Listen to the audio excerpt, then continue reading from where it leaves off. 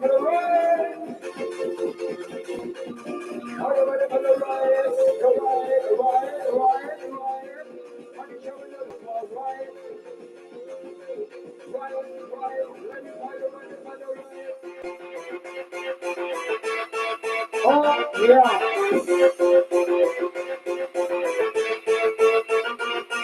Let's have fun and try whatever trouble is. I'm getting so low that we're getting to the let's have fun and let's have fun. Listen to the design of the inside the right of the bird. Let me tell you something. I'm not going to make it up with the roll on the dirt.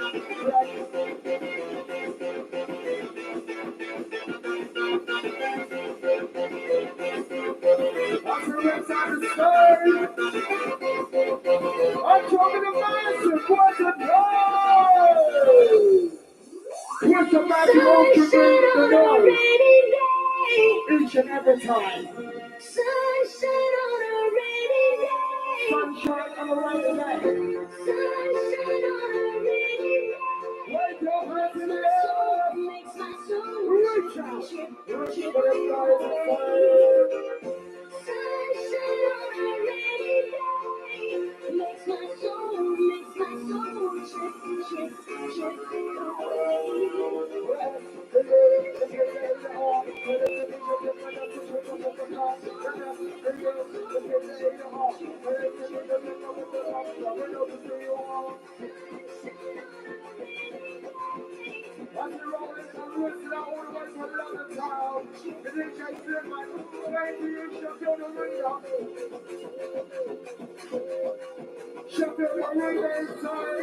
What about it?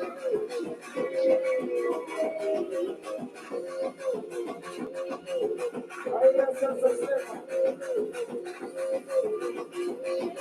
I'm going to have a ride. I want you.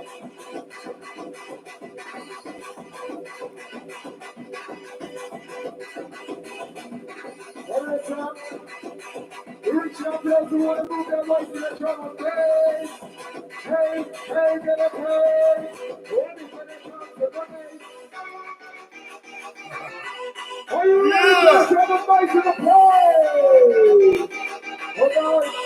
Hold on to his head. Hey, hey, rocking in the play. It's somebody trying to come to the bass. Hey, hey, rocking in the play. This is what he has to tell us to come to the bass right here. The moment is great. This is what he has to come off the left. The bass right there. The moment is great. What's up, I'm here to you and the next thing on the song. I hear just a slip, my boy.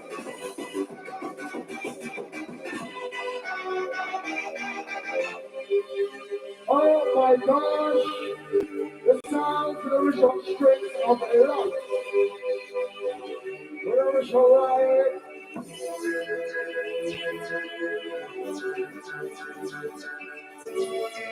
Yeah, you're looking good out there, folks, and now you're looking absolutely tremendous.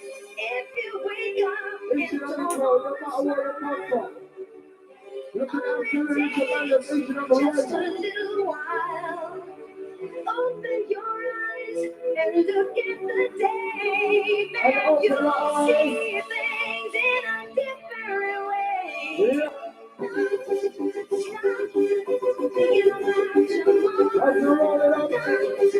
Stop to be here.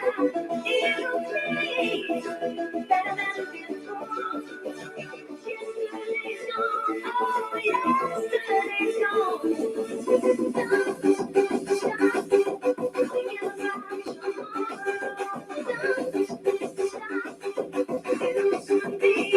Everybody actually wants it for a reason. And actually wants it for a reason, I take it.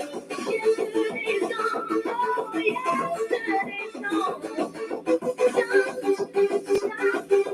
Thinking about tomorrow.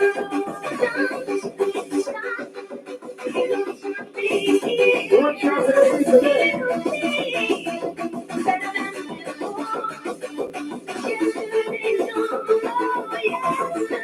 Oh, yes, they're not come out of that area, something push up at the bed. Let me put it down the right in the air,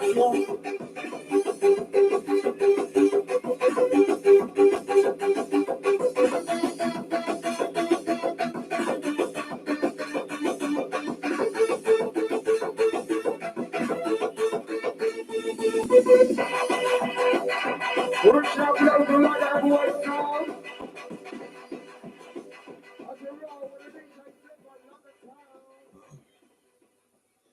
Oh man, that's crazy.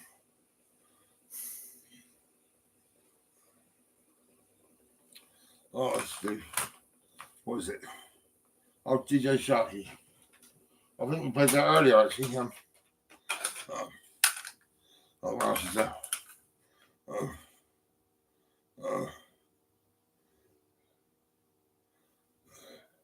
Art and Noise. What would I could be? Oh.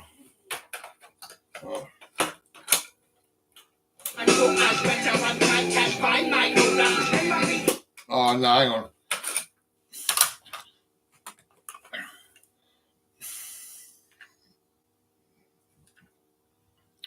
Oh.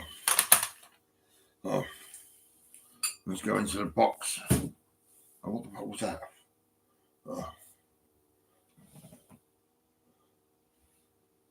I heard a box.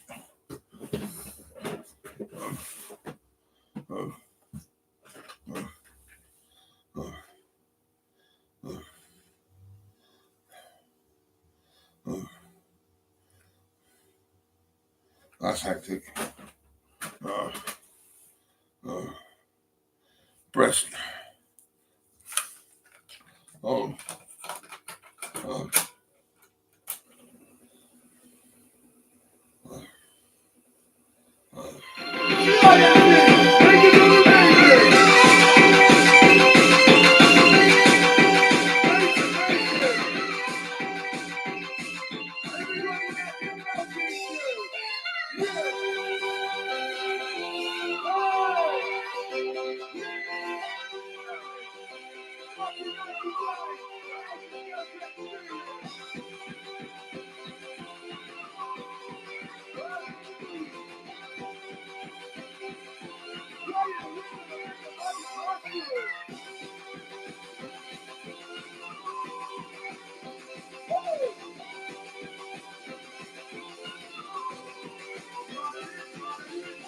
Yeah.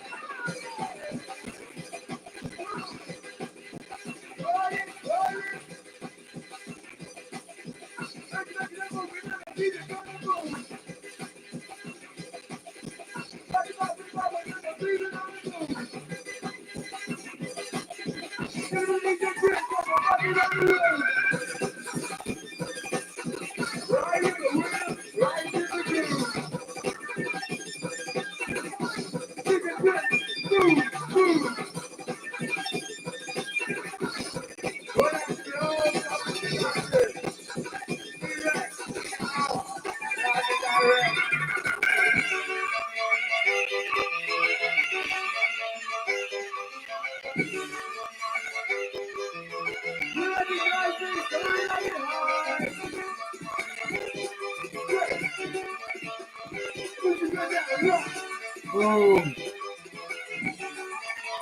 Go, go, go, go.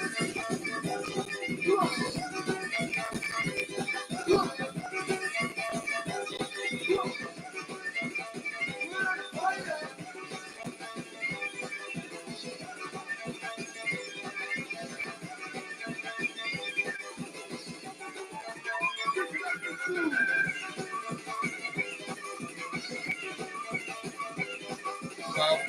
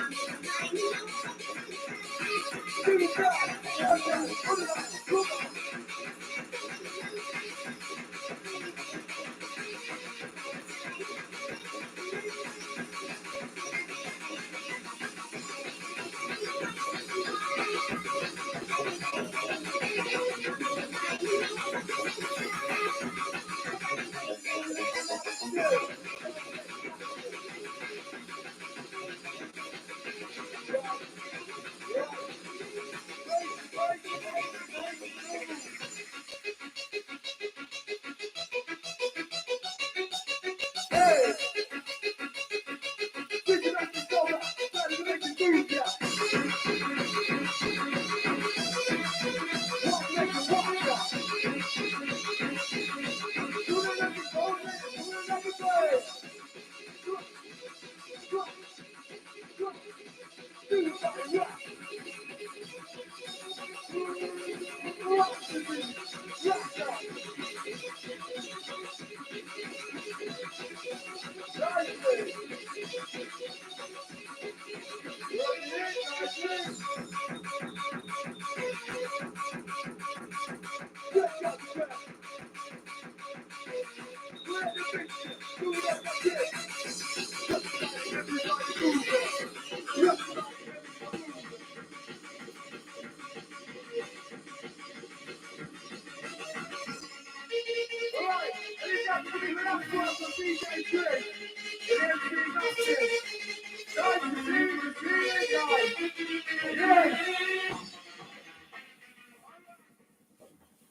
Make some noise for DJ Seduction!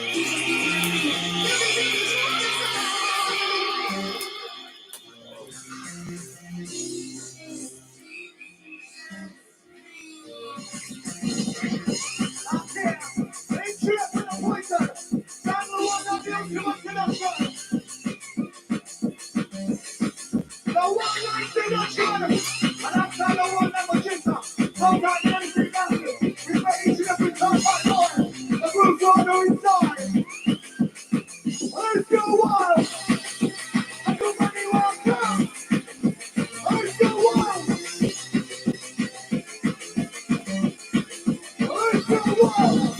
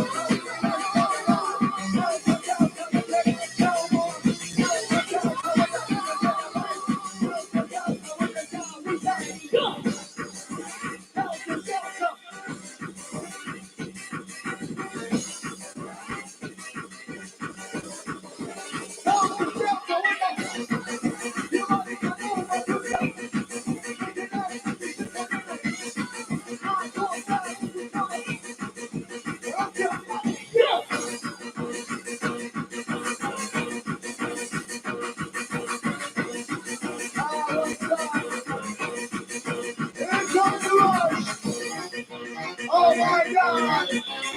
What a feeling. Inside of me is truly my Lord. Who's to shelter?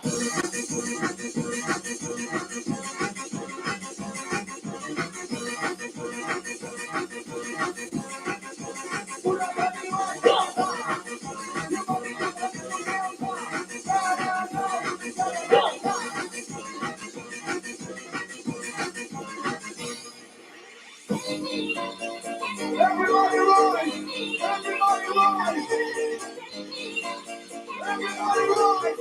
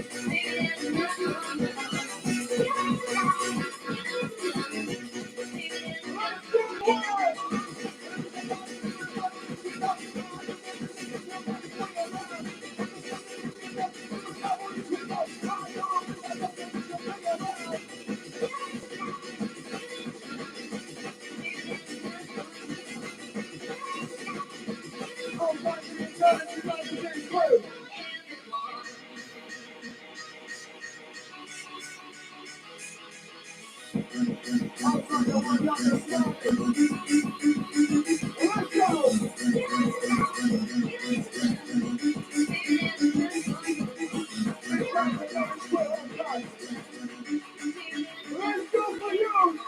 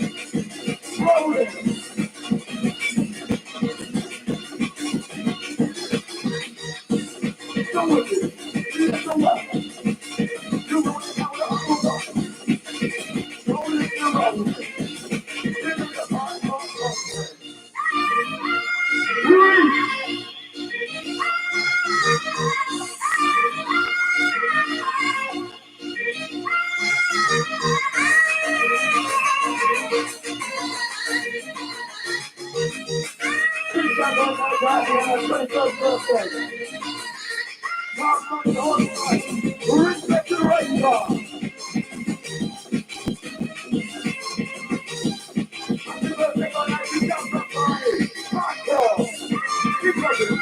Keep on moving.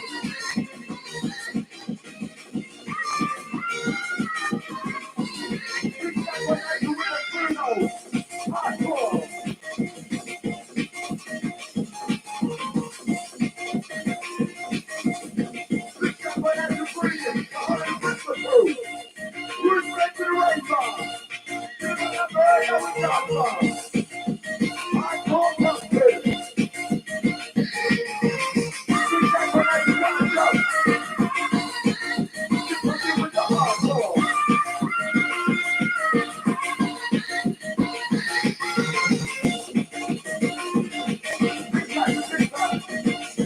Street car. Hardcore manager. Give it your ready for the country. Free. Out the Delta. We will stay star. Hardcore country. Hold it up, hold it up. Respect when I do that place. Hardcore, let's go. Keep up it. Keep on moving. Do the stuff. Activate it. Keep moving. Keep on moving.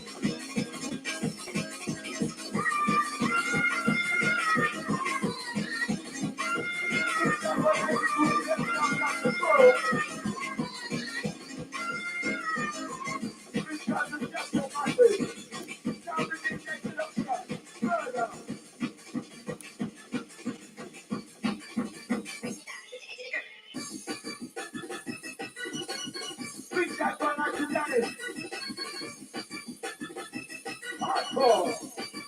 You're ready for the program. Keep moving. Keep on moving.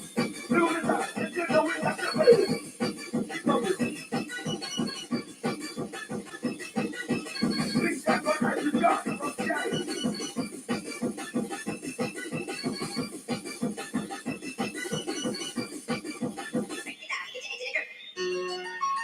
Wright, what's up, crew?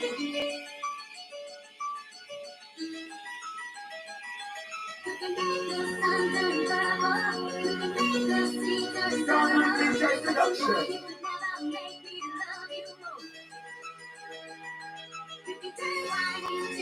Are you ready? Are you ready? HAPPY. Are you ready to let you go? Hardcore.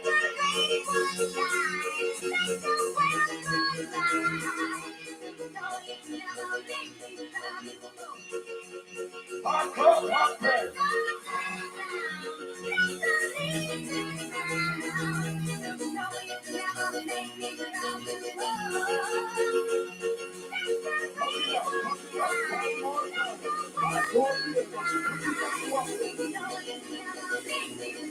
Are you ready for the G.O.?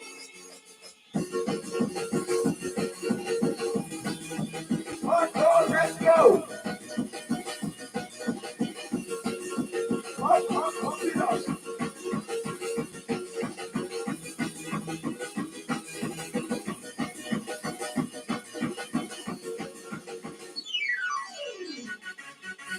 Come on! Out the scout the crew! Whistle! I'm here for the hardcore. You're rolling with the six pack. You know you're rolling with the cheese top. We jump up to the murder. Outside the one line, the close up. Each and every one of you guys, your time! Come join the line! Let's go!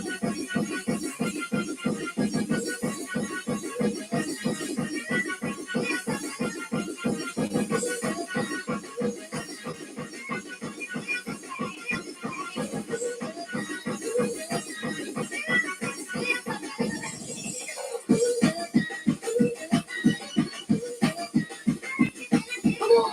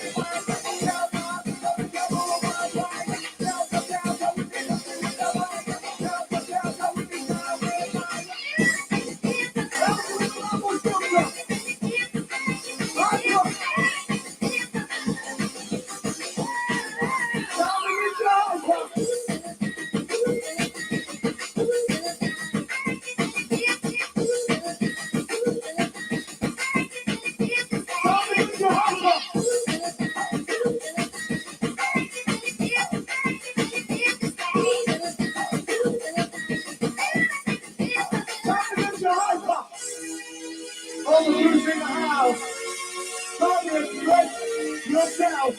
I'm trying to find the audience 45. Stop to express yourself. I know wherever you go. I know wherever you go. I know wherever you go. Let's go, war. We got one down with God. Each and every flavor.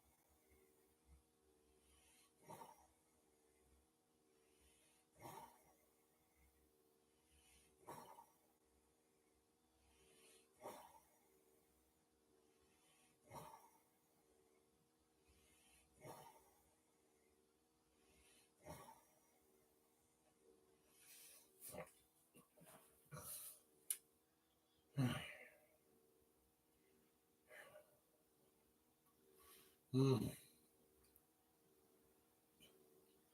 Oh. Mm.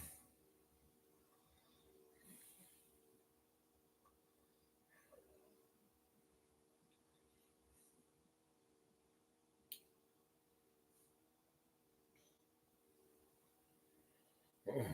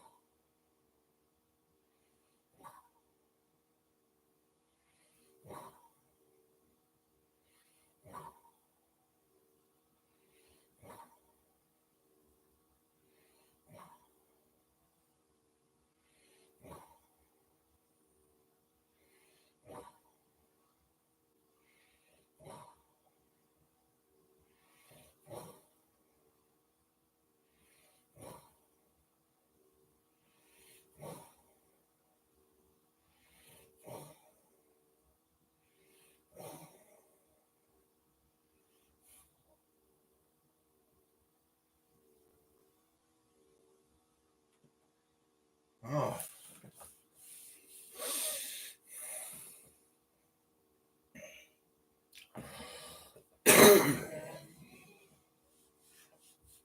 Oh. Oh. Okay, okay, okay. Oi.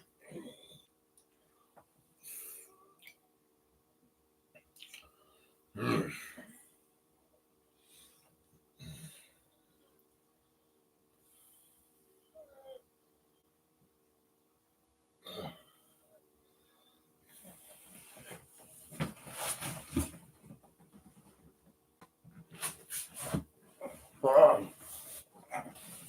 Oh. Okay, I'm that bastard. I'm that bastard.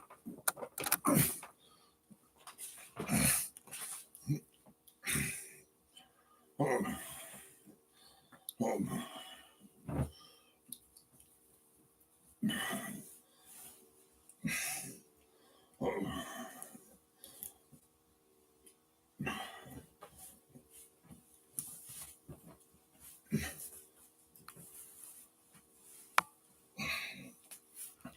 Oh. Oh.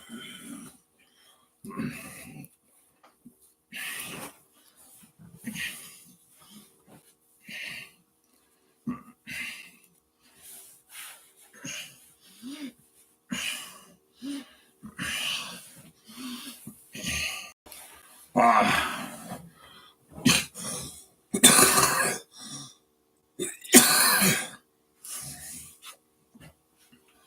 Oh.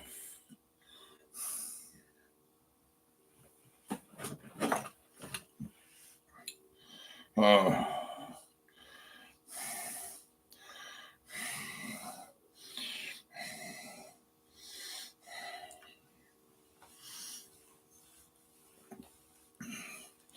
Oh.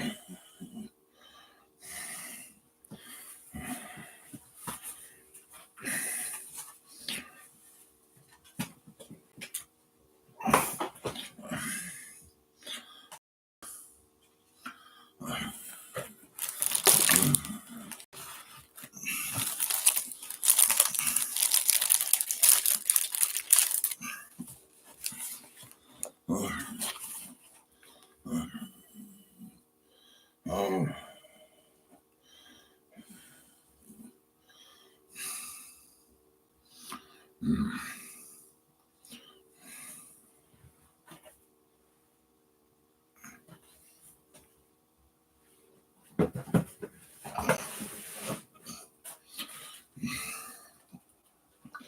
Oh. Oh.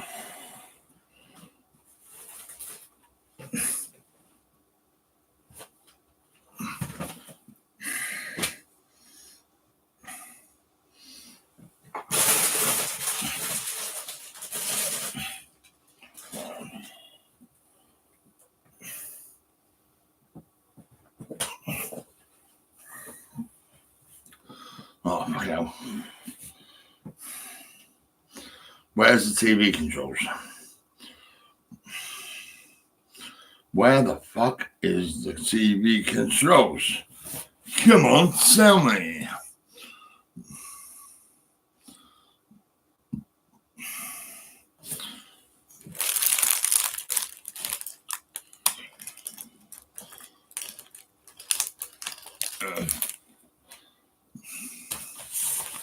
Um, um,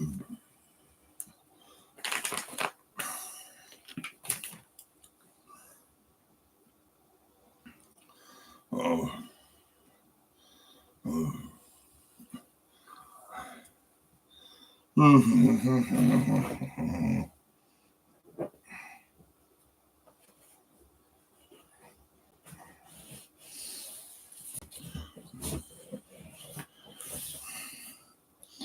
Oh.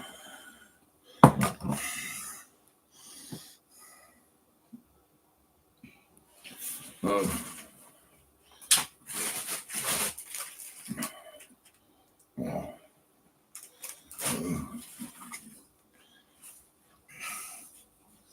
Ah, got it.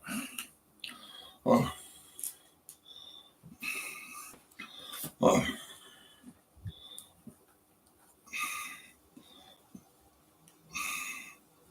50% down on the numbers of staff that should have been at work that day. And in 2022, I actually asked the government why there was one night in December where there were only 7 members of staff present for 1,600 inmates. And every single time I've asked the government to be transparent, I've just been met with smoke and mirrors. But do you think we need a bigger conversation about prison? You know, you look at the Netherlands, they're closing prisons down. They are totally changing the way they sentence people and keeping people in communities. And they're not seeing a great rise in crime as a result. Well, I mean, the current manifesto is being looked.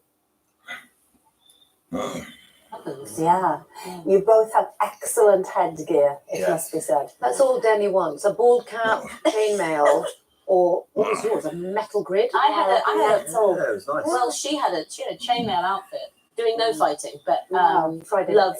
Oh, the film. Sorry. So you play Lady Jessica, Rebecca. Yes, I'm sorry.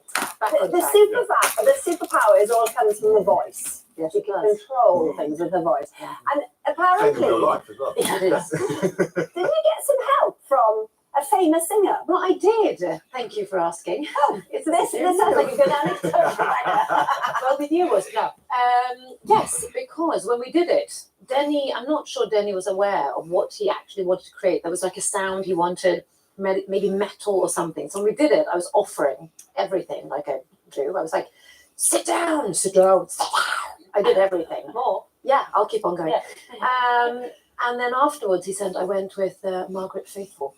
So basically, Margaret Faithfull is doing the voice. And I did it touched up a bit later on. That's Wow. amazing. Definitely got That's your attention. amazing. Anyway, put it How on. cool is that? It does Very make cool. me want to do whatever the voice says to do. I know. Drink a cup of tea. Commanding. Yes. Have a lie-in. Really? Drink a cup of tea? That's the one? Well, I want to have a cup of tea. So Florence, you play Princess Irulan. As you said, she's new to the film. Yes, she is. But actually, so it's Christopher Walken, who's your father in the film. He's my daddy. Yeah, but you actually, I mean, what a legend as well, by the Oh, way. look at him. And you had a lot of fun working with him, though, I hear. Well, I think first of all, it's a privilege to be on that film set anyway. Just the sheer amount of talent of cast and crew is just, it makes you want to do your best every single day. Yeah. Regardless. And then of course I get to work with this legend who I have looked up to since I was tiny. And I think you're just in that really special situation where you just absorb everything you can from every single day. Yeah. So I had a great time Were with you him. scared of approaching him? Because I was terrified. I know you are. I remember you being terrified. I just sat on my throne like this. And every time I felt him look, I kind of looked. No, I wasn't. I think also all of my scenes were with him, so I kind of had to break that Break the ice. Yeah. fear pretty quickly. Yeah. It's also cool. Chris Walken. I just want to hear him. You just daddied him, by the way. I just called him daddy. You just called Crystal Walken daddy. Let's just leave that there, shall He we? is my daddy in the movie. Yeah, Fair point. Fair you point. can. Now, there's one scene sort of near the front, we won't give it away too much, No. where Lady Jessica has to drink a substance which Yes. then changes things, Yes. you know. Yeah. And Fergus asks, It's a great movie. By It the way. is. It's a fantastic film. how did you prepare for the poison scene? How Fergus knows about this, I don't know, but he does, and he Wow. wants to know. I can tell you. Go on. It is known that my character is put between a rock and a hard place in the fact that when we meet Jessica and Paul, he is useful, but she's not really useful. So she gets a choice: drink the blue stuff or die. So she just went with blue stuff, As you would. as you would. And it's basically poison for a rebirth scenario. And what we did was we talked about how it would affect you, a poison. And we had a contortion. My stunt double, Majda, she's a dancer. So she talked about sort of this. I'm not going to do it. I can't believe I'm just doing it. But Good. the kind of the locking. And we went full You did. Swedish. Exorcist. What do you I want? like it when you said it. That is. Exorcist? Exorcist. Exorcist, yeah. But say it how you said it. Exorcist. I like that. Thank you. Yeah, that sounds exotic. Yeah. And then we went bridge, but they put 2 cameras on, and I just went, let's go for it. Amazing, yeah.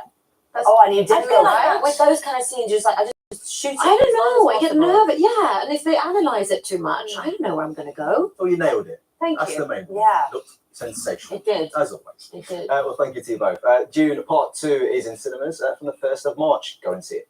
And now, after we all heard the shocking news yesterday that Steve Wright, the legendary radio broadcaster, had died at the age of 69, we had an outpouring, didn't we, of love did. for him. Yes, and having been on air for over 40 years, he was a constant companion for millions and millions of loyal listeners. And earlier today, we went to the area where he grew up to find out what he meant to you.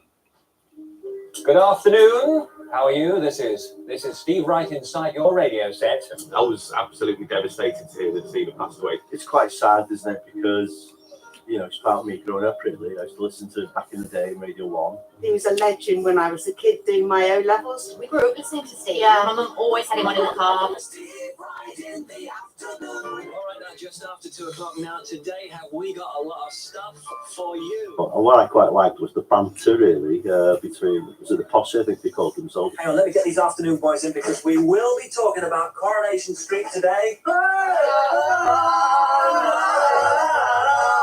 So warm and friendly. Yeah, he felt like someone you'd know, basically. Yeah, it just like you felt like you just sat in the front room having a chat with him. He was just quite funny and a bit chatty, and you know, made you feel like you were one of his mates. It was more than just a DJ that was there about the music. He used to bring in other subjects, different people. Look, he's back. It's 82-year-old Barry from Watford, self-proclaimed lifestyle guru, a motivational speaker who's been 82 for all of this time. Oh, a long Round time. of applause for you. I think Steve Wright's legacy is bringing pop to the people. Good morning, this is Radio 2, this is Love Songs. The thing we loved about Sunday Love Songs was this connection and the human element. And you kind of listened and it felt like there was a genuine connection with the people. What are your romantic memories from a particular year? Nearly missed your own wedding? Quirky place for your first date? I just thought that he always sounded genuinely interested in people's stories, and it was always moving. He always seemed really enthusiastic about everything that he was talking about playing, and he talked to you like he was just talking to you down the pub. My job is to be actually a nice guy, no satire, no nastiness.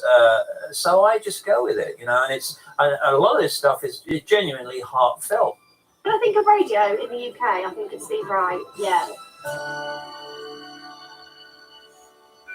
Oh, we have had, honestly, so many messages. We'll read a few now. Roland says, I have listened to Steve Wright's warm and confident voice for years. He spoke with authority and sensibility, and his shows always flew by.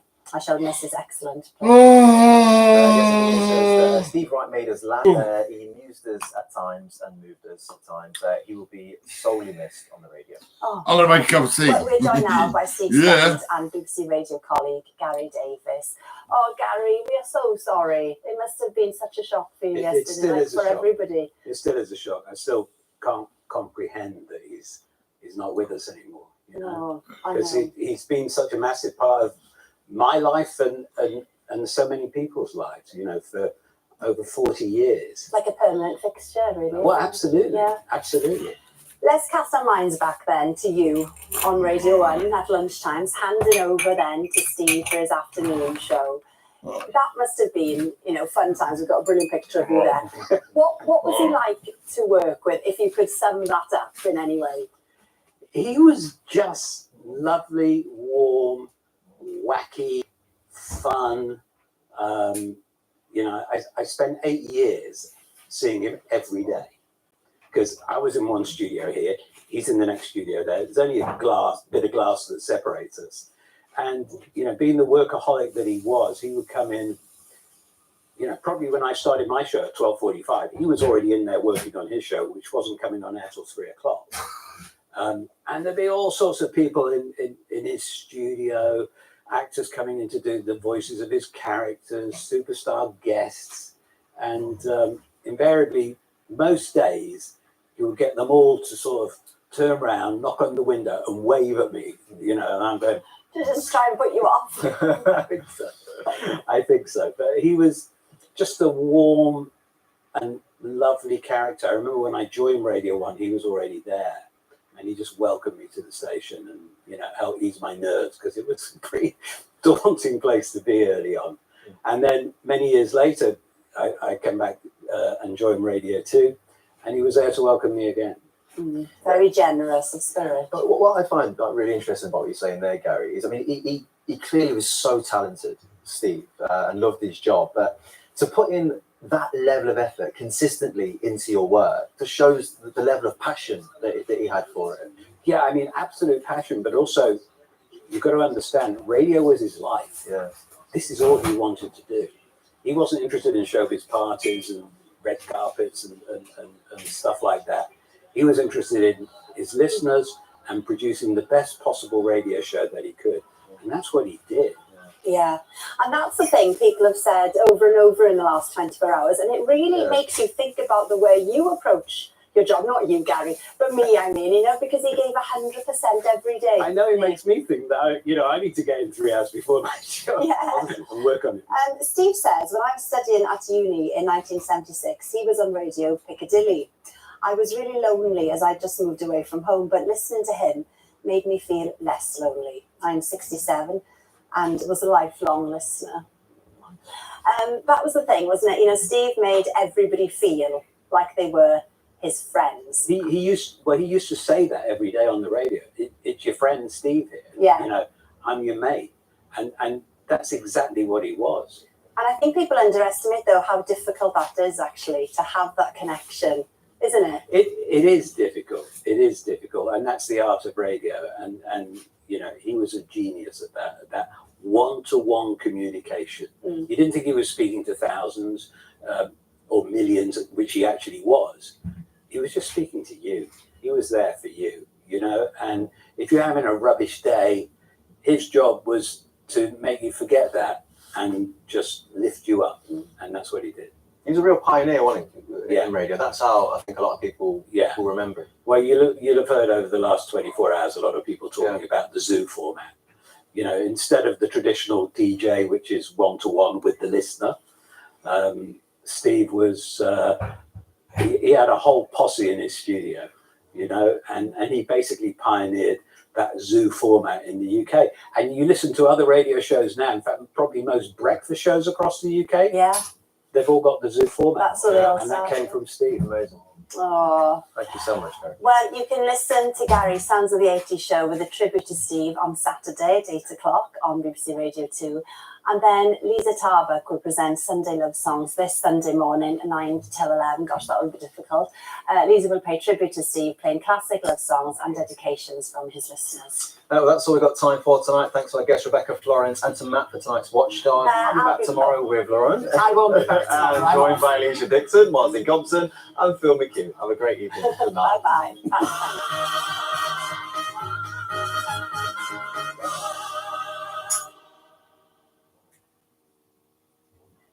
This remains one of the toughest processes around.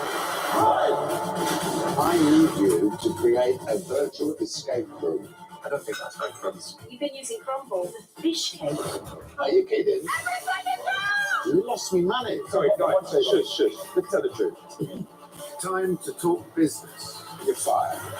The Apprentice continues tomorrow at 9 on BBC One and iPlayer. Sandy and Alan, so great to have you here with us in the studio. Who are you again? I'm Alex Jones. This was my husband's. Sadly, he passed away. No, I'm sorry to hear that. Honestly, I'd scrap it.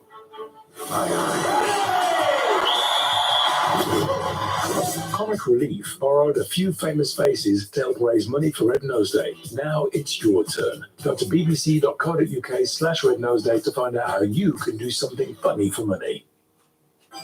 This show is about giving a chance to 8 people who always dreamt of being an actor, but never got the opportunity. Never had an option B. Great actors can come from anywhere. It's not about your background, it's about your talent. Now they have the chance of a lifetime to make their dream a reality. I've got to put everything into it.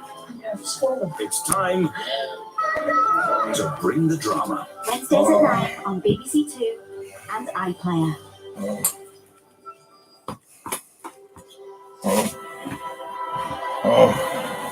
Welcome to BBC One on Valentine's Day. Anthony here live. Now, time for George to call his father to account for the racist attack. You should know there are some upsetting scenes and discriminatory content.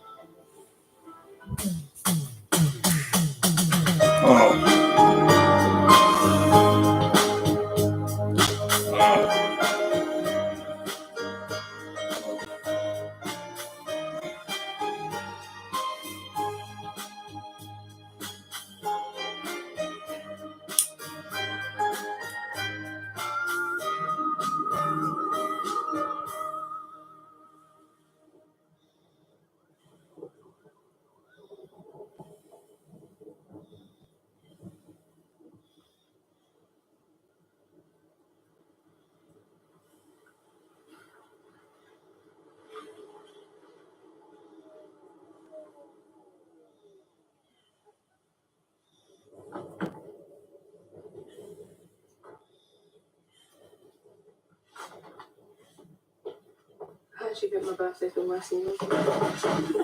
Who's that? I just locked up. We're closed. It's all right. It's for me.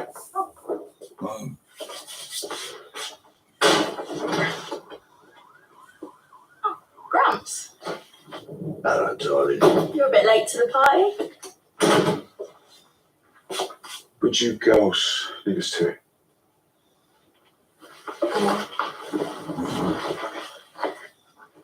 Elaine, could you take my mum up for a cuppa? George, me? I'd like to stay. I need to talk to Dad. That's a man. It's all right, love. Go with Lane. I'll be right here if you need me. Who are you talking to? Him or me? Both of you.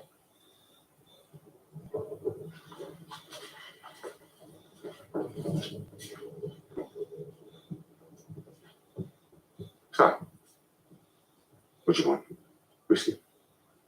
I don't drink this time of night, boy. Too old for it. Me guts.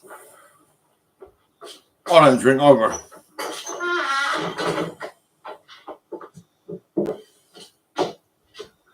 Didn't stop you last night?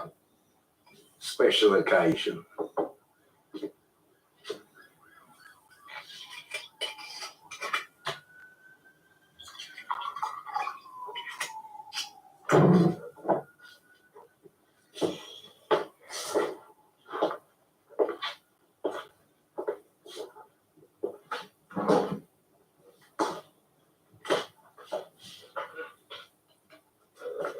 So, what's it to be?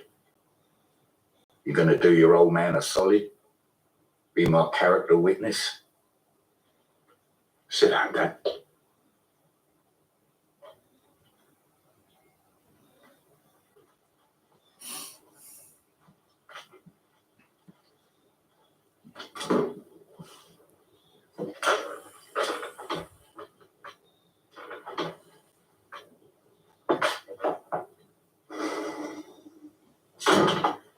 Hope we're not disturbing anyone.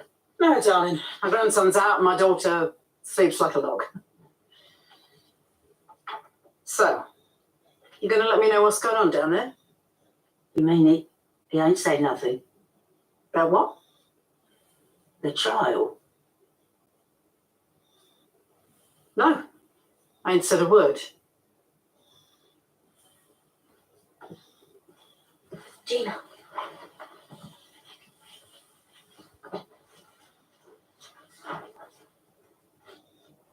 What are they talking about? I don't know. Something's going down. And what is it you want me to say? That's your character witness. Well, you know, I'm your father. Family man. Decent. Honourable. Liberal man. And is that what Henry Astley would have said, is it? Henry Kofi Asseray. The man they found stuffed in a suitcase, dumped in the canal. I didn't know him. Told you. I'm innocent. Well, the police must have a case. These things don't go to court unless there's evidence now. I don't know what to tell you.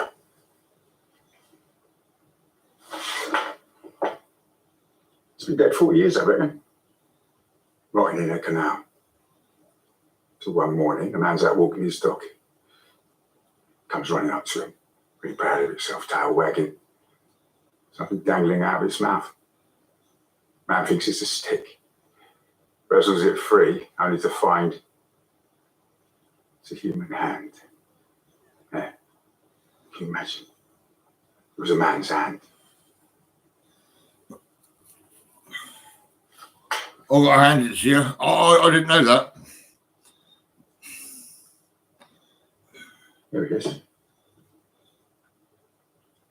Henry Kofi Asseray. Like I said,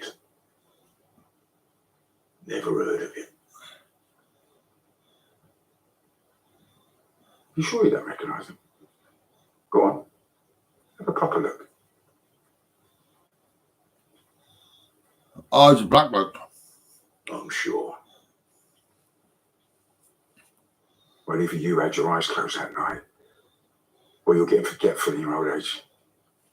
Yeah, and you're drinking. Because I do. You got a problem, man. Yeah. I recognise him. Because I was there. Imagine it. Police banging on our door. Crack of dawn. We need to take your husband in for questioning. We found a body. Reason to believe your husband's involved. My husband? My Eddie? He's 83 years old, being dragged down a station. It's not right. If we're getting into this, then I will have that drink.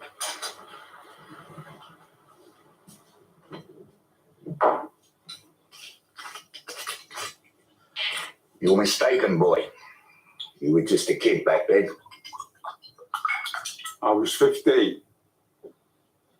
I remember it. What do you remember? You and your mates attacking that man. You saw me roughing someone up. So what? I got in plenty of scraps back then.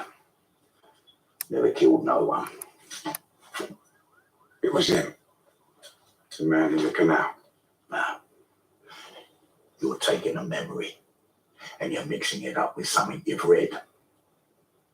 No. Really? Because you were fine with me yesterday. All smiles, as I recall.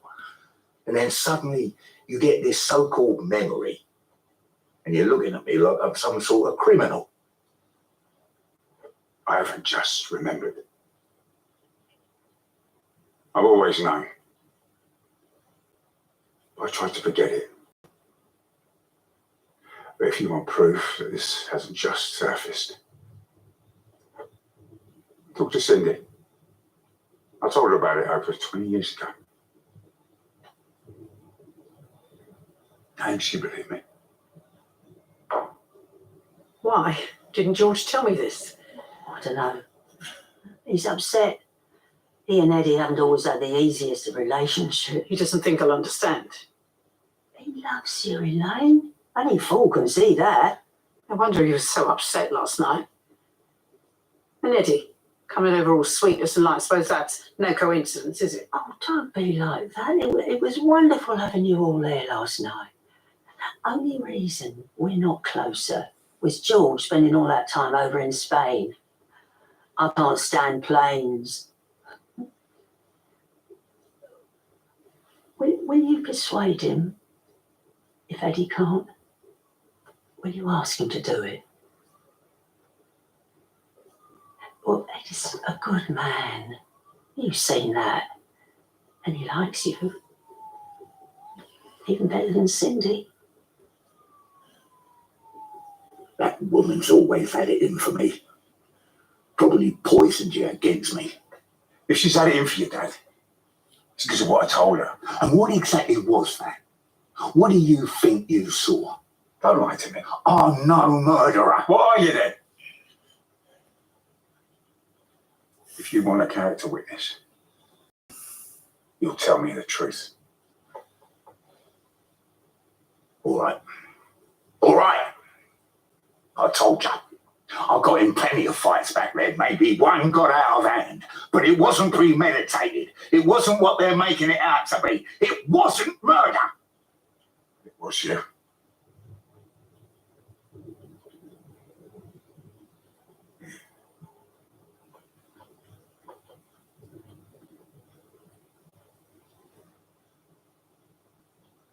So that man did die that night. That was what I saw. Go, Grandad. Go, Grandad. So, Go, Grandad. if you saw it, if you witnessed the whole thing, how come you did nothing about it? If I'm guilty, what does that make you? Are you saying you don't think Eddie did it? I'm saying, what's the use in getting justice now? I'm saying Why go digging up ghosts? If you want me to persuade George of anything, I'm going to need the truth. Who was he? He was a wrong'un, making trouble, fighting, stealing, harassing women. Nasty piece of work. Happened to be black. Could have been white and we'd have done the same. You'd have done the same. I'd never beat a man to death, Dad. Was only supposed to teach him a lesson, nothing more. Bloke must have had a weak heart. We didn't even go in that hard. That's not how I remember it. No? No. Well, come on then. Let's hear your story. I'm curious. Only top that up first, though. Already got a bellyache with you going on. That won't touch the sides.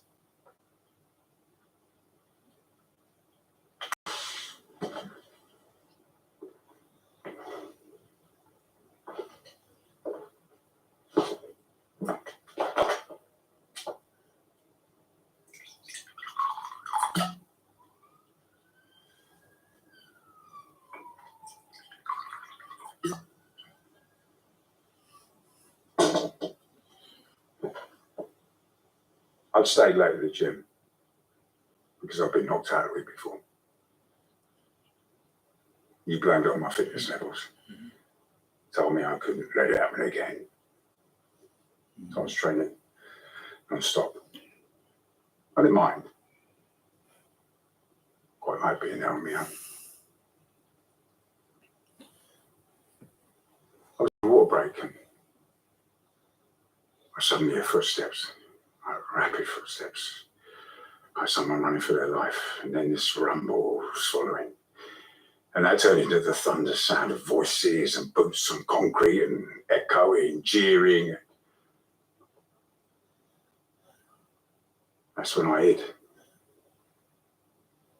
Because I knew what that was. So did he. I saw him cowering in a corner, looking for a shadow, trying to make himself invisible.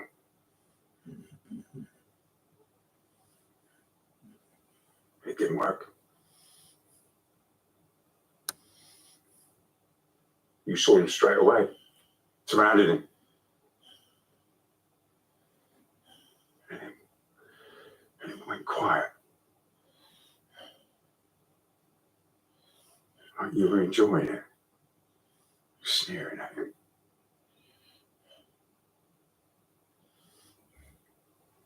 And then you waded in with those boots you all wore, still toe caps.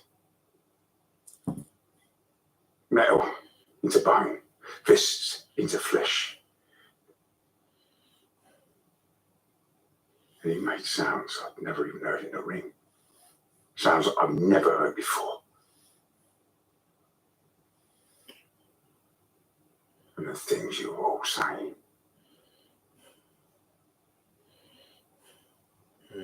You black this, you black that, you filth. On and on and on.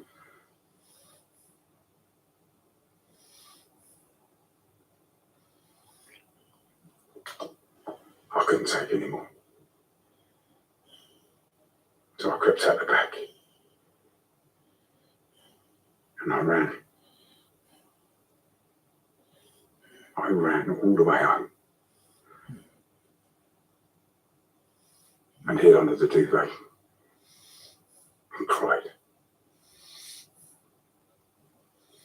So in answer to your question, Dad,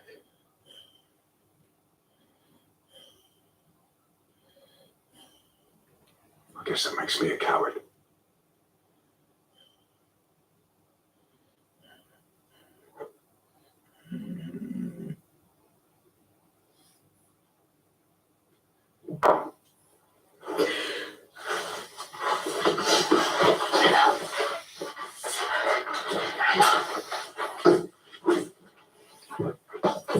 If it was an accident, like you say, why did he put him in a suitcase and throw him in the canal?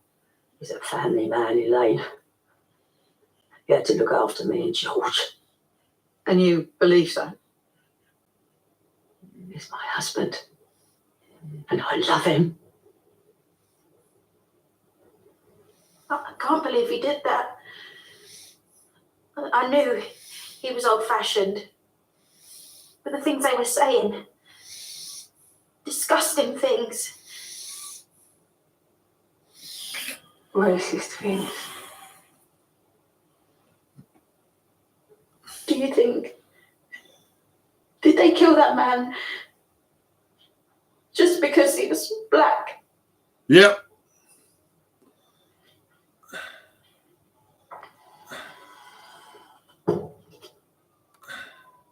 Next day, I was in bed, trying to make sense of it all. So I told myself, you wouldn't have gone too far. It's just a beating. And the fact that he was black and you were white was irrelevant. Could have been any colour. I told myself, if you had gone too far, I'd know about it because the old Bill would be banging on the door, wouldn't he? Because I told myself, we lived in a just world. But things like that didn't happen. But we could trust Poppers and trust that murders were not committed by men like you.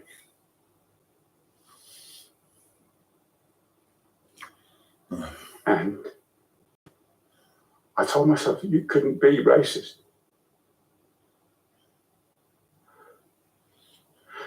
Because I'm your son. Because you're my dad.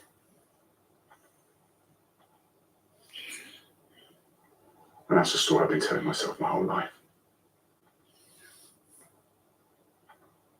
Because I so want it to be true, Dad. You ungrateful sod. You've got no idea what it was like for us. Tell me. Your mother getting her monthly time after time, sobbing in the toilets. It wasn't like today. You couldn't just jab yourself full of hormones and hey presto, you got yourself a baby. You couldn't have one. Tough luck. And then she comes to me one day with that advert and the look in her eyes. The hope. A baby, she says. A baby from Africa.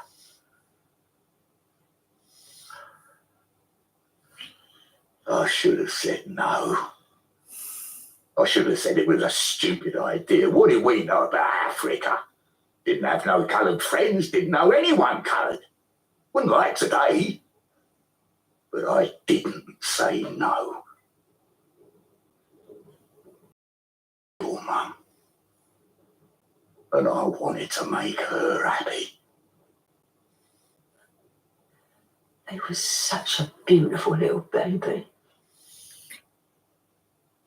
I loved him the minute I set eyes on him. Didn't matter a jot, he was black. I didn't see it. He was just my baby, my Georgie.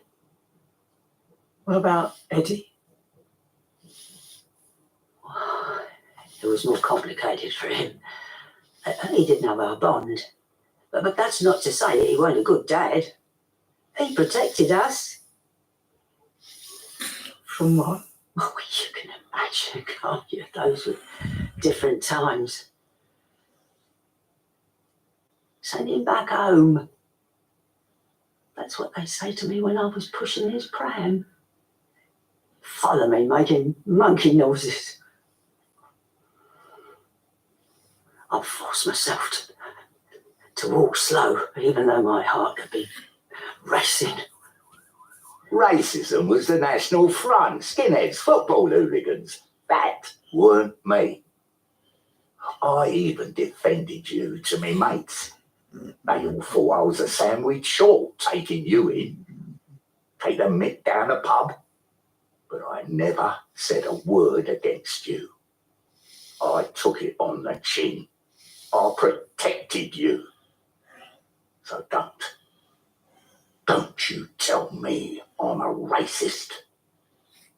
Dad always made it seem fine.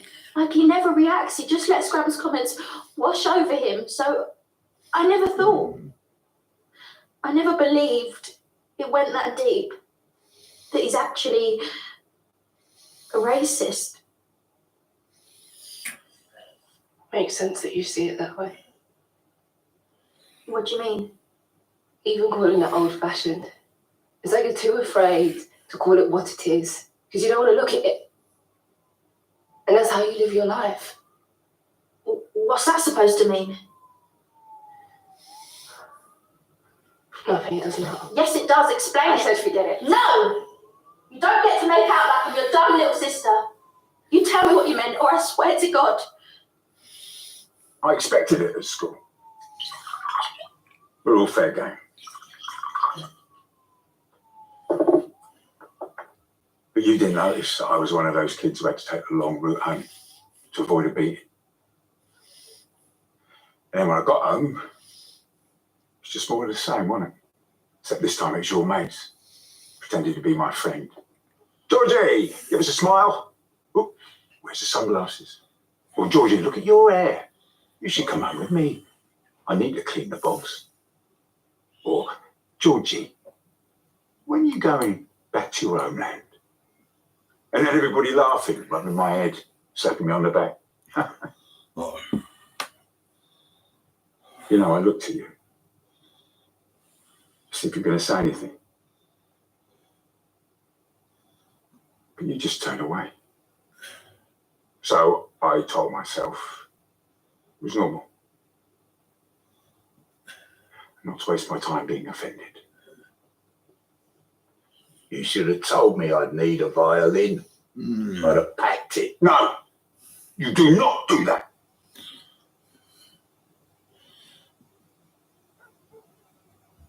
My Gina was right.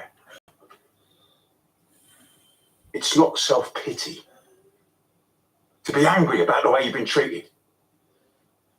To be confused, lost. I didn't even know where my homeland was. I told myself we were giving him a better life, more opportunities. Seems so straightforward. But we didn't get any instruction manual. Didn't know anything about their culture. I got a book out of the library once, but then he threw it in the bin. He's here now. He needs to fit in. And he did. To his credit, he thrived. And we look at him. You can't say it did him any real damage, can you? It's the way Gramps is with you. He's proud of you. He's proud of you too. He introduced you to all his mates last I night. was just trying to get Dad on side. Why would he treat me any different to you? That's obvious, isn't it?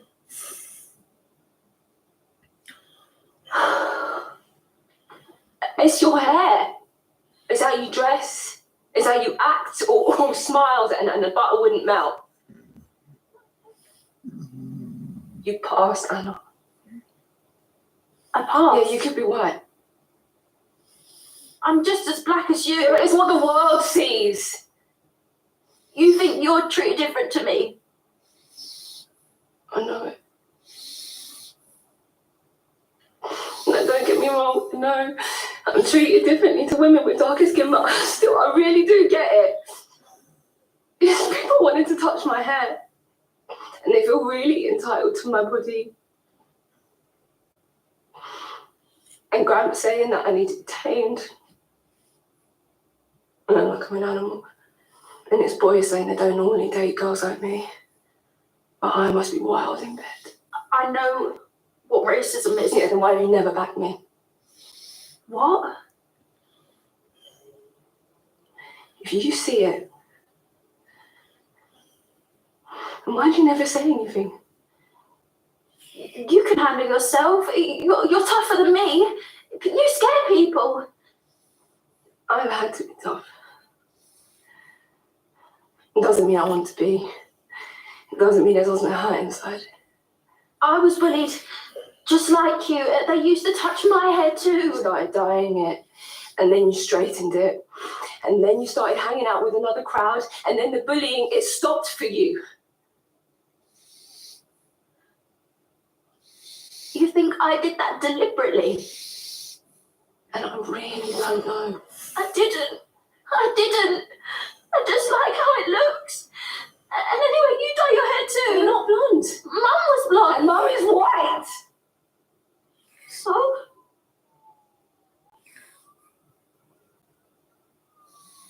You wouldn't be half the man you are today without me. I saw your talent. I trained you.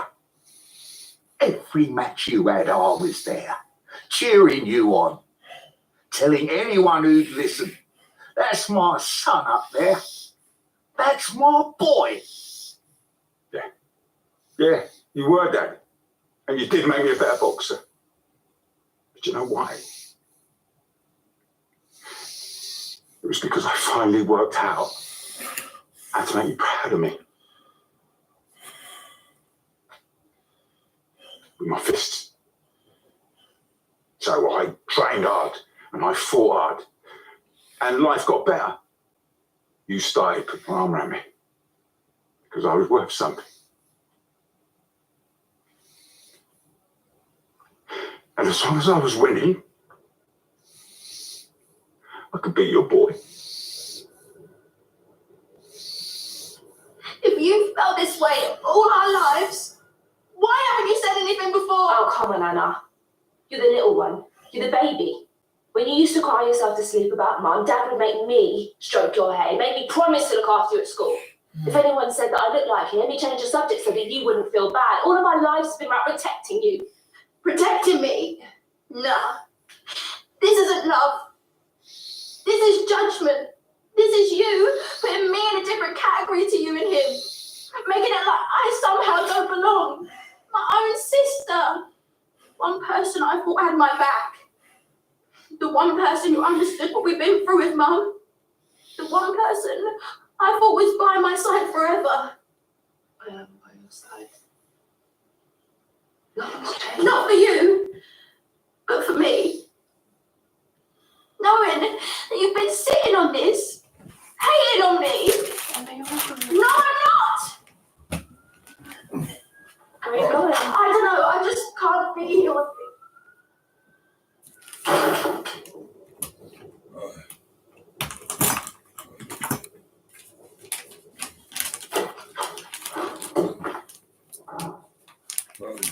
I wasn't supposed to get so attached. Yeah. Because we knew, we were told it was a foster scheme. They weren't our children. It's been so hard for you. Eddie wanted us to keep trying for our own. Why? I think he thought it would happen and we could get Georgie back. Well, he said that. But I was firm about it. Even if I got pregnant. I said never. Over my dead body. Georgie wasn't going anywhere. I did the best I could. I tried. I tried to be a good father. What more do you want from me?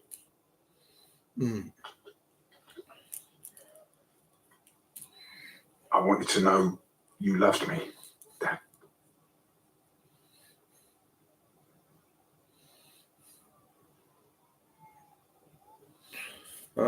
Raking over the past. It's pointless. It's done. It's over. It's not pointless, Dad.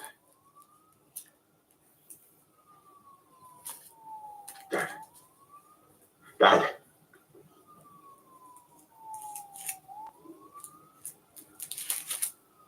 You can own your mistakes. You can be a better man, Dad.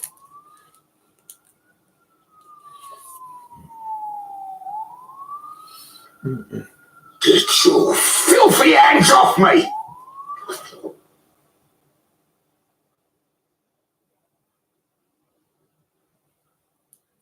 He shook his hand.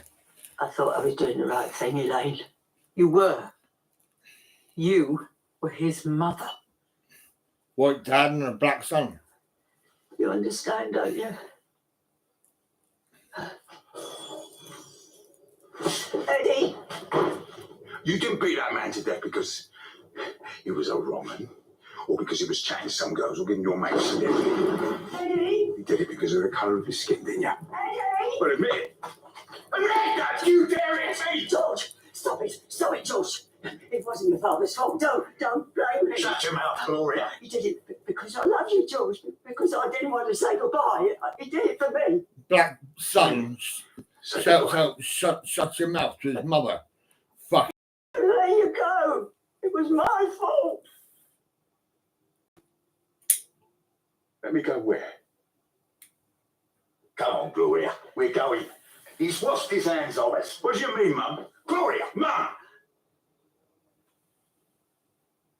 He wanted to take you back with them. Who did? Your father. My father. Gloria! So, I have to, Eddie, I have to. I've carried it long enough. He has a right to know.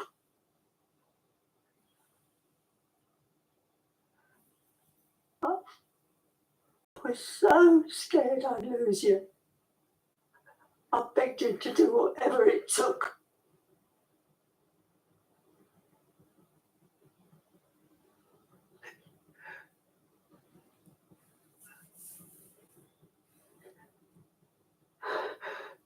Please forgive us, George. Please forgive us. Please.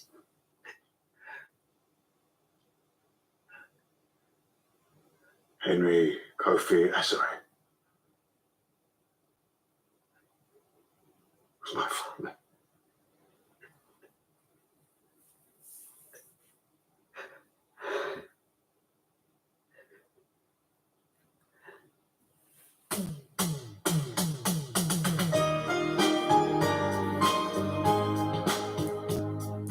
Details of organisations offering information and support with racism and racist hate crime are available at the action line pages of the BBC website. Yeah, but they're cocky as fuck.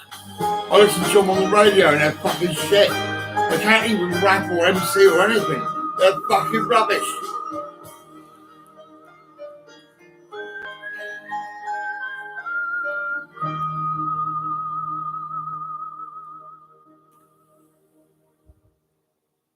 A lone witch in Manchester. You're doing something to humans. But you don't want to be. We need to hand her over to the elders. No, we need to protect her. You can't feel the danger in. What danger? Domino Day. Press record player. Alright, 2 shoeboxes filled with music, right? Banging tunes, right? Not a fucking black man in sight, nowhere. First, what better on Valentine's Day than a favourite that'll warm your heart? Welcome to the repair shop, where precious but faded treasures Oh my goodness. are restored to their former glory. That actually works a treat. Here we go. We work on teamwork. That's what I like to hear. A dream team of expert craftspeople. Yes, that's good. There we are, look at that. Oh, that's amazing. Using traditional techniques passed down the generations. We're using time-honoured skills to preserve history. Ancient techniques often work the best still. Restore irreplaceable heirlooms. Thank you. Wow. And unlock the stories that they hold. Oh my goodness. Miracles do happen. That'll be treasured in our family forever.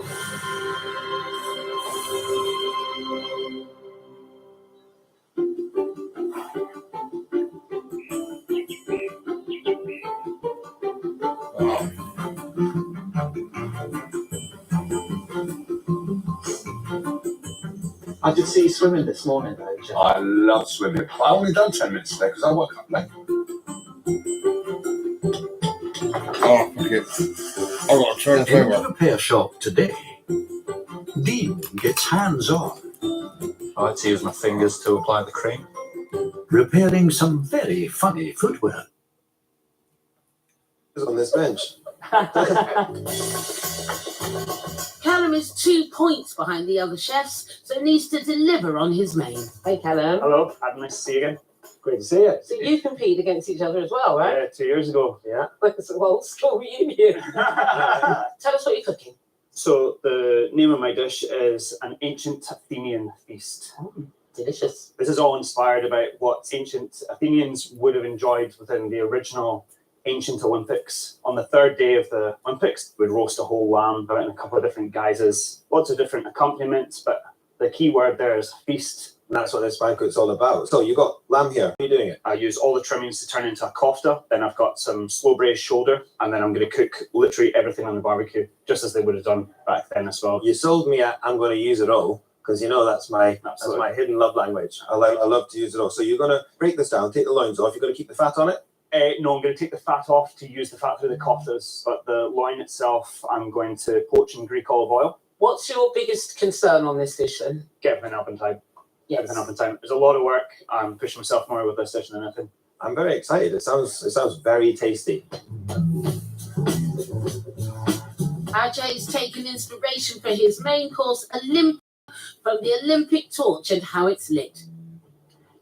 Before the Olympics takes place, they light the fire using crucible and direct sunlight on Olympia in Greece. And I was quite fascinated by the technique. That they used to light it. What are you putting on fire? I'm assuming this wonderful lamb. The main hero is the leg of lamb, and I've covered it with marinade made of Greek yogurt, ginger garlic paste, and 18 spices. 18? Yes. Yes. It smells amazing. You've got so many different vegetables kicking about here. I'm going to coat them lightly with honey, olive oil, peppercorns, and lemon juice and fresh herbs at the end. And then I'm going to serve it with pilau rice. There's also a sauce with it. It's kind of Kashmiri Rogan Josh stew. So to go as a gravy with it. What's your biggest concern on this dish? I want my lamb to be pink in the middle. You've got nowhere to hide. You've only got one big joint that you don't know until you carve into it. So I hope it's pink for you for sure. This sounds incredible. It does. To be fair, I have to admit, every one of these 3 dishes sound absolutely delicious. Can't wait to taste it. Really good luck. Thank you, Chef. We'll see you on the pass.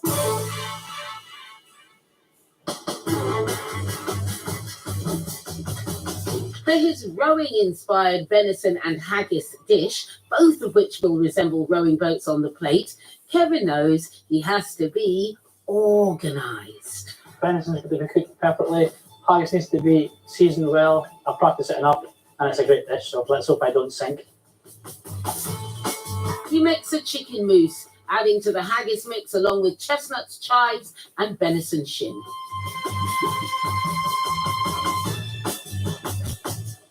Kevin's dish, Roe Catherine Roe, a strong connection to the brief. Did you like the sound of it? I love the sound of the dish. You've got the spice from the haggis. You've got really well-cooked venison that's heavily roasted. A boozy sauce. It sounds really wonderful. I'm just curious at how that dish will come together on the plate to look like 2 boats rowing. Callum's sauce is first on his lengthy to-do list. So I've got some Alsace bacon trimmings going in here to get a wee bit of smokiness. I hope I'm going to be able to do it in time. I practice it, just come really, really close every single time. But I've done it in time. It's all about just keeping composure, I think. He butchers his lamb carcass using various cuts for 3 different elements in his dish. So that lamb, he's water bathing it as well, actually, but in olive oil. Something I wouldn't necessarily do. I would roast that, have all the fat off it, and then carve it again. But it's a safer way to do it. And then mincing all of the offcuts and all of the trim from that saddle. Great thing to do. I was going to say music to your ears. When you said that, I thought, oh, you're speaking Adam's language here. Also keen to use as much of his lamb as possible, Ajay is starting with his sauce. The bones from the lamb shin, I'm going to roast them to get the maximum flavor out of them to make my lamb rogan josh stew. There's some whole spices in there, the green cardamom, the black cardamom, the cloves. The leg of lamb, which is the centerpiece of Ajay's dish, is the next priority. I'm going to put it into a tray with some aromatics with melted butter and then start roasting.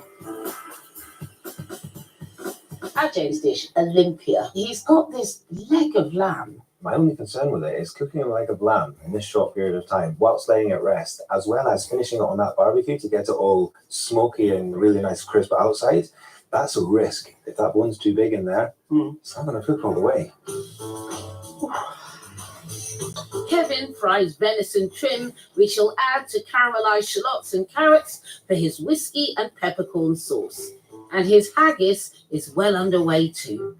This is the haggis mix, and I'm just going to put this in a bag and we're going to steam it for about 12 minutes and then we'll press it.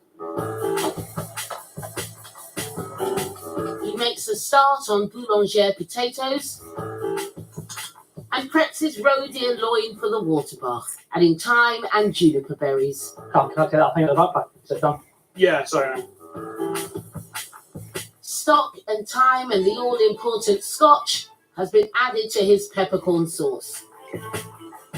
It has so much fruity notes about it. Yeah. How are you going to be using this in the sauce? I've got some in already. I've deglazed all the meat that I've taken from the trim from the carcass, and I've just got some in here just to finish.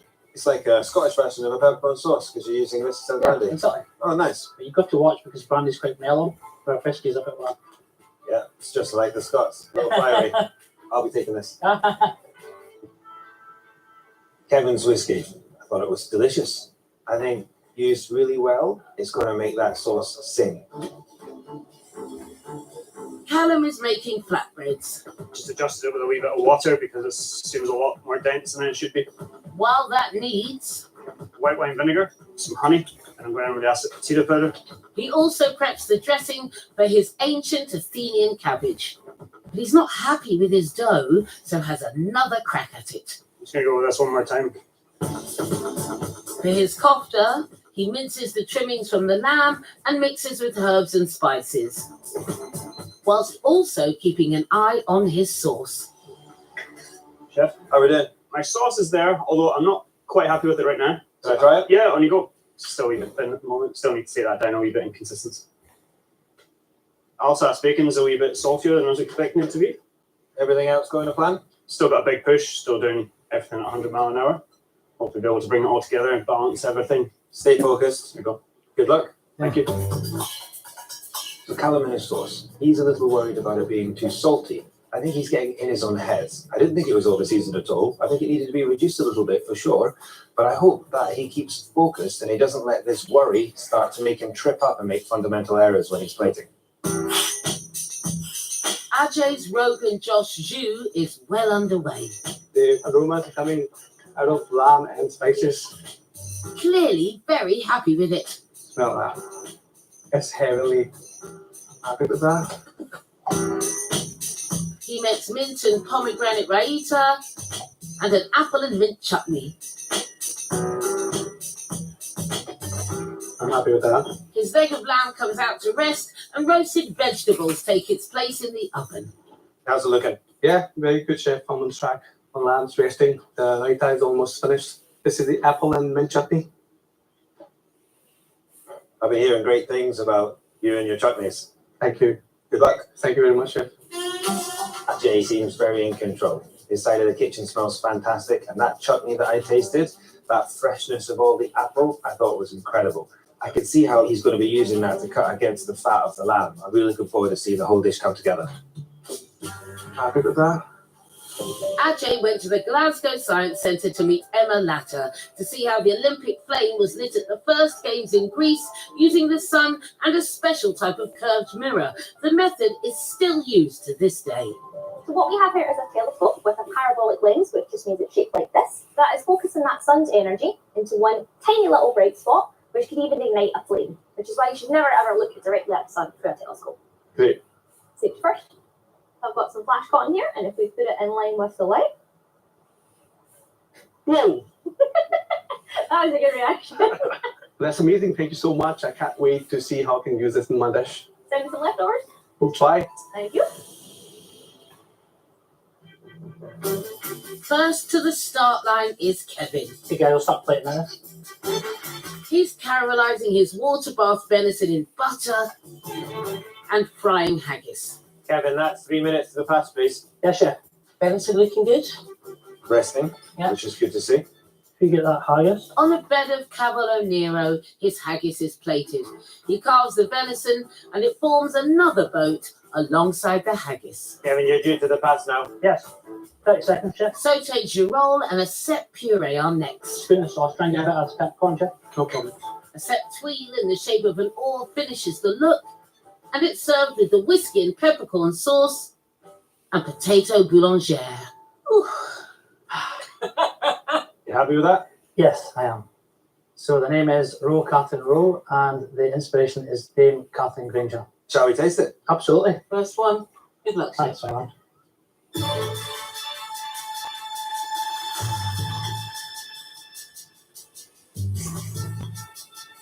Good.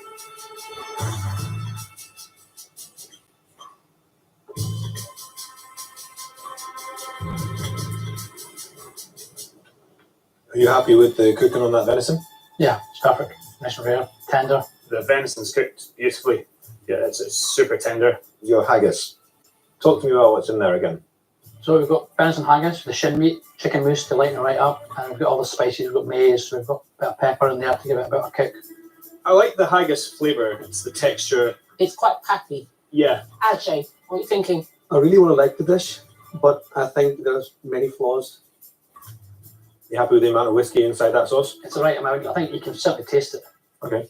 I think the whiskey is overpowering, and there's an after taste of peppers. I think it's too many peppercorns. Yeah.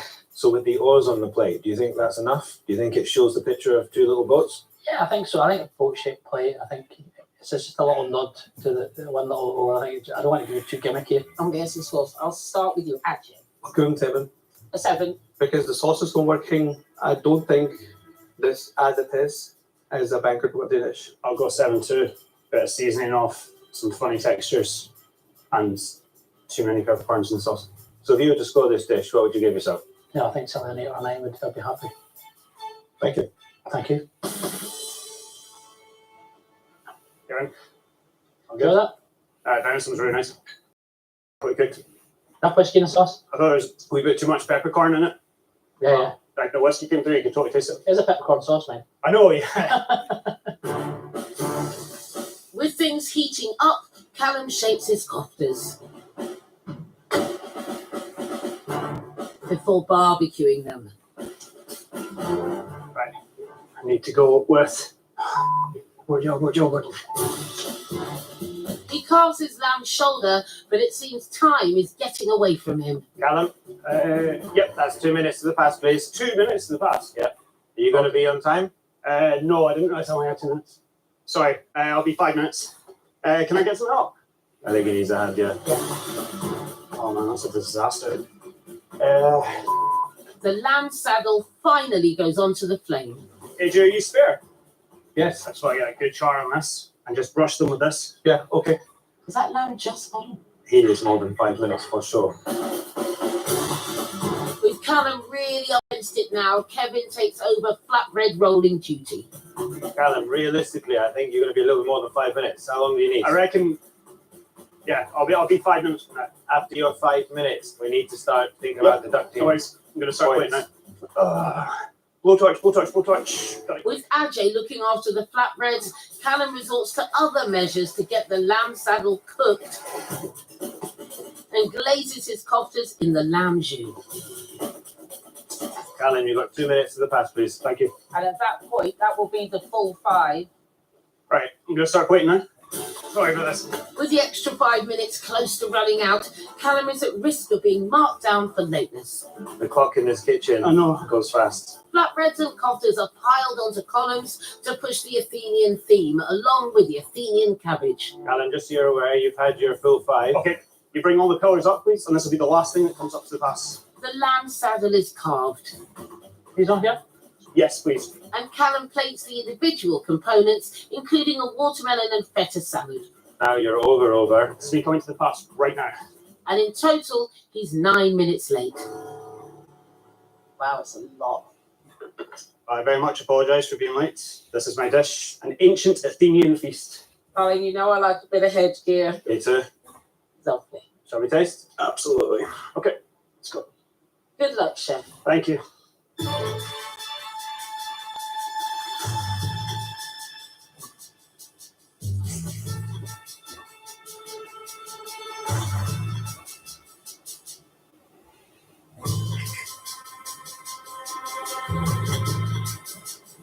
Towards the end, that looks a bit stressful even for me to watch. That was some of the worst minutes of my life. I misheard my time. I'm gutted and furious. You need to have a timer on your section. Indeed. You need to know exactly what's going on. Yeah. I really feel for him, I've got to say. It's such a shame, but I think it's a gamble that you take if you try and take a lot. That bread, is it how you want it? Is it fluffy? No. It should be thinner, and it's dry as well, which I'm not happy about. AJ. I think he's tried to do way too much, and he's nailed nothing. Everything is underdone, overdone, under-seasoned, over-seasoned. So your lamb? Yep. Caramelized enough on the outside? Could have done with a touch more, for sure. Again, time constraints, it's just killed me. That lamb is like chewy, overdone. I'm not feeling this dish. In the start of the show is the lamb, and it's probably the clearest point of the whole dish. Your koftas, are you happy with them? I'm very happy with the koftas. They're tasty, they're glazed. That's the only thing I'm happy with on there. I hope you can see the potential in this dish, but no, it's not good. But let's do some scores, Kevin. A 7, unfortunately. Honestly, I think 6. Yeah. If you were to score yourself, what would you give yourself? I can't give myself any more than a 5. A 5? I think a 5. So then there's a lot of work to get it to a 10 then? Absolutely. You need to stay focused. Absolutely. For your dessert. Absolutely. Thank you. Thank you.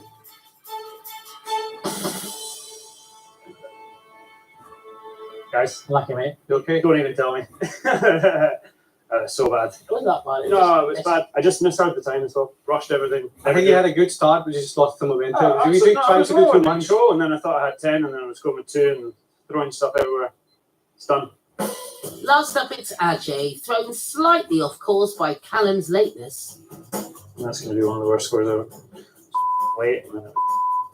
His lamb comes off the barbecue to rest, while Kevin and Callum deliberate on Callum's score. What'd you give it? 7. A 7. Ajay mixes rice with berries, pistachios, and onions for his pilau and fries in ghee. Smoky, yeah. He passes his Rogan Josh Zhu. That's 3 minutes in the past, please. Yes, sir. Ajay arranges roasted spicy vegetables on a serving tray, followed by the lamb. Kevin, can you please do the sauce? Yeah. Kevin decants the Rogan Josh Zhu. Ajay, you're due to the pass now, please. Ajay, did you hear that? Where is he? I'll go down. Oh, he's not in here. What can I do for you? The pilau rice is plated and served with the raita, chutney, and of course, the leg of lamb.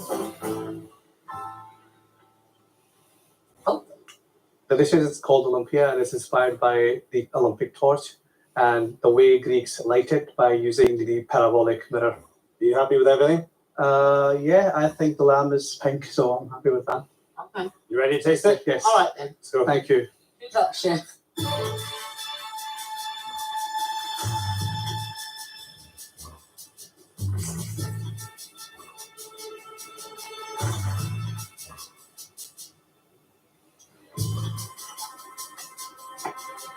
Almost like half Sunday lunch, half Indian lamb. It feels a bit disjointed. Yeah.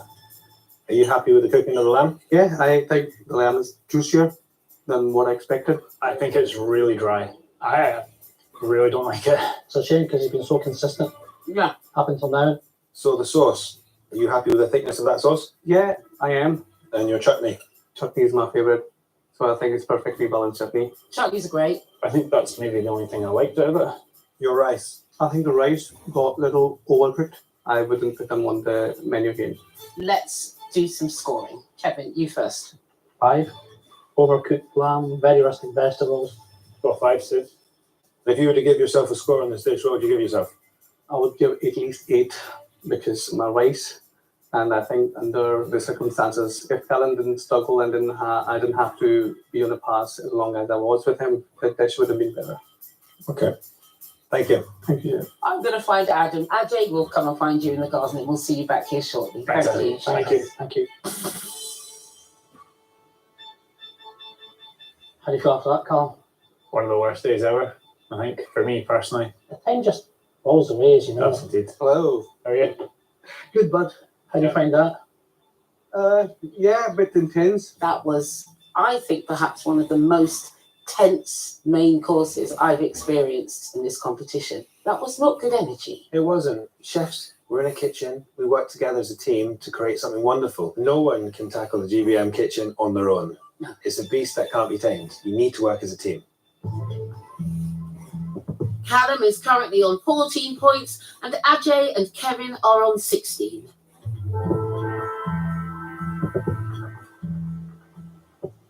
Hello, chefs. I can only describe this as a challenging main course. All three of you had issues on the plate and in the kitchen. Kevin, for your dish, roll Catherine roll. The presentation was nice, but I felt the story for Catherine Granger could have been told a little bit more. I was expecting to have haggis meat, lots of little oars, but I got one oar and it was slightly soggy. The venison was cooked lovely. I would have loved a little bit more, but it was seasoned perfectly. The haggis was fine, but I would have liked it to taste more like haggis. You added chicken mousse delight in it. I would have seasoned that with the same spice mixture that's traditionally in a haggis, just to give a big oomph on the plate. The green peppercorn and miso sauce I liked, but it was a little bit too fiery. I would have heavily roasted my peppercorns, then deglazed in that whiskey to give a real peppercorn flavor rather than spice. Your bouillon jar potatoes were rich, buttery, full of flavor, a great accompaniment. Callum, for your dish, ancient Athenian feasts, the presentation was outstanding. The lamb saddle, though, needed a lot more caramelization. You promised me lamb cooked on a barbecue. This was kissed by a barbecue and attacked by a blowtorch. There's a massive difference between cooking on coal and cooking with a blowtorch. Yep.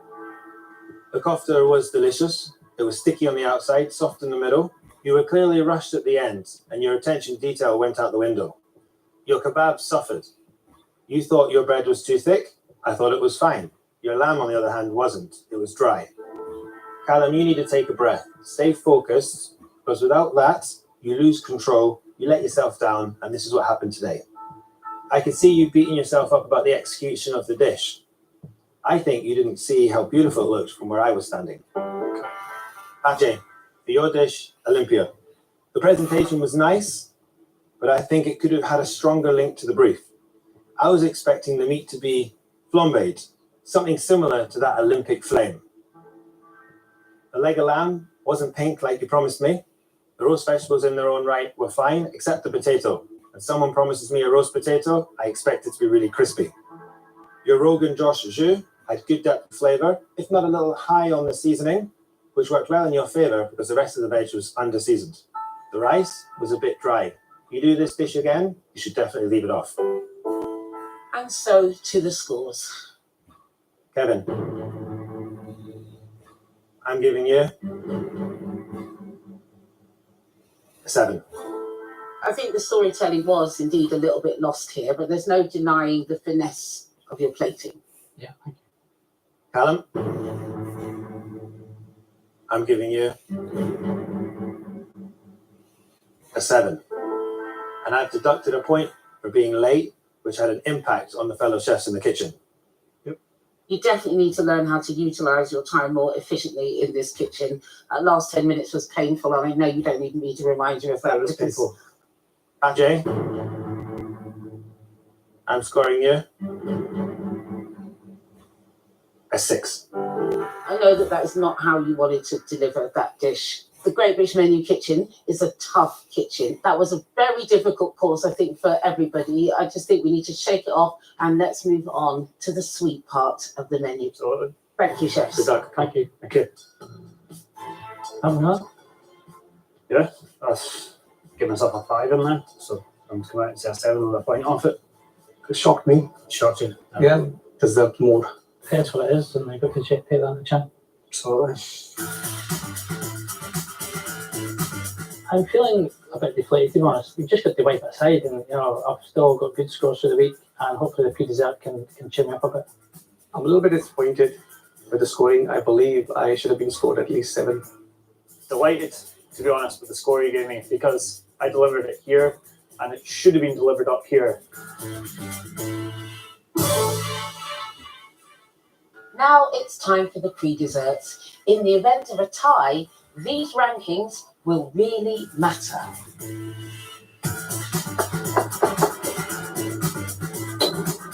Callum, in bronze position, but only 2 points from the top, is keen to put the events of the main course behind him and focus on his pre-dessert.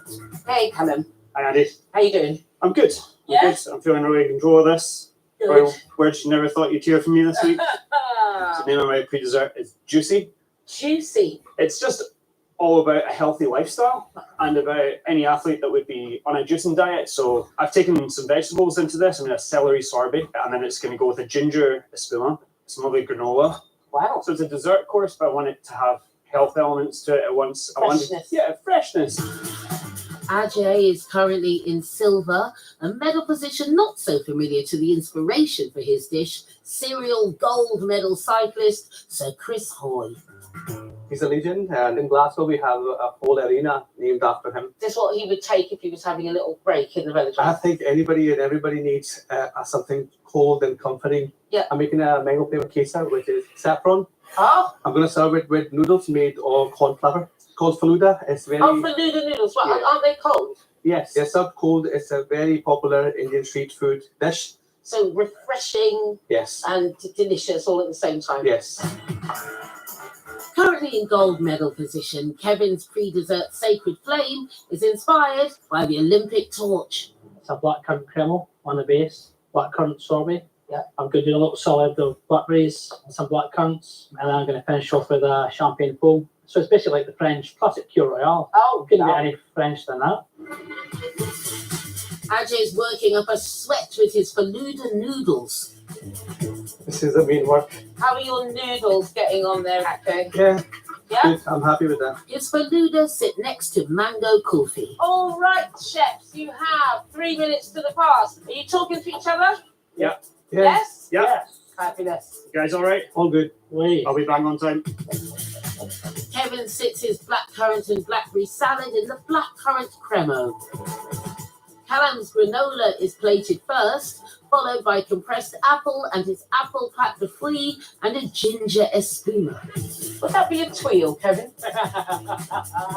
Kevin's blood orange tweel, blackcurrant sorbet and champagne foam completes his dish. You have 1 minute, chefs. Yeah. Roshi and I'm good. Callum rochers his celery sorbet and it sits on top. You are due at the pass now, chefs. Ready now? I'm good to go. But Ajay is not quite in sync with the other two chefs. 30 seconds. 30 seconds. Yes. Come on, man. Remember, other people's desserts will be melting, Ajay. You Yeah, we need need to to get go now, up Ajay, yeah. on time. My spoon's down here, AJ. Let's go. Let's go. Let's go.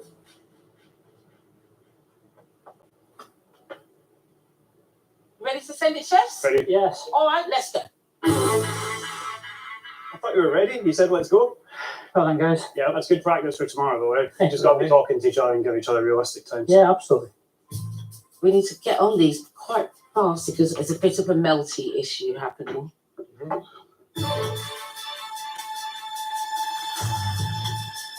This one is called Sacred Flame. What's this little half sphere thing? Blackcurrant cremo, blackberry sorbet. You've got the blood orange tweel and then the champagne foam. Got like a Pure Royale almost. Kind of poky, isn't it? Mm-hmm. Nice and sharp. So, there's enough acidity and tartness.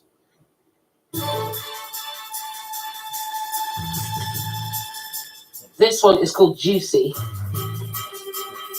I don't know what I'm tasting. It's celery. Not sure how good an idea that is. Celery's lovely though. Yeah, a little bit of fresh ginger in it. Just give it a wee bit of heat. So, That's refreshing colour. I love it. Little palate cleanser. Hopefully. Okay.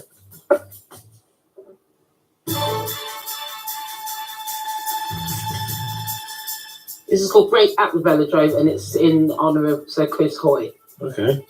It's popular street food in India. Very nice. Thank you. I think it's very confused. And it's quite big for a pre-dessert. Are you think? It is big. I've had half of it and I'm coming done. Yeah. Oh, well done. Well, nice.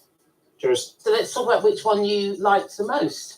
Sacred Flame. Yeah, I like that. Pretty tart, but I suppose it was quite small, so it was doable, and it looks a little bit theatrical. Second one, Juicy. Juicy. I just thought it was a little wishy-washy, nothing really bringing it together as a whole little pre-dessert. And then you've got... Break at the Benadryl, I would say I'm not really a fan of in the slightest, to be fair.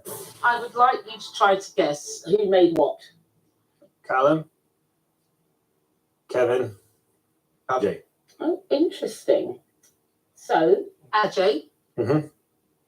Callum, Oh. Kevin.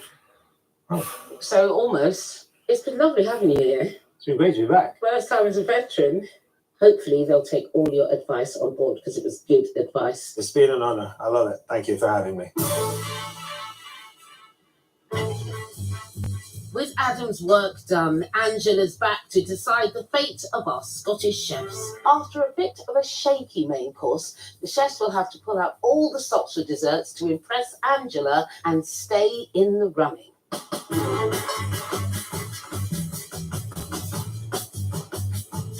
Ajay, a point off the lead and a point from the bottom, is making a cremo for his dessert. The chocolate-based dessert. Along with a hazelnut crumble. This is all about archery, and I'm going to hit the target. Ajay's dish, McQueen, takes its name from Nathan McQueen, a Scottish former top rugby player who had a life-changing accident. He is now a Paralympic archery champion. He didn't quite. His grip inspires me. Well, great. So what are you making? My dish is made of chocolate crema. Yeah. The white chocolate bonbons, caramelized white chocolate, hazelnut crumb, cherry gel, and refreshing sorbet, raspberry and mint. How's it going to look visually? I have a nice stencil to tell a story on the plate. So the archery will be there on the plate? Yes. It's just a simple, nice plate with humble flavors and a very good presentation. Ajay's dish, McQueen. I like the connection to the brief. I'm struggling how I'm going to see it visually on the plate, and I think they can struggle with that a little bit in his presentation. Absolutely. He's setting stuff, he's got a saw base, it's all those things, making sure stuff is set. I'm sure he can cook it right, but make it look spectacular.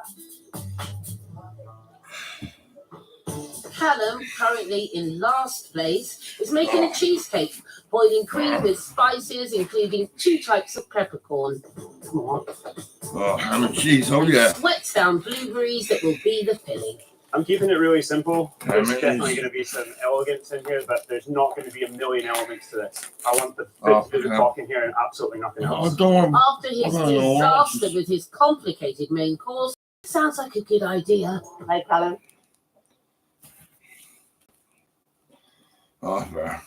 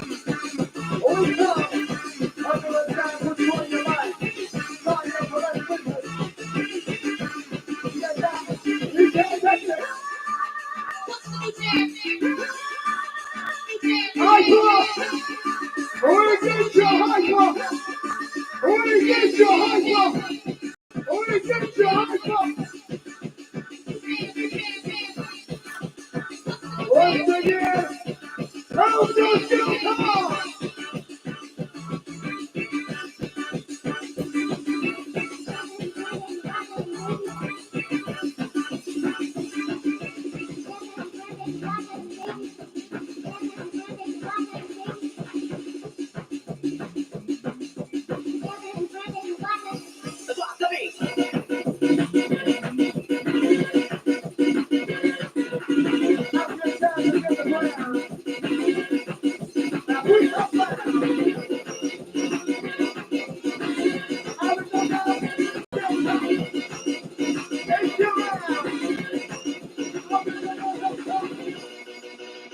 All the crews inside! You're gonna know the builder! It's your fucking time! So you can make some noise in the Your time!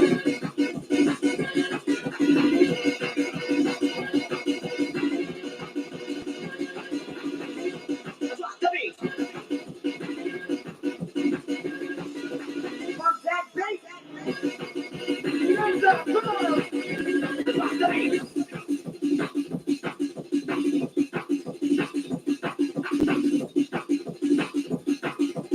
The choice of our next generation! The choice of our next generation! The choice of our next generation! How does it come? How we are coming in? How we are coming in? How does it come? How we are coming in? How does it come? How we are coming in? Look on your bed and it's up on your bed.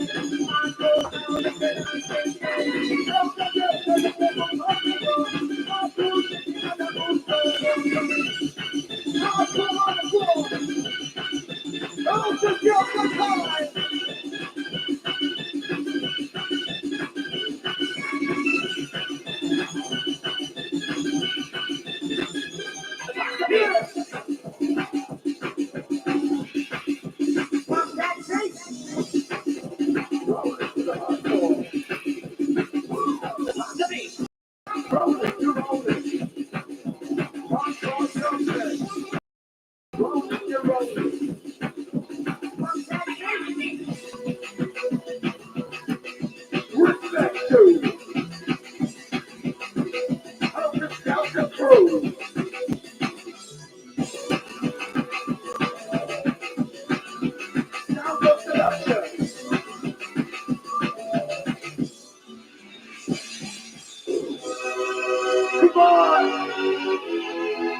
Next week!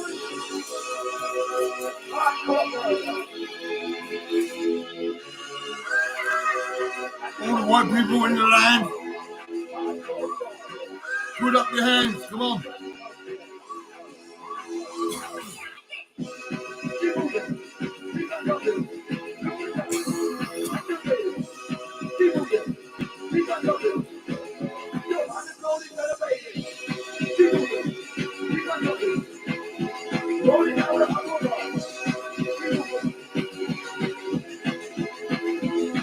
Oh yeah!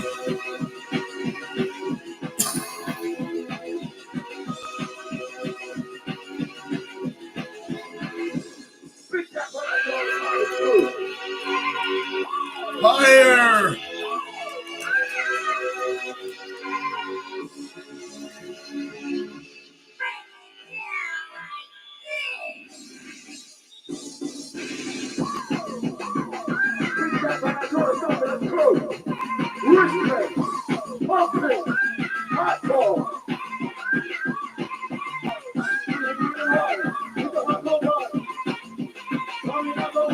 Hardcore, oh yeah!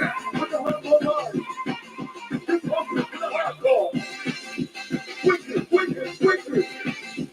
And you're on the road! Wicked, wicked, wicked! Hardcore! Are you ready? How's the Delta? Wicked,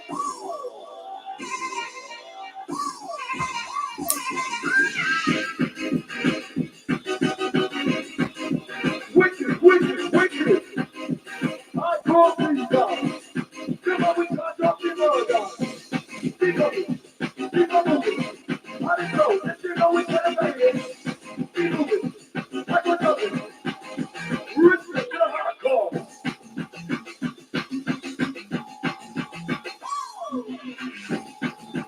Six men in the machine car. Try not to murder.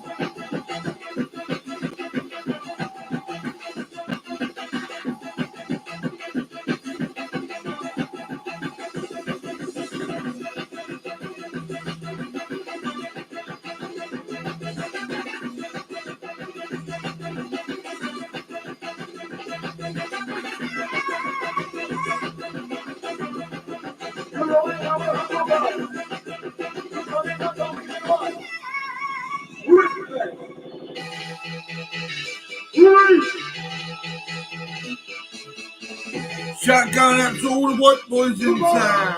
Oh yeah.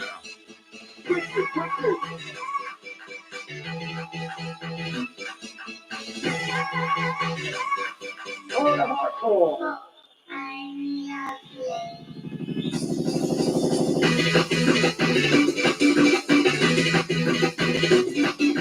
All the white boys, not the brown. Oh yeah. Shotgun out to the white boys in town.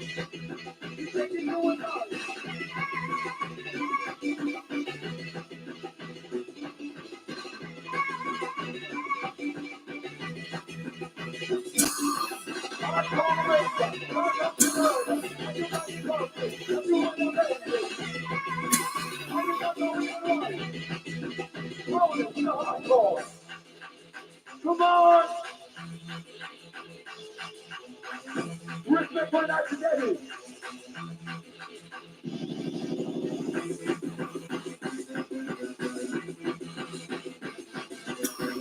Respect for that today. Respect you. Keep on it. Keep on ready. Do it right. Keep on it. Keep on it. Hardcore.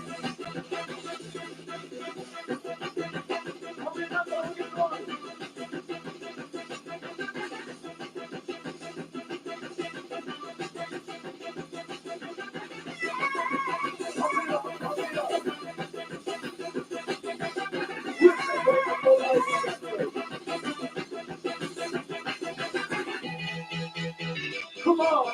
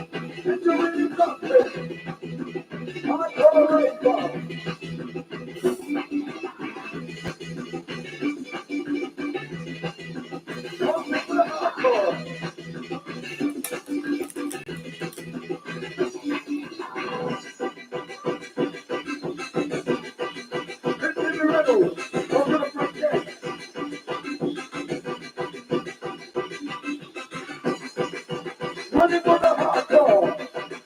You ready for the jumping? You ready for the jumping? Come on, to the murder. Can I hear the noise? How's the shelter?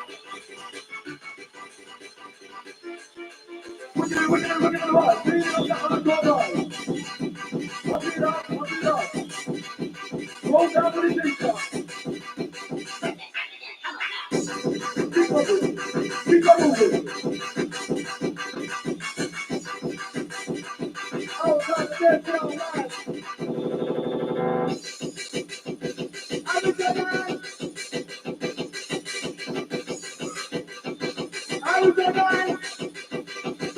Shelter.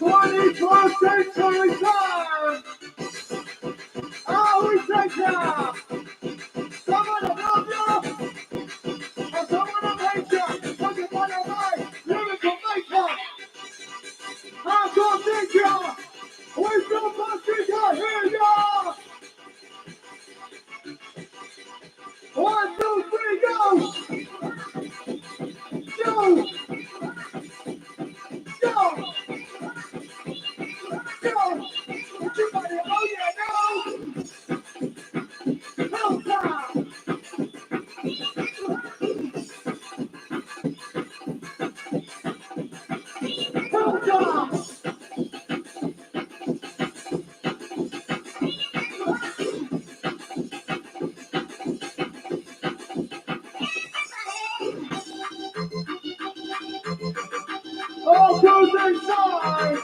Inside the place!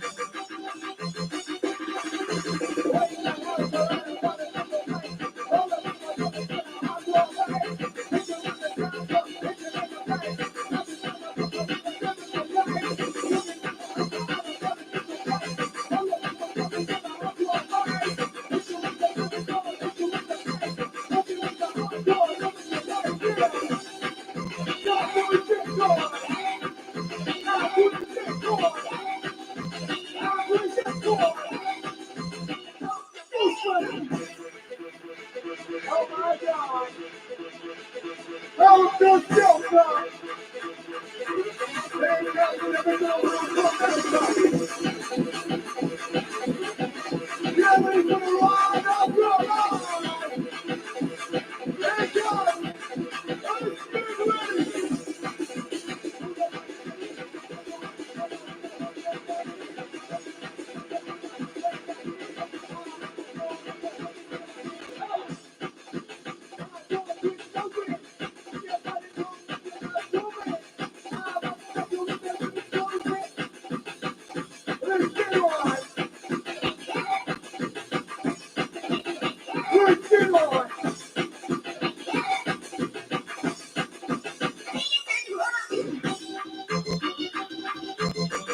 Oh, here it is.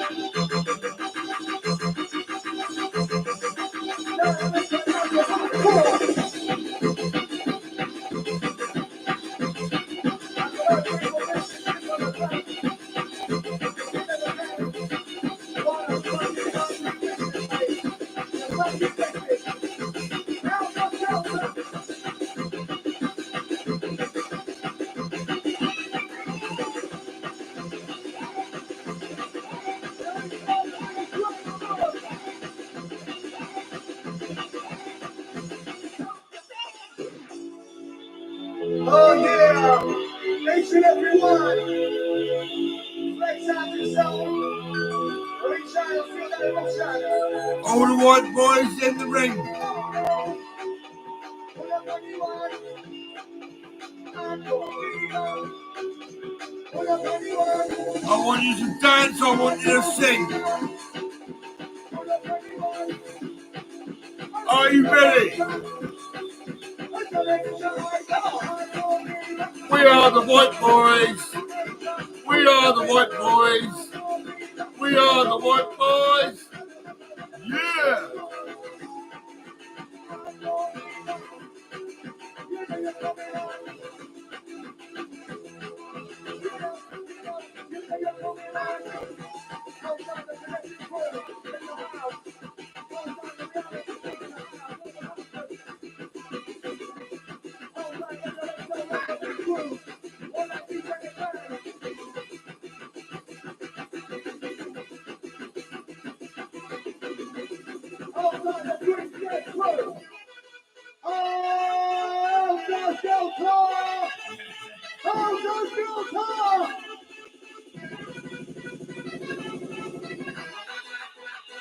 Sound for the mind.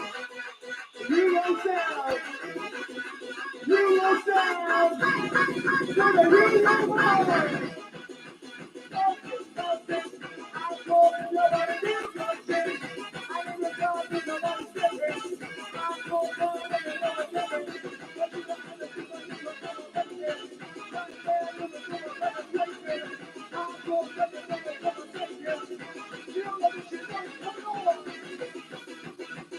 Let's go!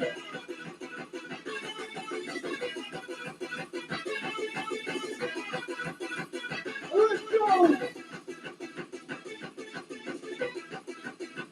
Let's go! I'm Harry Jones. Shine the original Terminator. Oh yeah! Power to the people! Power to the people! Put them in the game faster! Power to the people! Power to the people! Put them in the game faster! Put them in the game! Put them in the game! Put them in the game faster! Run the game faster!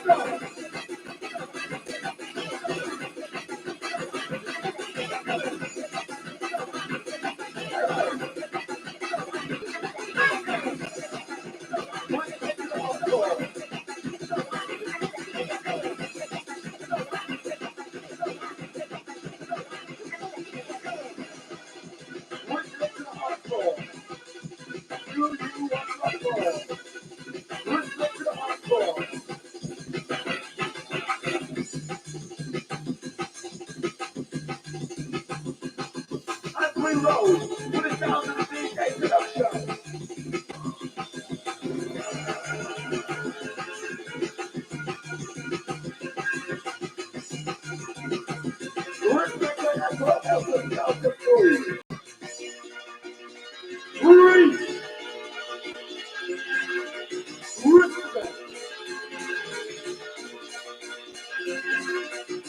Only one boys in the ring. Are you ready? I want you to dance and I want you to sing. We are the White Boys. We are the White Boys. We are the White Boys. Oh yeah.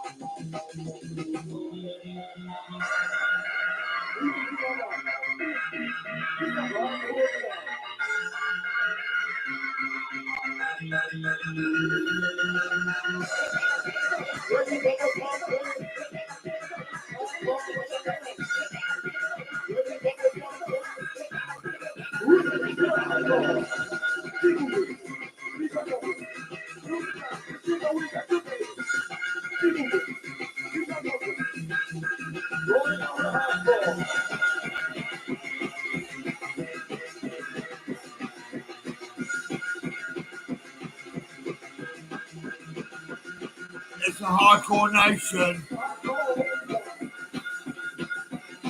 All the brown boys on probation. Oh yeah.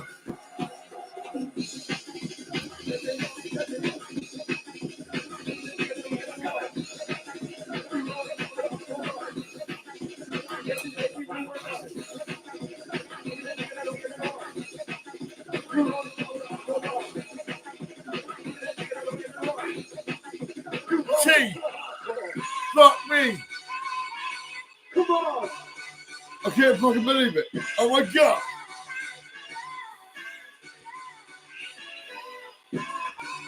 Ready for the okay.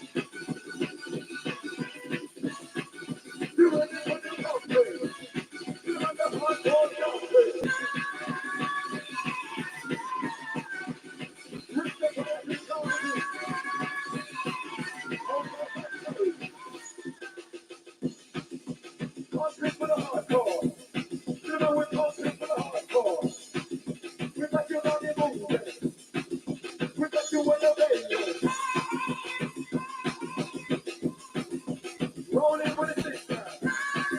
You rolling with the system. Let's take me over. With the flow. You know it's out the flow time.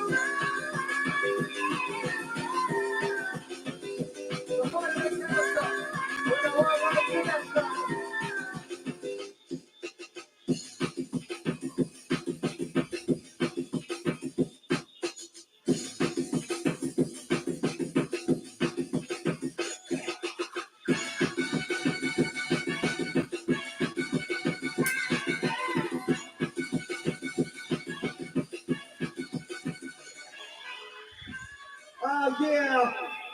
Listen up. The last one from DJ Seduction. Helter Skelter. Helter Skelter.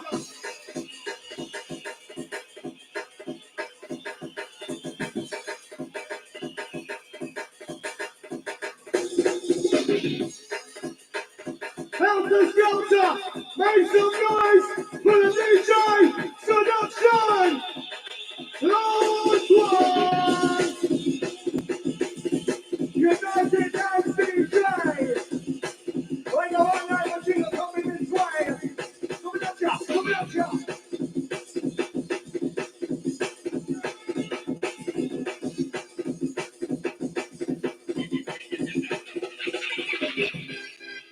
Ah, yeah, yeah.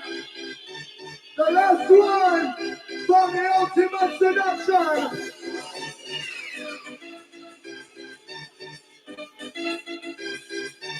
Ah, yeah. Here it comes. Now we are hardcore. Now we are moving around. Let me come in and tell us the bullet from the line. Hardcore. Now we are moving around. Let me come in and tell us the bullet from the line. Hardcore time. Hardcore time.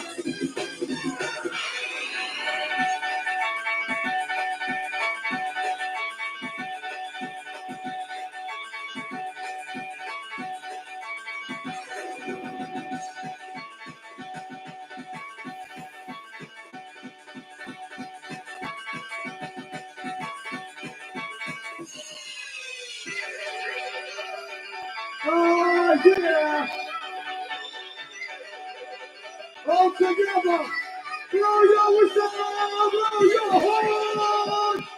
Blow your horn. Blow your horn. Atmosphere time. As we rise. As we rise. As we rise.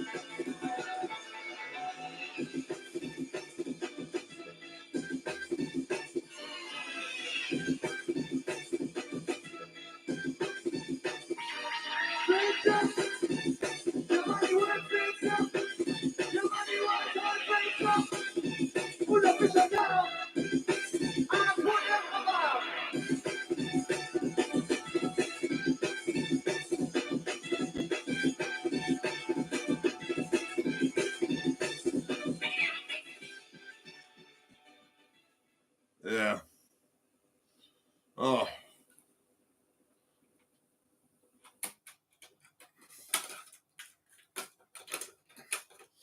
Oh.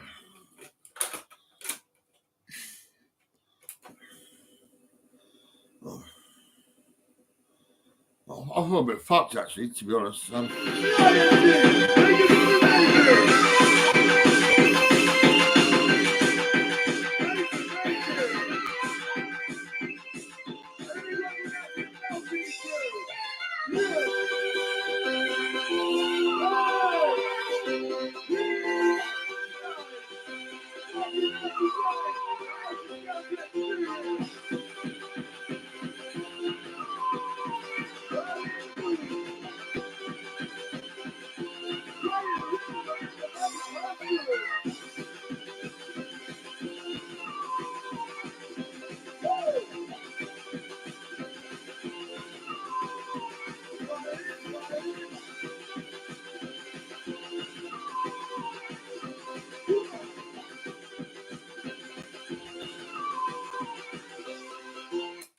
I was downtown today and I see the magistrate's courts and there's a big sign on the wall and it says, "If you're brown, you're going down. See ya."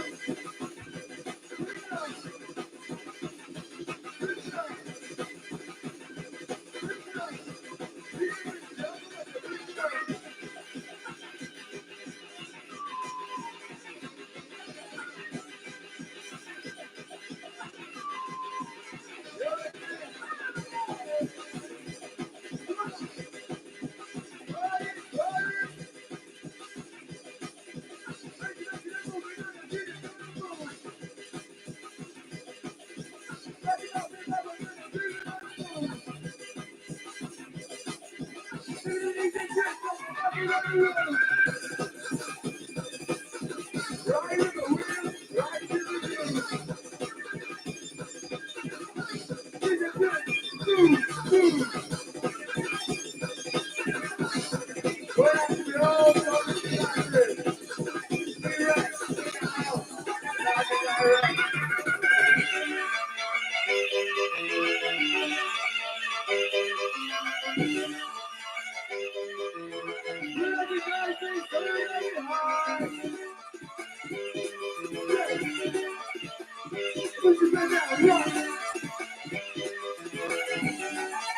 Go, go, go, go!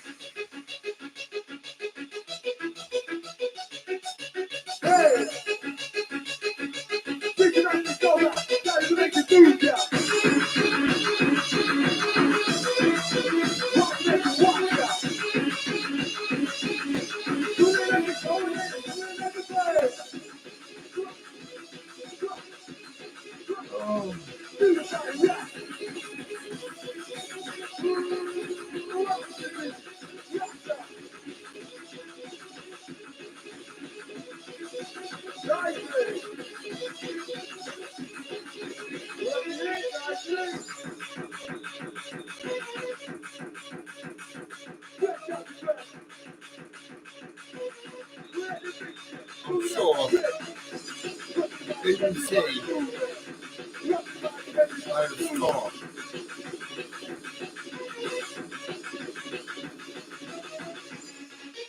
Alright, and it's up to the last one for DJ 3. And MC Massive. Nice to see it, guys. Yeah. Make some noise for DJ Seduction!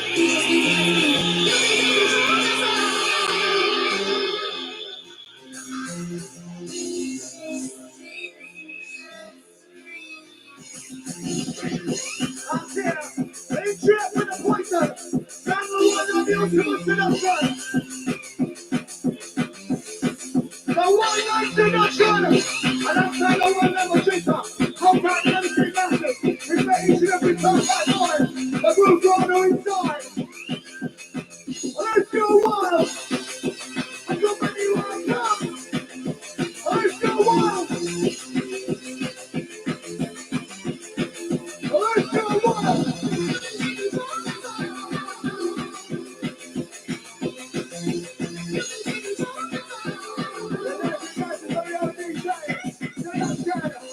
Pick it up in his way.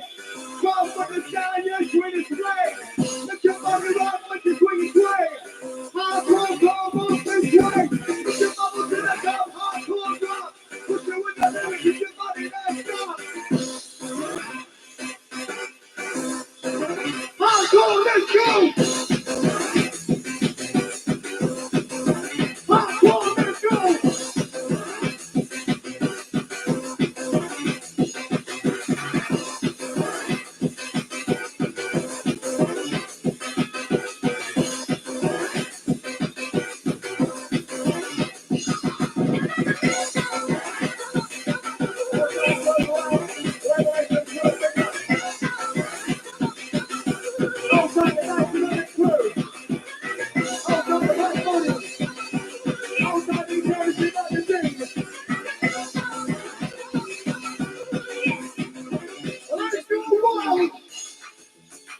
All the hardcore! Blow your whistle! Blow your whistle! Hyper time! Oh yeah! We get hyper with the sound coming on!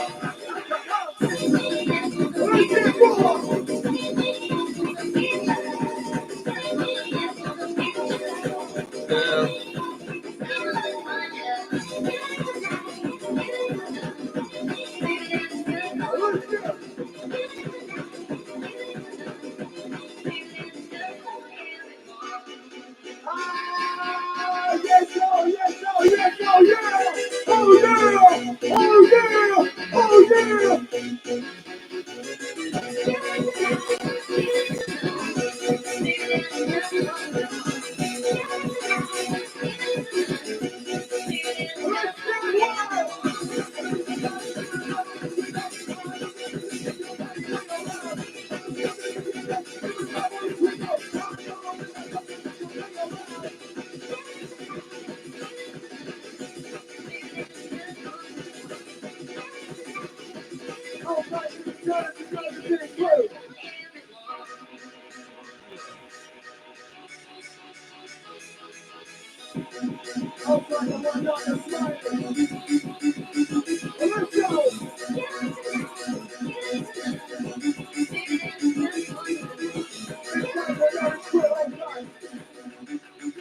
Let's go for you!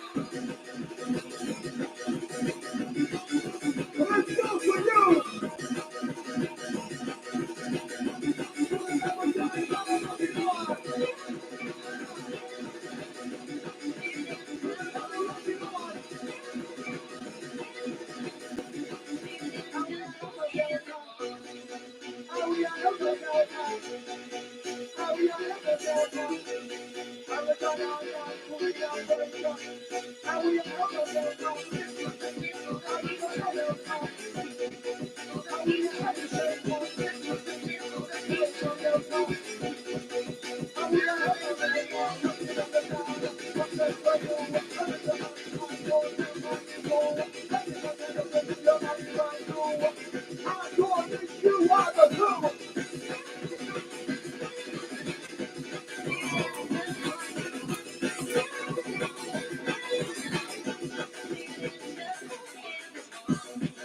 I'm here. Back to back with the six fire. Rich guy.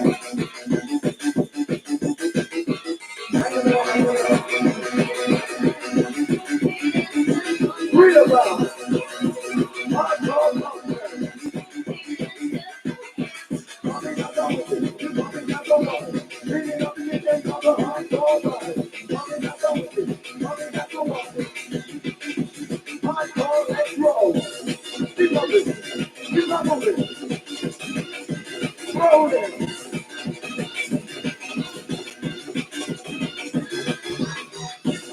Go with it. Let's go up.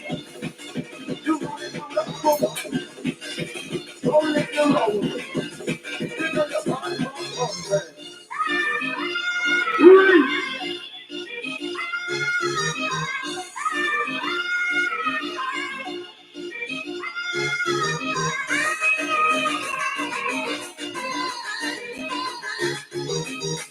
Six guys on my body on my 21st birthday. One man, hold on. Respect the rainbow. Happy birthday, one night to jump up party. Hardcore. Keep on it. Keep on moving.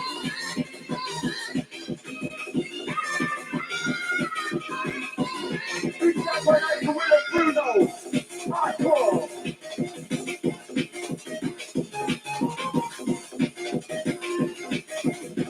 Six guys one night to bring it. The Holy Crystal Crew. Respect the rainbow. You don't have to hang out with Jumper. Hardcore country. Six guys one night to turn up. You got it with the hardcore.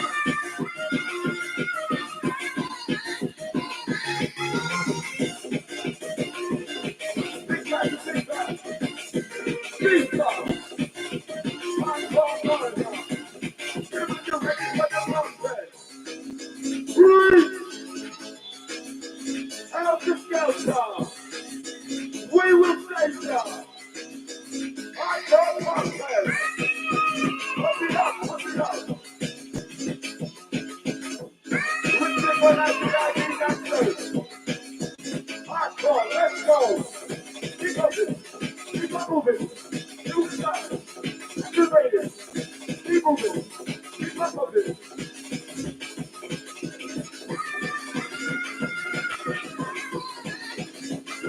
This time when I just want to come back to throw.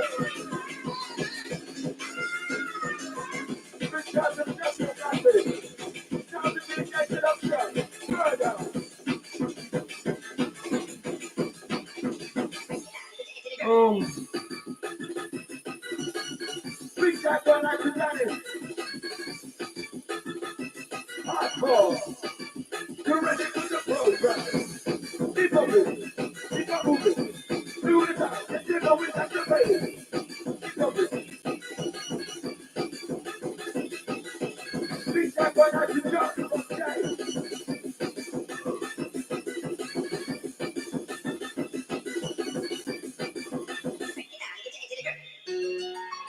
Wright! What's the crew?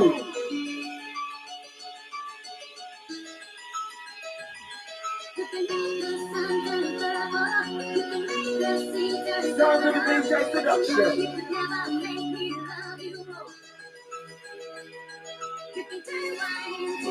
Are you ready? Are you ready? H-A-P-P-Y. Are you ready for the G-Code? Hardcore.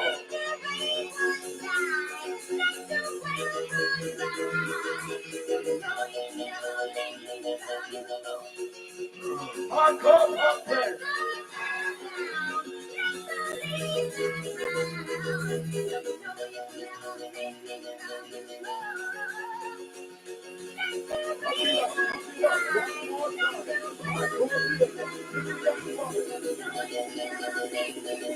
Are you ready for the D.O.?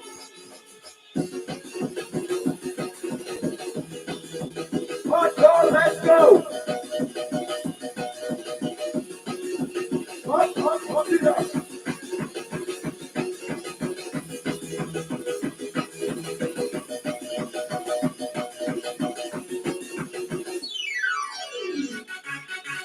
Come on! Help us scout the crew! Whistle!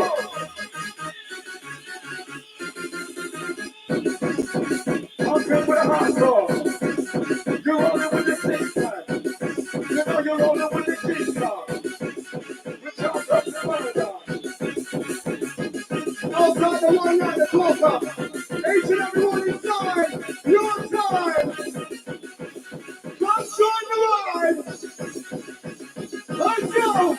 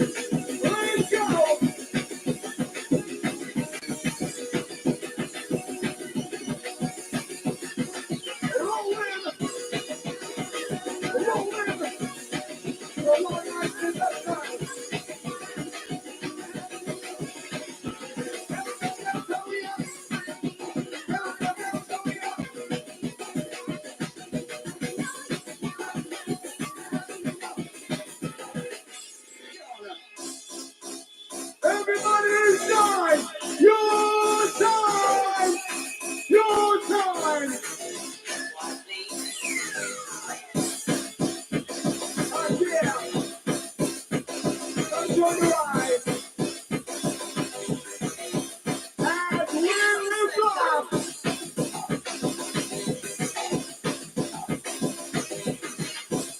As we lift up!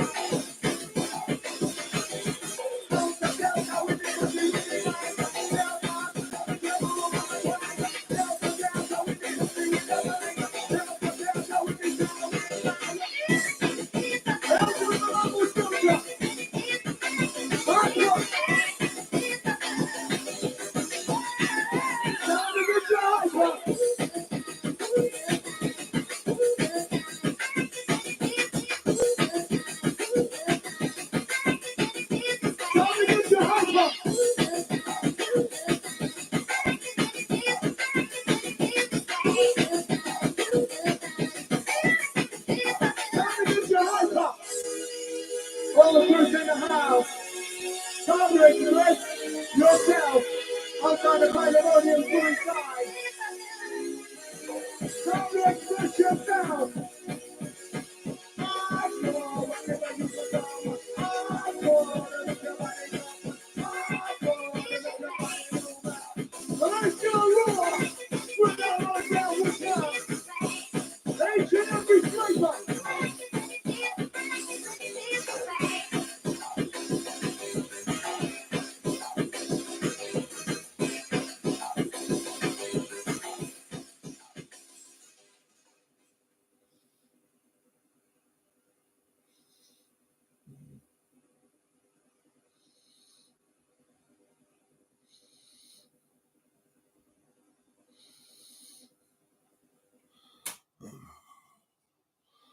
Oh.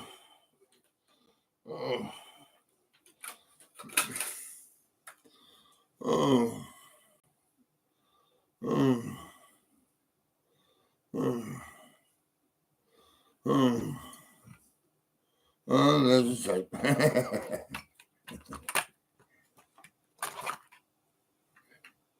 Oh, loved up. Mm. Oh.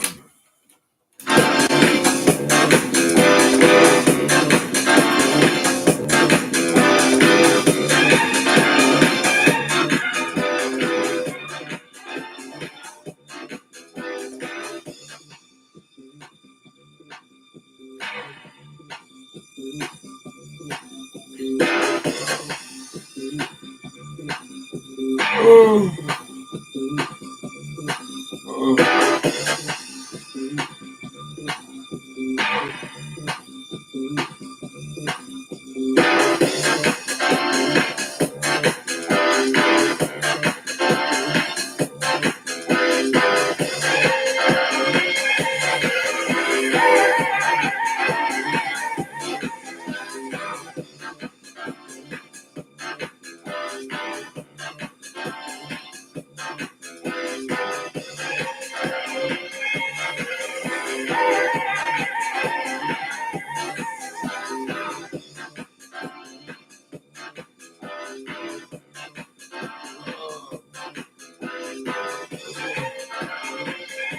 Oh.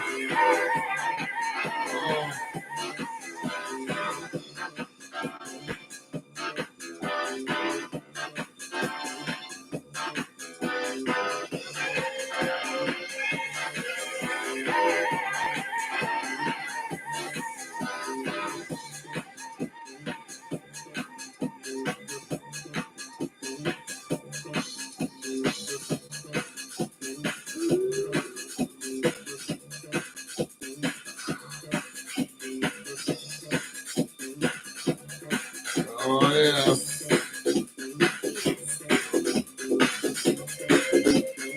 Oh, I can't wait till I see you again.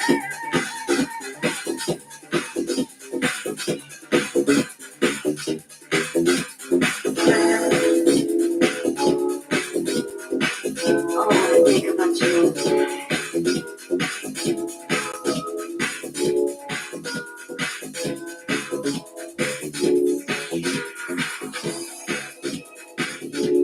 No, baby, I'm not listening to anybody. Because I know. See, I know that you're home.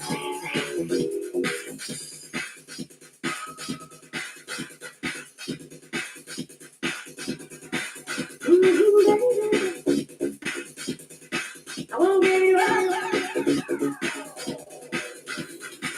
I've been told that loving you's a bad thing. But baby, I know you make my heart sing. This one thing is sure, something I can't ignore. There ain't no turning back, 'cause you are all of that. You are all of that. You are all of that. You are all of that. Yes, you're me. You and me together.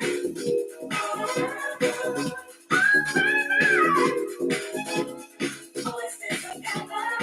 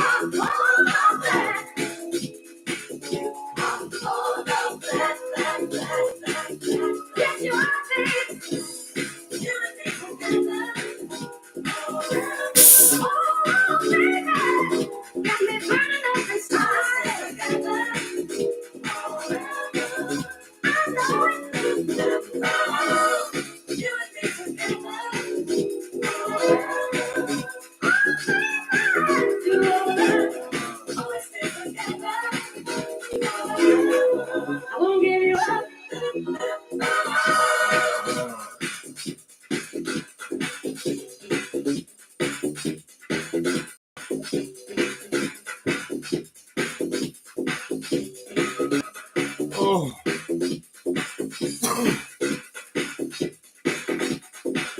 Now, I know you're all trying to tell me this for my own good, but honey, if you do what I know,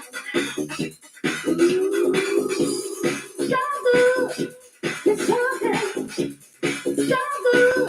Talk about so good. So good. It's so good. So good. Talk about so good.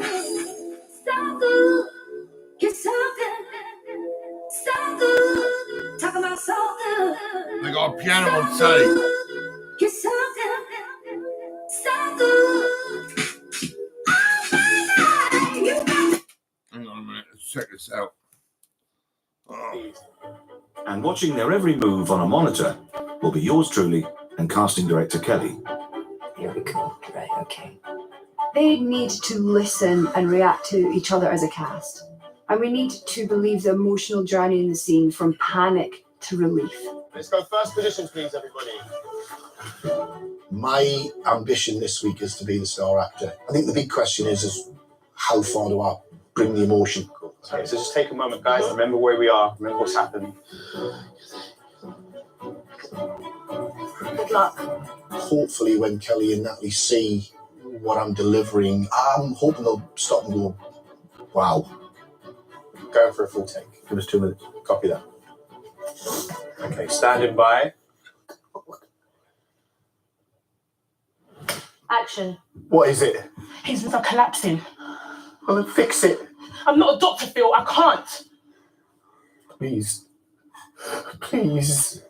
He's walked in here deciding that I'm going to cry in this scene, no matter the cost of anything. I think it's detrimental to the others in the scene. Yes. He's more interested in the I than the we, and that is absolutely not the exercise today. No. Okay, let's cut there. If anyone asks, I'm just sweating from the eyes. Okay, it's just sweat. I need to do that again. I think at the beginning it should be, what's going on? That's his EastEnders. Panic. Okay. Is that all right? I'd Yeah. like to see that. Let's turn over, please. This acting stuff's not easy, is it? At the scene's climax, You're making an incision with a knife. Yeah. Sonia attempts to save Ben's life by using a knife and a hollowed-out ballpoint pen And you're getting that over the incision. to clear his airway. So once that comes up, that's the big moment of is it going to work? Don't ask me to explain the science, and obviously don't try this at home. If you look at this camera here, we don't want to block him completely. Yeah. But we want your shoulder to kind of get in the way. If I had a biro and a knife. Hang bar. Lizzie is dealing with a lot of business. Cut. There's a problem here. There was a bit of masking going on. Blocked his face again on the wide. I'm so sorry, guys. She cut across to Lassie. Yeah. There's pain. She want to get in, and then it's a bit of an awkward thing because she has got a hard job today. I didn't expect it to be in such a small space. I did feel like a little bit of a challenge having 3-4 cameras in the same room. You know, I'm not used to that. Rehearsing and being on set are world apart.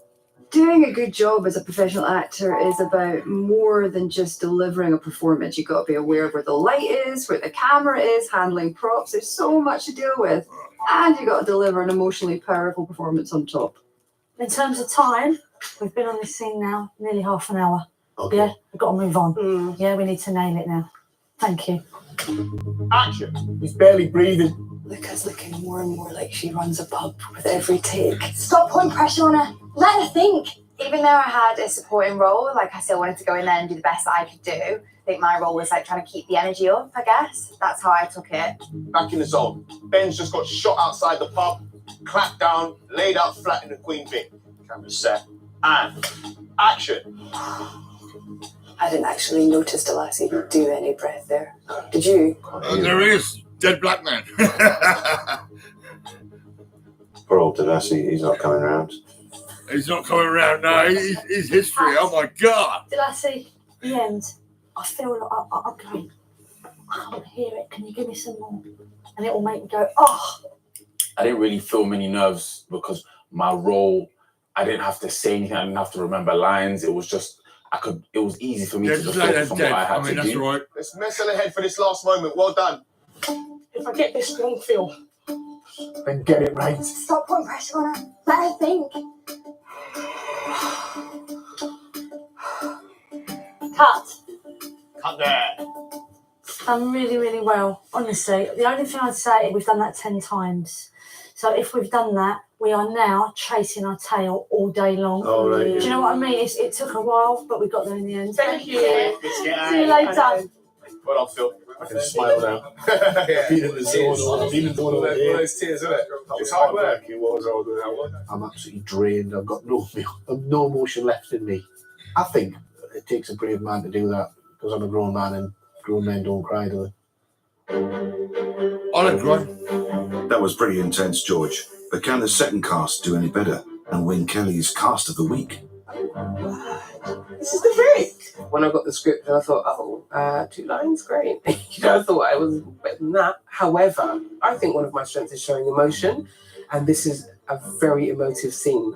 And as far as getting Actor of the Week, I can see there is a potential to shine there. Use my acting strengths and abilities, and so that's what I'm going to do. And maybe and hopefully it will impress Kelly. All right, well, I think we know where you are, Chris. So we're going to be laying down. After George's passionate fill, So then Jordan, if you comes out. it's now Jordan's turn to take on EastEnders' archetypal tough guy. Kelly is looking for real human emotions and clear switches in those emotions. So that's what I'm focusing on. Come over here, Janice. I would get in a bit closer to him. Okay. All right, lovely. Let's go. First positions, please, guys, everybody. And action. What is it? His lungs are collapsing. Let's fix it, please. Cut. Let's cut there. Well done, guys. Okay, take a beat. Maybe at the beginning, once we know that his lungs have collapsed, maybe a little bit more urgency there as well. Get the scene going. If I had a biro and a pen. If I had a biro and a knife, please, Janice. Oh, sorry. Arsehole. She's gonna lose it. She's beating herself up. Yeah, she is. She's angry with herself. If I had a biro and a knife. Rihanna, there was a couple of this going on and Melodrama. a bit of melodrama. Rihanna, a little bit less of the melodrama. So as much as you are upset, maybe just bring it back a little bit. Yeah. Okay. So we haven't got long. Yeah, we want to be moving on. I would like big close-ups if it's possible. Action. Chris really went for it. Top over the top. It's good. Believable.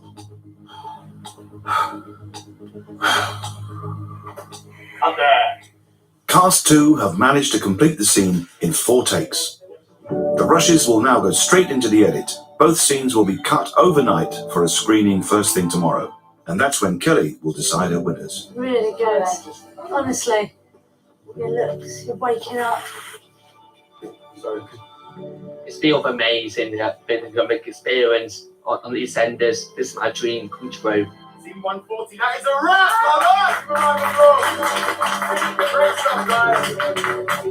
guys! Today's been a big opportunity to learn, having to remain in that very heightened emotional state. That was a big learning curve, but I really enjoyed the challenge.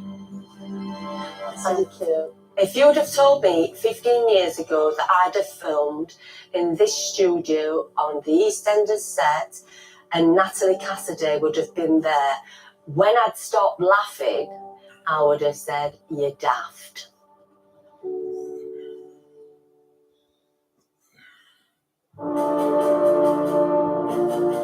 With their first shoot in the can, Come on, leading lady. today the actors will get to see the finished scenes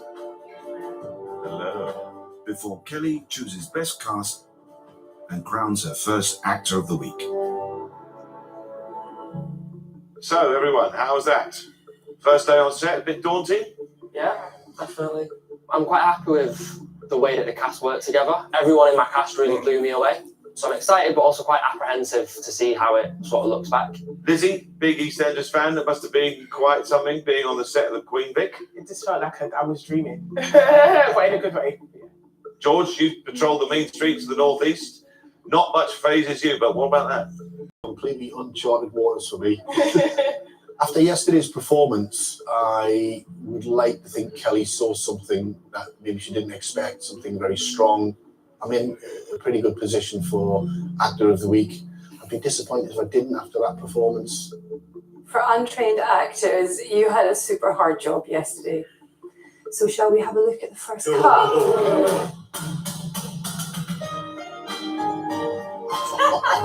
Oh my God. Not the song. Oh God, no.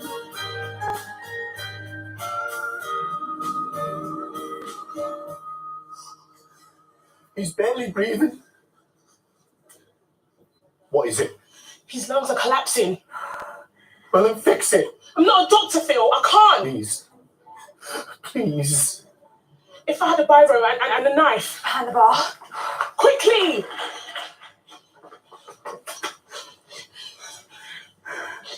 That's not Phil. Phil Mitchell.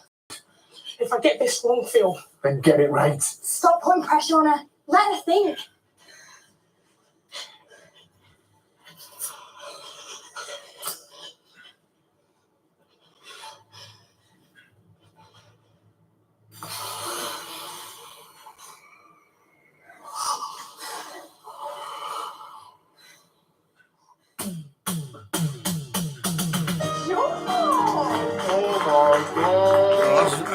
That's a bit fucked up, isn't it? I mean, that's not even Phil Mitchell, is it? I mean, who the fuck are you, So mate? well done, Kelly. How did they do individually? Delassie, let's start with you. You had the least to do, but also one of the most important things. What I will say to you is that you had to be told to show us that breath, which is a pivotal point of the scene because it shows us, the audience, that everything's okay. I would have liked you to have done that yourself. Now, Luca, I think you looked like you were in EastEnders there. Stop putting pressure on her. Let her think.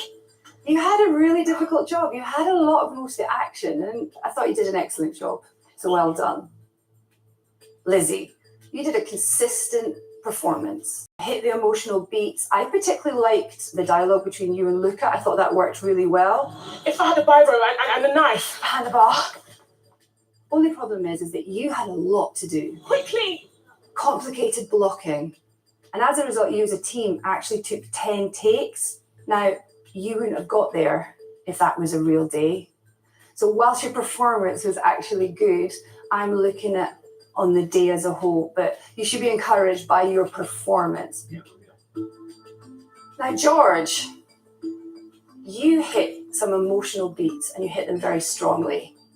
Unfortunately, that actually brought the scene down on the day. You made a choice for your opening line, which was already into the emotion. He's barely breathing. So you didn't get a chance to journey through the whole scene. And as a result, the rest of your group didn't get a chance to go on their journeys either. I felt that there was a lot of I in that performance, okay? You need to maybe listen and work together a little bit more, but I have to commend your ability to get to emotion. Gemma, how did they do as a cast? As a group of actors performing together, what I would like to see more is that listening and response. It felt to me that some of you were doing individual performances, but not really working together in that sense. But for a whole, I would say, well done. Very good.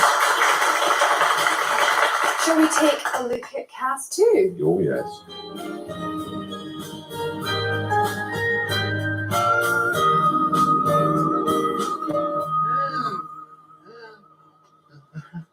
He's barely breathing. What is it? His lungs are collapsing. Well, then fix it. I'm not a doctor, Phil. I can't. Please. Please. If I had a biro and a knife. Behind the bar. Quickly.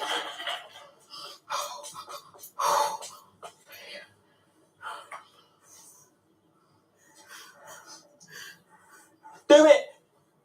If I get this wrong, Phil. And get it right. Stop putting pressure on her and let her think.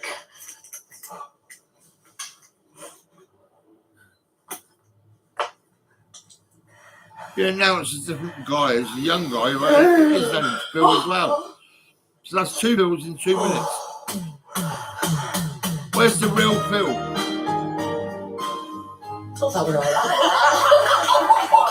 More drama in the Queen Vic. That's so weird. Cry. Kelly, how did they do? Right, well, I'll start with you, Janice. Now, Janice, you made some choices that actually came across really well on the cut. I particularly liked, and so did Natalie, the stoic face of I'm going to do this when you're about to put the pen in. That was really nice. It was really subtle as well, so well done. Okay, Rihanna, you've got the running around the bar, you've got to come back in, and your timing of delivering those lines were excellent. Stop putting pressure on her and let her think. My thing to watch for you is watch the melodrama. Quite a lot, sometimes big movements, okay? But on the whole, very good. Chris. Okay, so there's not much for you to do, but what I loved that you did is that you made your own choice from the start to do something with it. Jordan, you came in, I thought, and so did Natalie, exactly the level of the scene. You questioned that he's not breathing, do something about it. Help me. Well, then fix it. Please. Please. And that allowed Janice to come in, and that set the tone for the rest of the scene. And then that's why we got it done in 4 takes. And you all worked together to do that, which was great. That was the brief. Emotion, believable, speed. Excellent. So, Gemma. You did brilliantly. The listening and working together was really clear. You were picking up cues. You were all in it together. And that's what we want to see. Well done. Very well done. So, it's now decision time. Kelly, who do you think earns the title of Cast of the Week? So, cast of the week is going to be cast number 2. Congratulations. And the reason that they are cast of the week is because, very simply, they worked together the best. So now we come to the big one. Who shall be Actor of the Week? Well, Natalie and I are both in complete agreement. We felt that this person conveyed the exact amount of emotion. We felt this person didn't make the scene about them. And we felt that this person gave the most believable performance. So, here we go. I'm going outside. I'm back in right. Actor of the Week is... Me! Yeah, me!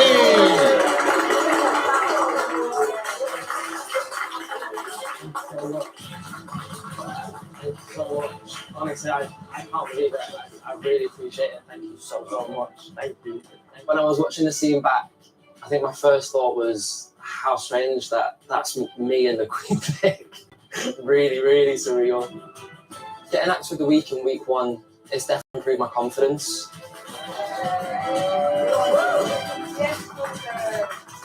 To get that validation, it's just mad. It's just absolutely mad. I'm just blown away. Next time. Listen, mate, we've got a murder here. The actors get another chance to make a bid for the final showcase. As they take a forensic look at acting in Crime Week. I have my questions about him falling apart on set. It's a challenging bit for me. I did not take it lightly, and I did not think this is going to be a breeze. It takes more than actors to bring the drama. If you're interested in a role behind the scenes or just want to see how all the magic happens, the BBC's Bring the Drama Festival has hundreds of free careers events. Head to bbc.co.uk/Bring the Drama and follow the links. And follow the series when it continues here next Wednesday at 9. Reality Dreams and Bites in search of pop stardom. A look back off stage inside The X Factor. A new podcast from BBC Sounds. Listen now.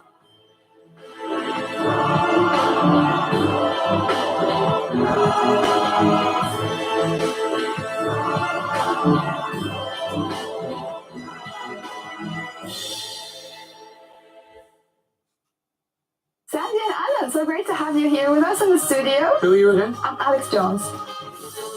This was my husband's. Sadly, he passed away. No, I'm sorry to hear that. Honestly, I'd scrap it.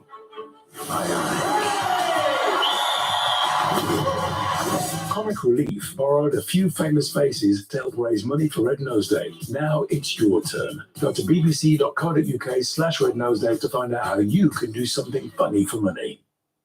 Once upon a time, in a kingdom far, far away. I just get a feeling like we have no power. People will get hurt. They always get hurt. How bad's it have to get before we leave? Leave where? Talbot!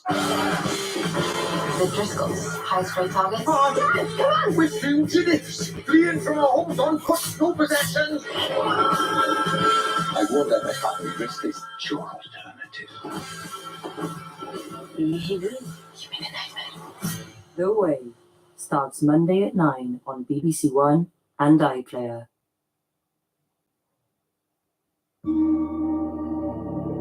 Yes, it's really like to ask if romance is dead. The characters you meet online dating now on BBC Two with some strong language and some scenes you may find upsetting. Twisted Cupid inside number 9.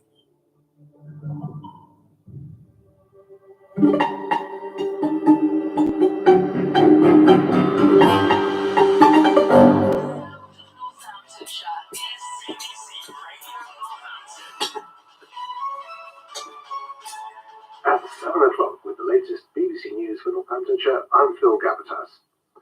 Police are tonight searching Wasteland outside Kettering, following the discovery earlier today of human remains.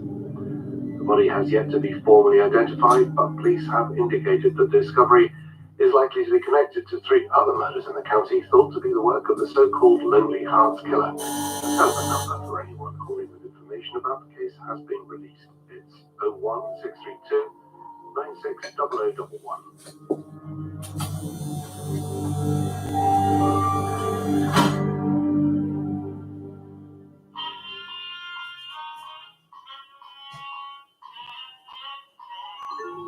Oh, hello. Hi. Took me by surprise. I know, yeah, it's weird, isn't it? You go on. I was going to say, I don't know if we're allowed to say our names. Yeah, no, I'm not sure because the email said that we had to keep things anonymous, what with everything in the news. Well, statistically, you're more likely to be killed by someone you know than a complete stranger, so let's live dangerously, shall we?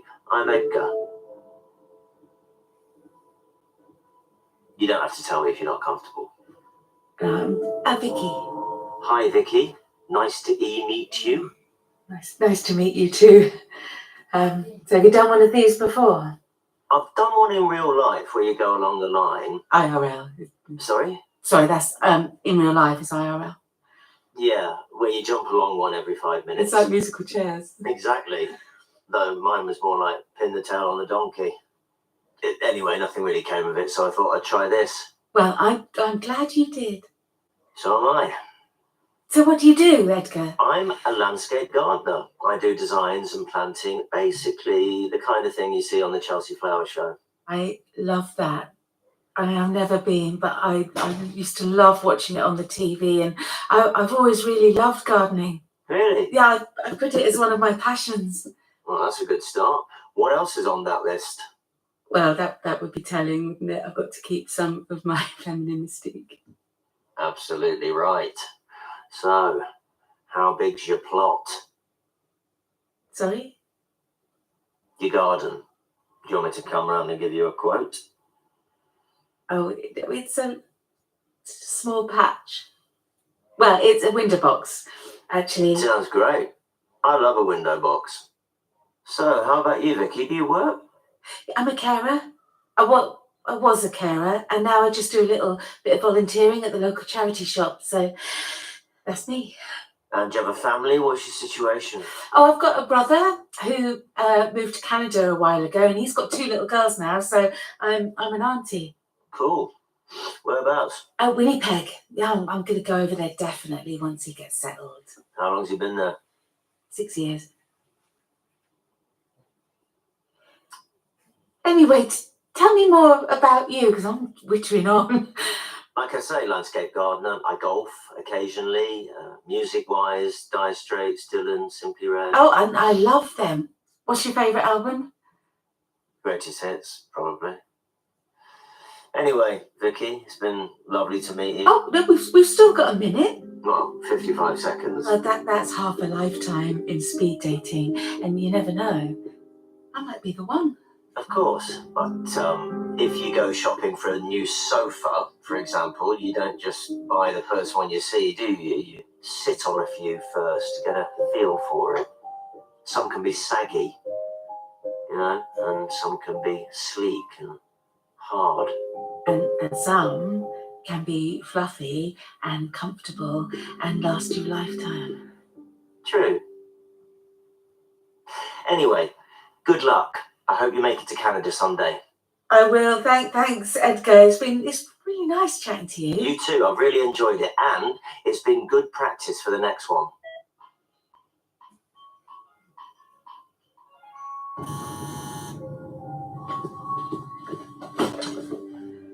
Hi.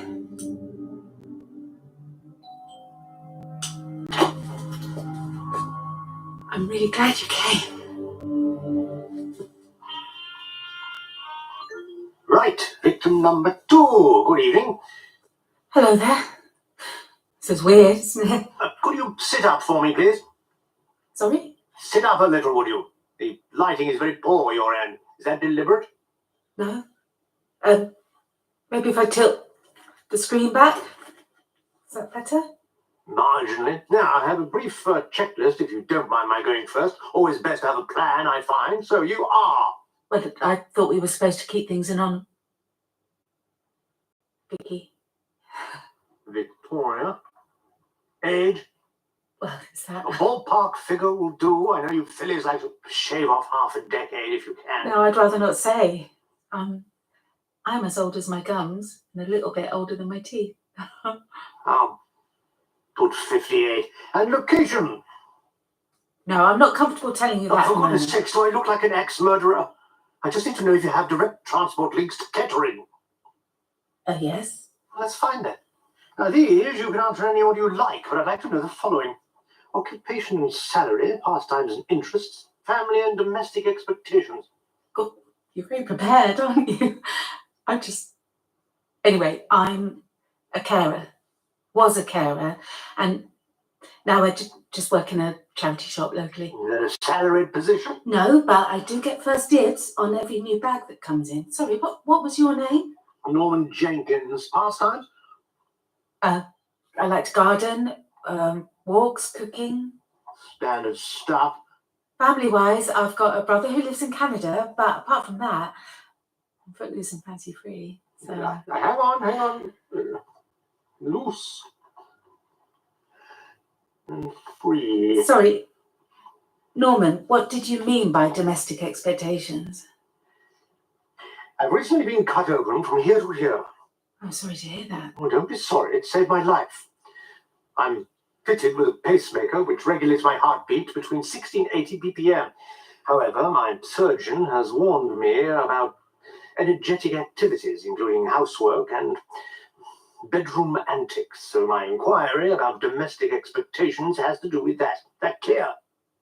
I think it's a bit soon to be thinking Suffice about... to say, I may not be able to deliver on certain aspects of what you might be looking for. That's fine. Thank you for being so honest with me. I appreciate it. I've had some big life-changing stuff going on myself. It's nice to talk about it, isn't it? I'm not lonely, if that's what you mean. Good. I'm pleased for you. I am, a bit. Can I turn the tables now and interrogate you? If you wish, yes. Only fair. So, Norman, if we were going to go on a date, where would you take me? Oh, good question. Suppose, top of my head, I'll have to be Kensington Palace Gardens, Peter Pan statue. Mother used to take me there when I was a boy. Every Sunday, once a month, before I was returned to boarding school. She'd buy me ice cream with strawberry sauce, monkey blood, we used to call it. and then dropped me off at the station. I'd sobbed my little heart out all the way back to Surrey. That's so sad. Is your mother still with us? No, she died in 2014. I'm sorry to hear that. I lost my mother last year. It tethers you, doesn't it? You lose your bearings. Do you think that you'd maybe like to meet for a coffee sometime and talk about it? Certainly not. She looked nothing like her.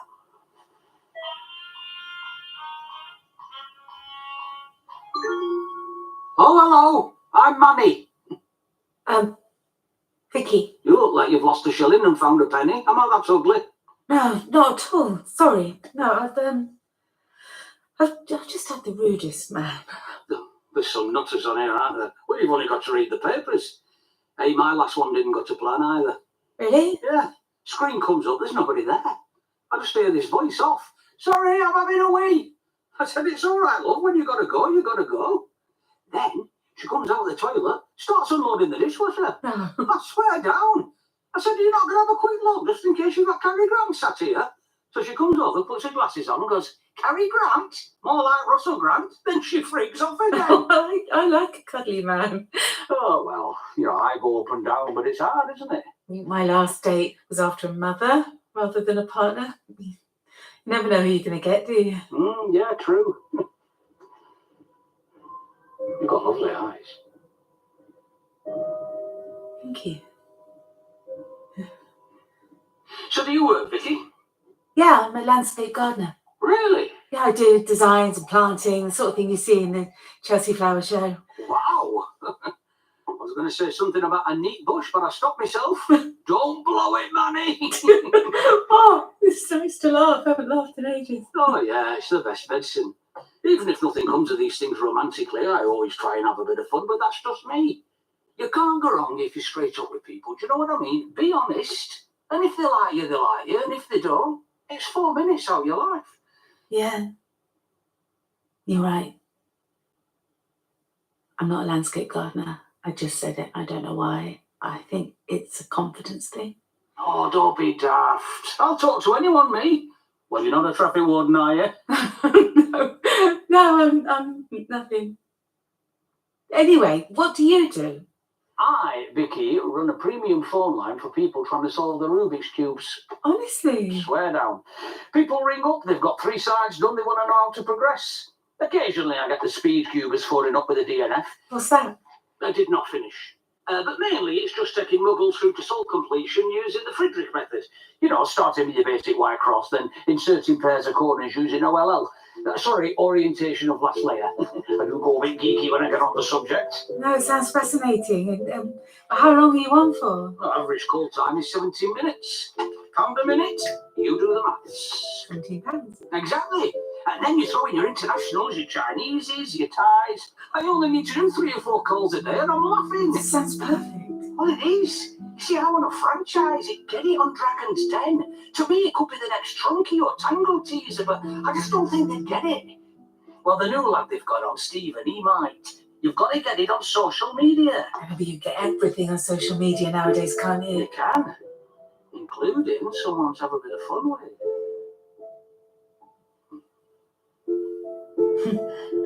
I wish I had a hobby that I could turn into a job. Oh, it's the best. But it does make it hard to meet people, so... Manny? Have you seen the key to the shed? I want to get the kids' bikes out for the morning. Yeah, I'll be down in a bit, love. Who's this? No one, it's just one of my cubers. You fucking liar. You're doing it again, aren't you? No. Listen, he's married, you sad cow. Sorry, I didn't know. Keep your desperate, clammy hands off. If I catch you sniffing around again, I'll find out where you live and I'll break your ribs, do you hear me? I've done it before. She has. Piss off and get your own man, bitch.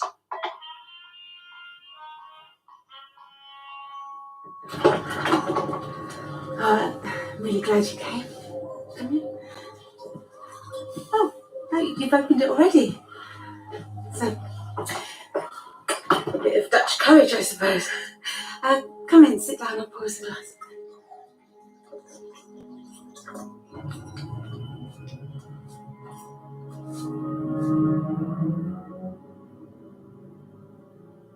Hello? Hello? Oh, hello. Who've we got here? Oh, hi. Oh, don't worry. It's been happening all night. I think they've put me on the wrong track because of my name, Leslie. It's one of those bipolar names, isn't it? Although it shouldn't be a problem in this day and age, what with all the mixing of the gender fluids. I suppose so, yeah. Anyway, I'm not a lesbian. I'm not even bi-curious. Can't imagine anything worse. What's your name, lovey? Vicky? Oh, Vicky. Is that with a C-K-I or a K-K-I? B-O-C-K-Y. C-K-Y. Lovely. And you go by Vicky or Victoria? Vicky, mainly. I think Victoria's a bit old-fashioned, yes, I agree. Although I do have a friend my age who's called Ivy, and she's got tattoos and a labia ring, so go figure.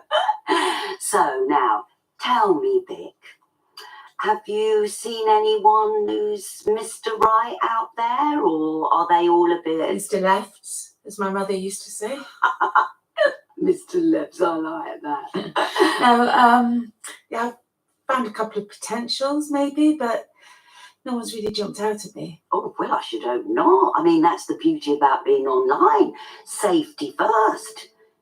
Did you hear? They found another body this morning. Ring finger chopped off. It's terrible. You could be talking to the Lonely Hearts Killer. Oh, don't say that. Oh, you can't trust anyone these days. I must tell you though, Vic, I've been laughing with some of my other ladies about the descriptions that the guys give themselves compared to what they really look like. Do you know what I mean? Yes, my last one described himself as Cary Grant. I thought more like Russell Grant. Priceless. Mind you, we're just as bad, aren't we? I mean, you know, we say bubbly when we mean fat, or homely when we mean a front. Lives life to the full, i.e. raging alcoholic. Or my favourite, footloose and fancy free, meaning a totally empty existence. Now, what's your status at the moment, Vic? Divorced, single, or are you married, looking for a bit of fun on the side? No, I've just never really found the time for a serious relationship. Ah, you're a career woman like me. No, not really. I just, I always worried that if I did find a man, he'd have to share me with my mum. Sounds kinky. No, not like that. It's just up until recently, I've had to put her needs first. My dad walked out when we were little, so it was down to me, and that was my life. Through my fingers before I knew it. Oh, so you found solace in food? No, not really.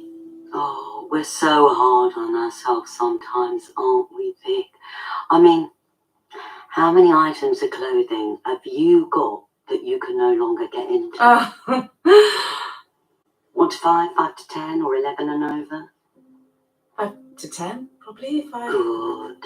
And sometimes, Pete, when I'm slipping into the bath of an evening, I glance in the mirror and I think to myself, what 3 words would I use to describe my body shape? Do you ever think that? And if so, what would they be?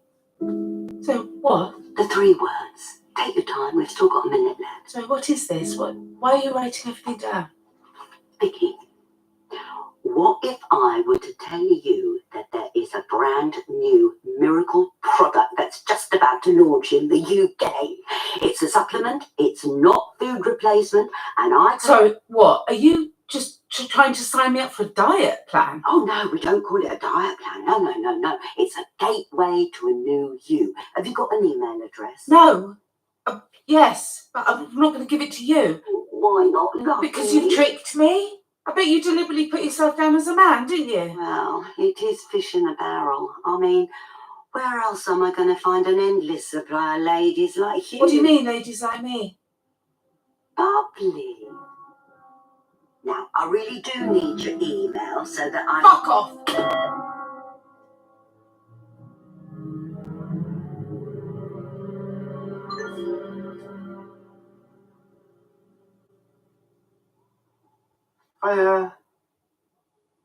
Is that supposed to be funny? No, I'm really sorry. I've been trying to fix this for the past half an hour. I let my kids use my phone to watch Lazy Town and CBeebies, and the next thing you know, or at least I'm not a turd. There's one that's a turd. Sorry.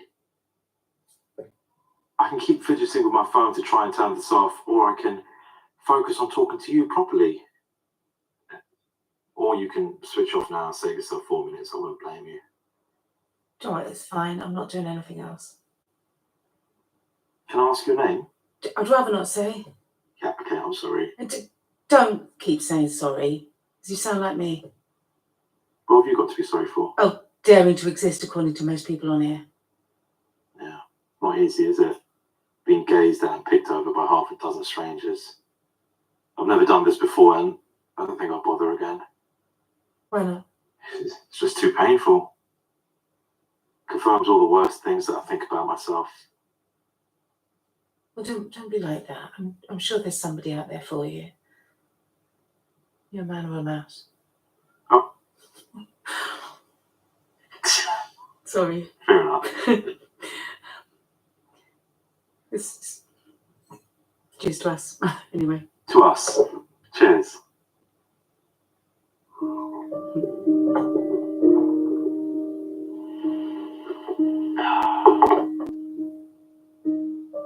My name's Vicky, by the way.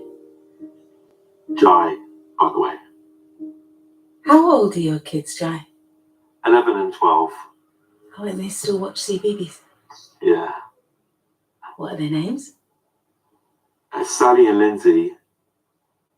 Like the actress. I suppose, yeah. I used to sit my mum in front of CBeebies. She liked the colours.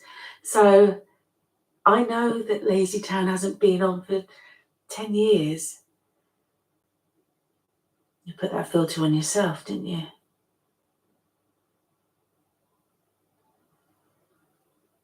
I don't have kids. The thing is, Vicky, I've got this. I know. When you took a drink, I saw. Why don't you just turn it off? Then we can talk properly. Yeah?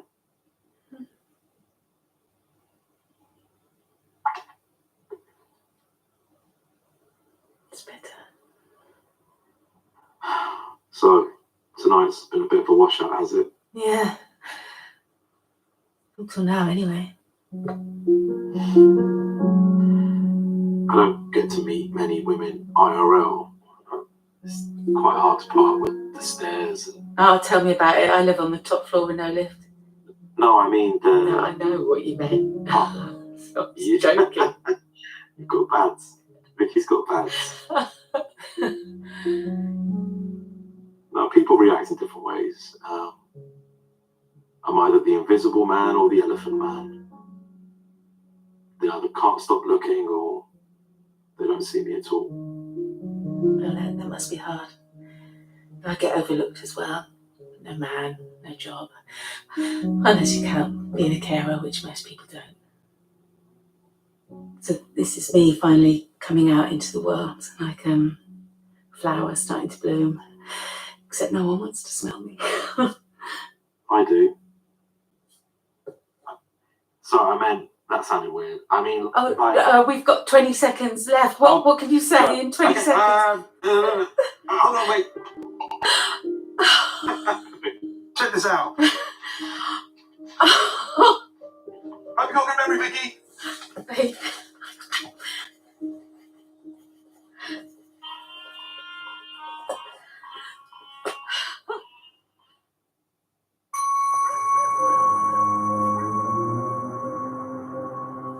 I made us a lasagna.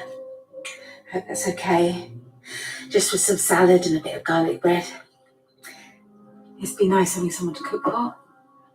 Mum always wanted tinned stuff and it became quite boring after a while. Cheers. It's nice to see you in the flesh. Needs to no more masks. No more masks. So, How's Sally and Lindsay? Oh, yeah, they're tucked up in bed watching Lazy Town. Glad to hear it. Do you want to sit down? Yes, please. Thank you. So, you've been working today? Because I never asked you what you did.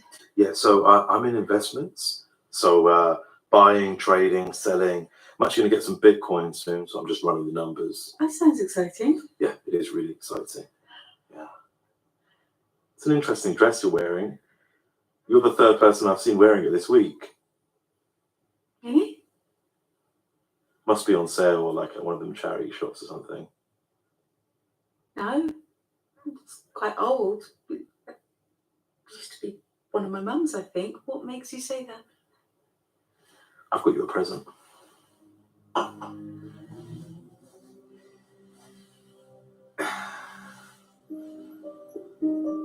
It's a mouse to remind you of when we first met. Oh, that's lovely. Can I put it on you?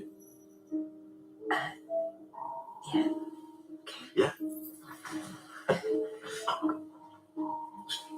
Turn around.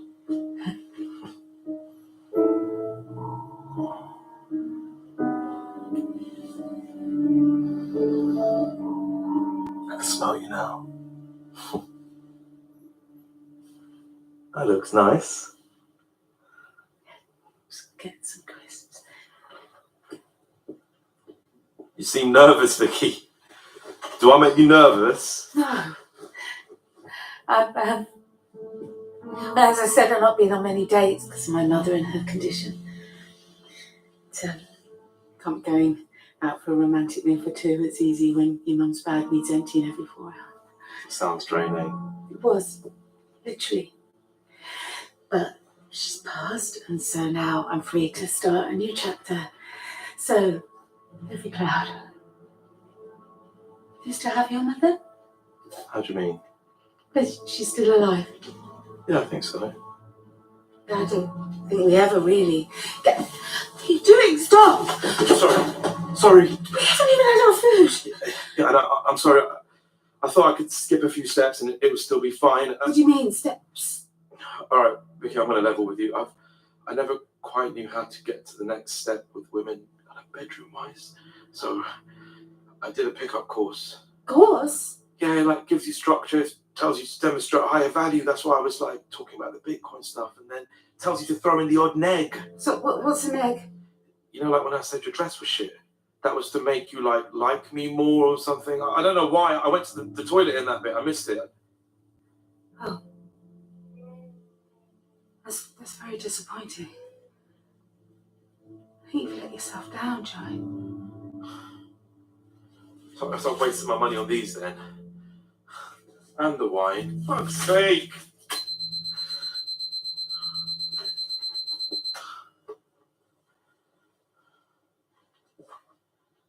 I'm just gonna set the table. I'm not being funny, Vicky, but I don't even want the lasagna. It's not what I came here for, you know what I mean? I'm surprised that people are even thinking of going on dates at the minute. Or with all this stuff in the news. They must be either very brave or very stupid. Are you nagging me now? No, it's just an observation.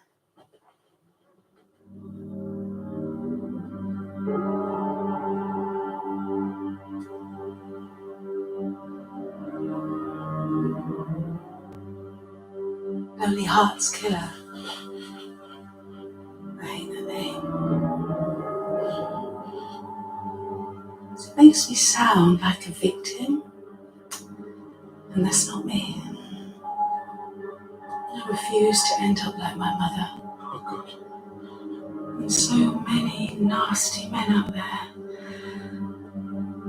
But there's one good thing I've found about dating sites like these. If a person's not good enough for you,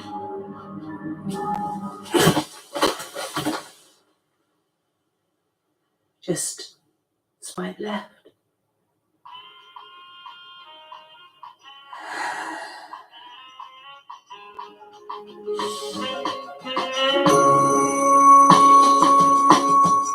True life story of an online love affair and a woman targeted by a dating app fraudster. Vicky Patterson presents Love Bombed. Who is Alex? Listen now on BBC Sounds.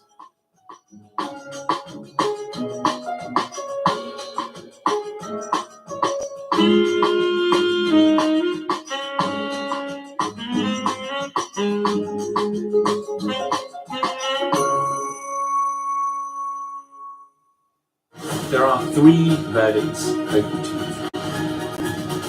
you. Did you kill her? No. Were you not obsessed with her work as an escort? There were other people who could have been responsible. Murder Trial. Press red for all episodes on BBC iPlayer. A lone witch in Manchester. You're doing something to humans.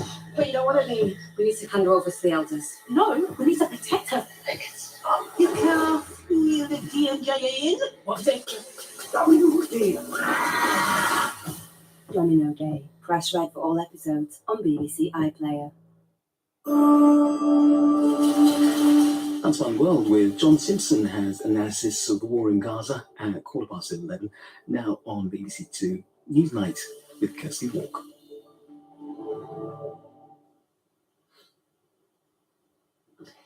Have both main parties now got a problem with anti-Jewish racism as we hear of the expulsion of a minor Conservative politician following Labour's row this week?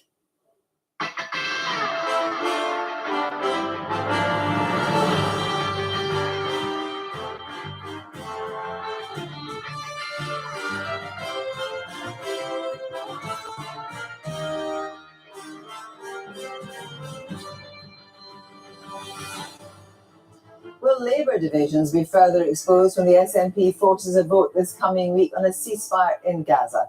We'll be speaking to the former Labour MP, Dame Louise Ellman, who quit the Labour Party over allegations of anti-Semitism. Also tonight, we return to our investigations into University Hospital's Sussex NHS Trust as the Care Quality Commission finds significant improvements are needed in its leadership.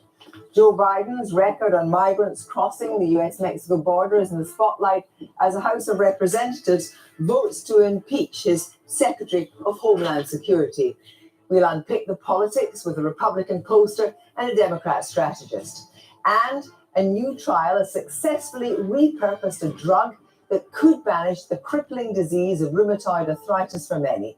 We'll be joined by the doctor who led that research and someone who took part in the study and is now pain-free. Good evening. Keir Starmer is facing 2 challenges: a continuing row over accusations of anti-Semitism in the party after his personal pledge to eradicate it, and dissent over his refusal to call for an immediate ceasefire in Gaza, something we now know will be tested in the House of Commons next week.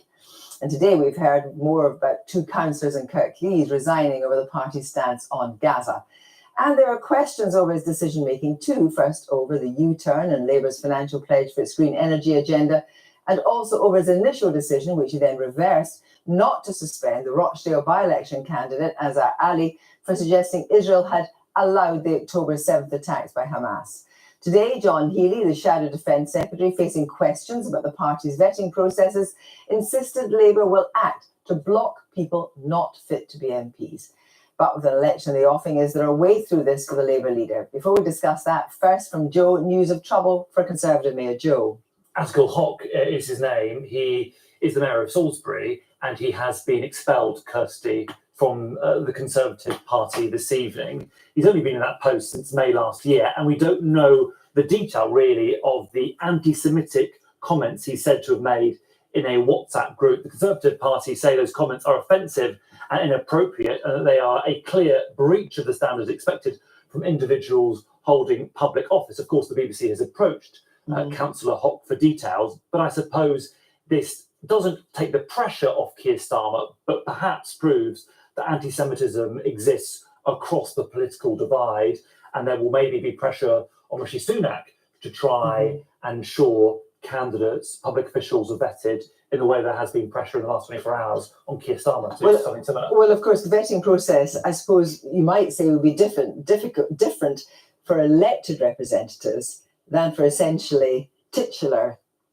the mayor, he wasn't an elected mayor, you said, Yeah, and he's a parish I'm not saying there should be any question of anti-Semitism, but I'm saying the vetting process was different. These are certainly, Kirsty, you're right, far less prominent politicians. Yeah. What are the Conservatives trying to do here? I suppose make it seem like they are acting very fast and decisively. Of course, we don't know when a complaint was first made by a colleague of Councillor Hock about these comments in a WhatsApp group that, as I say, were offensive and inappropriate. And the Conservative Party say they were anti-Semitic. It's also worth pointing out we don't have the text of what he said in this group. Joe, we'll be hearing more from you later. Thank you very much indeed. Well, now Ali Milani is the national chair for the Labour Muslim Network. You join me in the studio. We're also joined by Patrick English, the pollster for YouGov. And as we said earlier, we're joined too by Dame Louise Ellman. Patrick English, just looking at this in the round, we know there is a danger here for Keir Starmer, how critical the Rochdale row is likely to be. We also now hear tonight that there is an issue round a representative of the Conservative Party, the mayor of Salisbury, now tonight expelled, or at least we know now tonight that he has been expelled. What do voters make of this sort of thing? Yes, I think it's important not to overstate the extent to which individual stories or incidents really drive voter behaviour or perceptions. But what I think is important is how those stories connect together and push what voters tell us about a wider sense of what's going on with political parties and what's going on with British politics. The average voter doesn't pay anywhere near as much attention to the ins and outs as you're right, perhaps might do, but they tend to notice themes and they tend to notice when things stack up and start repeating. So I think what we're going to be looking for as pollsters is a sense perhaps maybe that the public are having shifting opinions on things like competence, on leadership, on evaluating the parties in terms of their trustworthiness to lead the country, and that's particularly important for Labour and the Conservatives. So we'll be looking out for any changes, any perceptions that perhaps they aren't quite in control of things, perhaps repeated stories of candidates being deselected or people the whip being pulled out from underneath them might play into a sense that the leaders aren't in control of their party. So these are the key metrics we'll be looking for to see if these stories are really impacting what voters think about British politics and how they might behave on election day. Because that's interesting, because of course, the judgment of the electorate is often around issues such as the economy, or perhaps how it hits their pockets, foreign policy and so forth. But if this is a persistent theme in politics, then voters note that. Absolutely, that's right. It's all about persistent themes with those persistent tales. If we think back to the fall of the Boris Johnson government, it took quite a long time for British public opinion to really turn on him and on the Conservative government at that time. We had the wallpaper gates, we had Partygate, and then eventually the Chris Pincher scandal and all the fallouts around that. Really, that was what hammered home the last nails of the Johnson administration. And what they all did is they fed into what was developing in public opinion, that the Conservatives and Johnson could not be trusted. They couldn't be trusted to run the country. They couldn't be tested to tell the truth. And that's ultimately what really cost them in the court of public opinion, rather than the individual tales which were coming out one by one. Well, it's interesting now because we've got these by-elections coming up, and we've got Kingswood and Wellingborough tomorrow. If there's a decisive win for Keir Starmer on this, I mean, does some of this go away or not? Again, I think it's how much it feeds into the wider narrative. It would be really good, of course, for Labour to be able to talk about something other than their own internal issues and the candidate problems in Rochdale. So some big wins would certainly help them try to shift the conversation. But again, if we move forward 2 weeks and another candidate is deselected, or there's more rows about councillors leaving the party, then again, it could feed back into that wider developing narrative. Again, public don't pay all that much attention to by-elections, but they will pay attention to repeated developing stories that might feed into things like competence, trust, evaluations of leadership, and the strength of the control that the various leaders have over their own parties. Patrick, thank you very much. Ali Milani, the National Chair for Labour Muslim Network, joins me in the studio now. Ali Milani, first, your response to the breaking news tonight. Well, look, I think it's really important that we take issues of anti-Semitism seriously. I don't know, like you said, how long they've had this complaint and how quickly they have acted, but I think it's a reminder for all politicians of all parties that the issues of racism are ones that we have to be continuously kept abreast of and acted on. I know myself, we know that anti-Semitism has been on the rise over the last 3 to 4 years, and that's horrendous. Islamophobia has been on the rise over the last 3 to 4 years also. I myself have experienced it. So it's critical that our parties move quickly and act with real decisiveness when it comes to issues of racism. And let's move on now and talk about the SNP announced that they are going for a motion next week on an immediate ceasefire. Now, we know that Keir Starmer's line is, we want to have a pause leading to a sustainable ceasefire. We also know that last time round, when the ceasefire vote came up, 54 Labour MPs, or 56 actually, I think, Labour MPs voted against.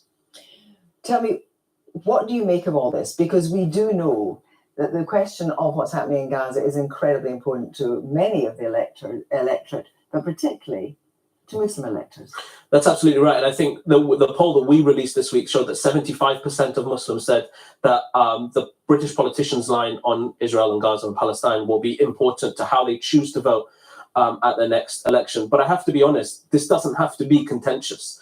I don't know at this point in this conflict, in this catastrophe, how our party cannot call for an immediate ceasefire. We have over 1 million people in Rafah. Every humanitarian agency is now saying this is going to be an utter catastrophe. I mean, we've got pictures. It's been reported by BBC. A young girl, Hind, 6 years old, who was killed, and the EMTs who were going after her were killed on her own, begging for help on the phone. I mean, often we look back at history and go, what would we have done if we'd been living through the Cold War or other things? If this is not the moment to call for a ceasefire, when is? So how critical an issue is this, do you think, for Labour's Muslim support? This is it. This is it. I think we have shown the significant decline in Labour's support from a community that historically has been amongst the most loyal supporters of Labour. If they see the Labour Party not supporting the ceasefire now, I think what they will see is their own children's lives not being supported, our humanity not being looked at, and they'll think, why should we support Labour? But, we know that an immediate ceasefire leaves Hamas to attack Israel again, and they have stated that they will attack Israel again. So what's the answer from Muslim voters to that? Look, the answer is, first of all, the hostages, which we haven't spoken about, have to absolutely be released. And we have said that continuously. Nobody wants to see the atrocities that we saw on October 7th happen ever again, of course.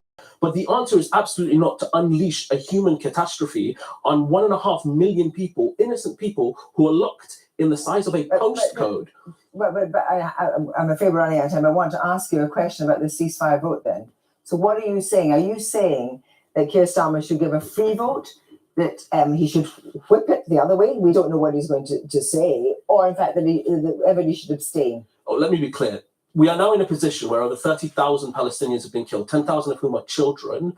What the Labour Party should be doing, what Keir Starmer should be doing, what any politician with a moral compass should be doing is calling for an immediate ceasefire and supporting any motion of the kind coming to Parliament. Ali Malani, thank you very much indeed. And we can be joined now by the former Labour MP, Dame Louise Ellman. Dame Louise, thank you very much for joining us tonight.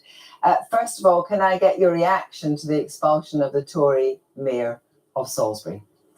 Well, I'm pleased that that action has been taken. I don't have any information on the background to this, but I'm pleased that it's happening. Of course, anti-Semitism, anti-Jewish racism is found throughout society. At one time, it was only be on the right-wing part of society, and then we found, as shown very clearly in Labour under Jeremy Corbyn, it was on the left of society as well.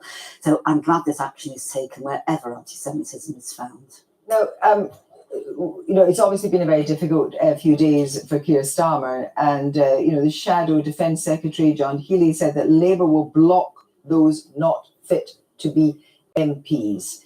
What do you make of Labour's vetting process? Well, Labour's vetting process does need to be improved.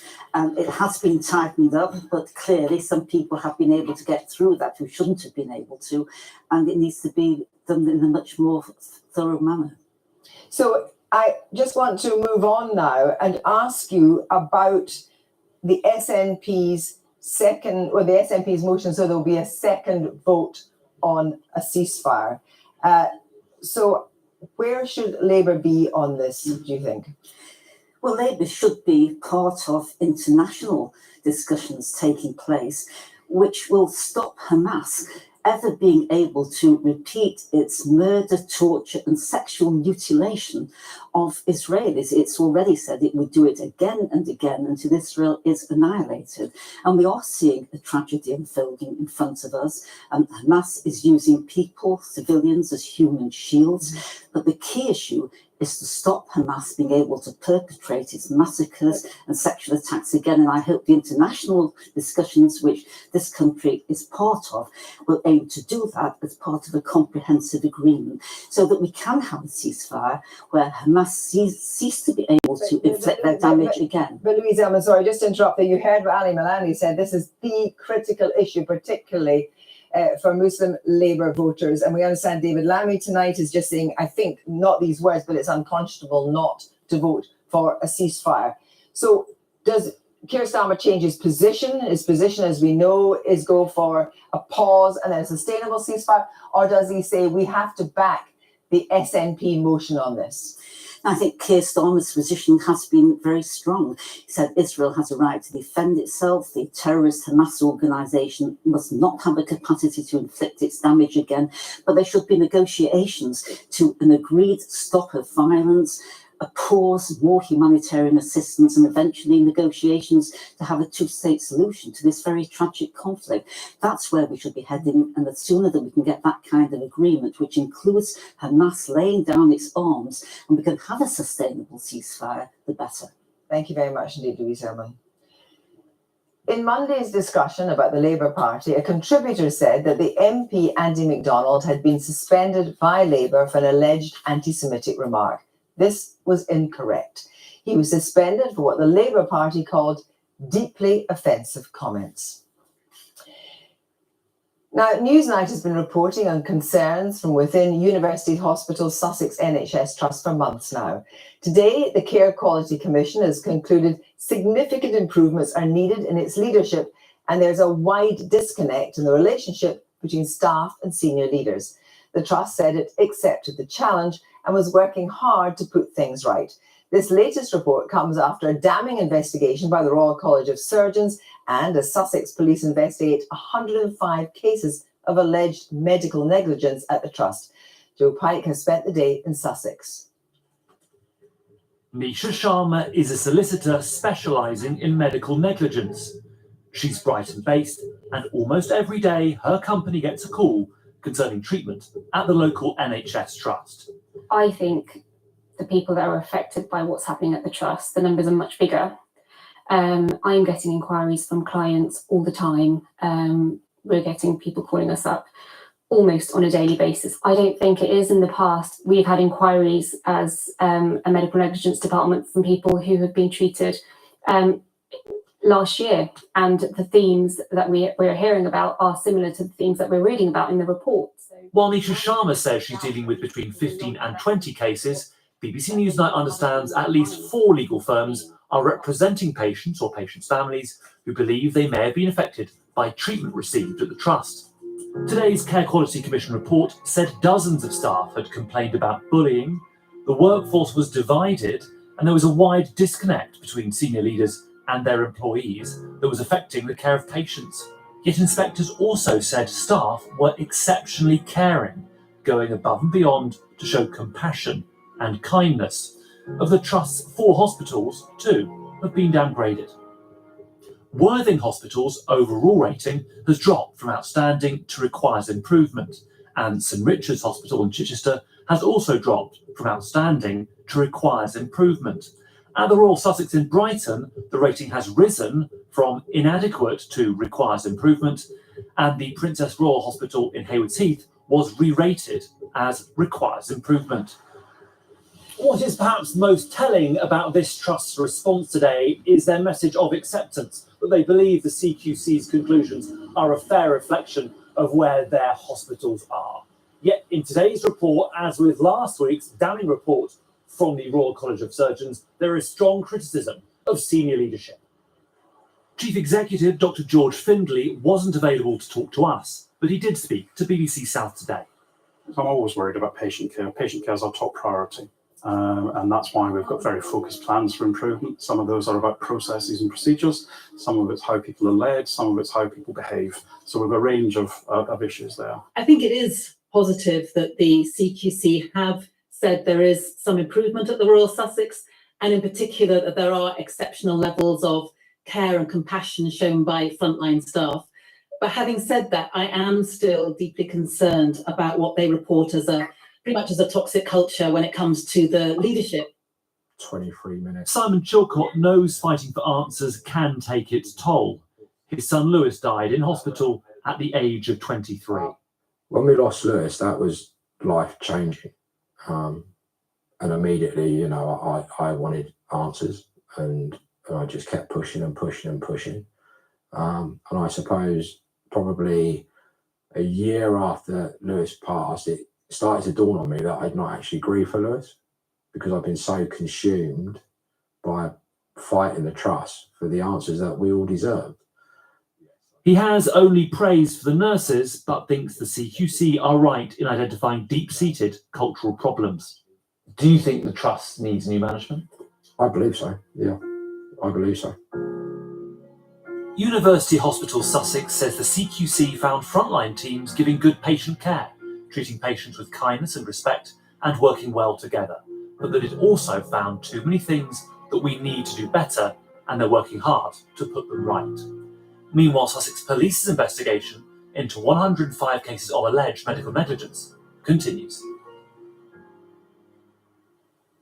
Joe Pike there. The man responsible for US Homeland Security has been impeached by the House of Representatives, the first time a Secretary of State has faced such a sanction in nearly a century and a half. Alejandro Mayorkas was accused by Republicans of failing to enforce immigration policies and lying about the border security. President Biden called the vote a blatant act of unconstitutional partisanship and a political stunt. But few deny there is a crisis on America's southern border. So what exactly is going on? Here's our international correspondent, Joe Inwood. On the US southern border, there is a sense of crisis. Now to a key campaign issue, the border crisis. Situation at the US-Mexico border is nearing a breaking point. This morning, new concerns on the southern border as more migrants risk their lives to enter the U.S. The situation leading to the highest number of migrants apprehended at the border in decades. Look at the total number of people being apprehended by border guards. It's gone up massively under President Biden. But maybe those headline figures don't tell the whole story.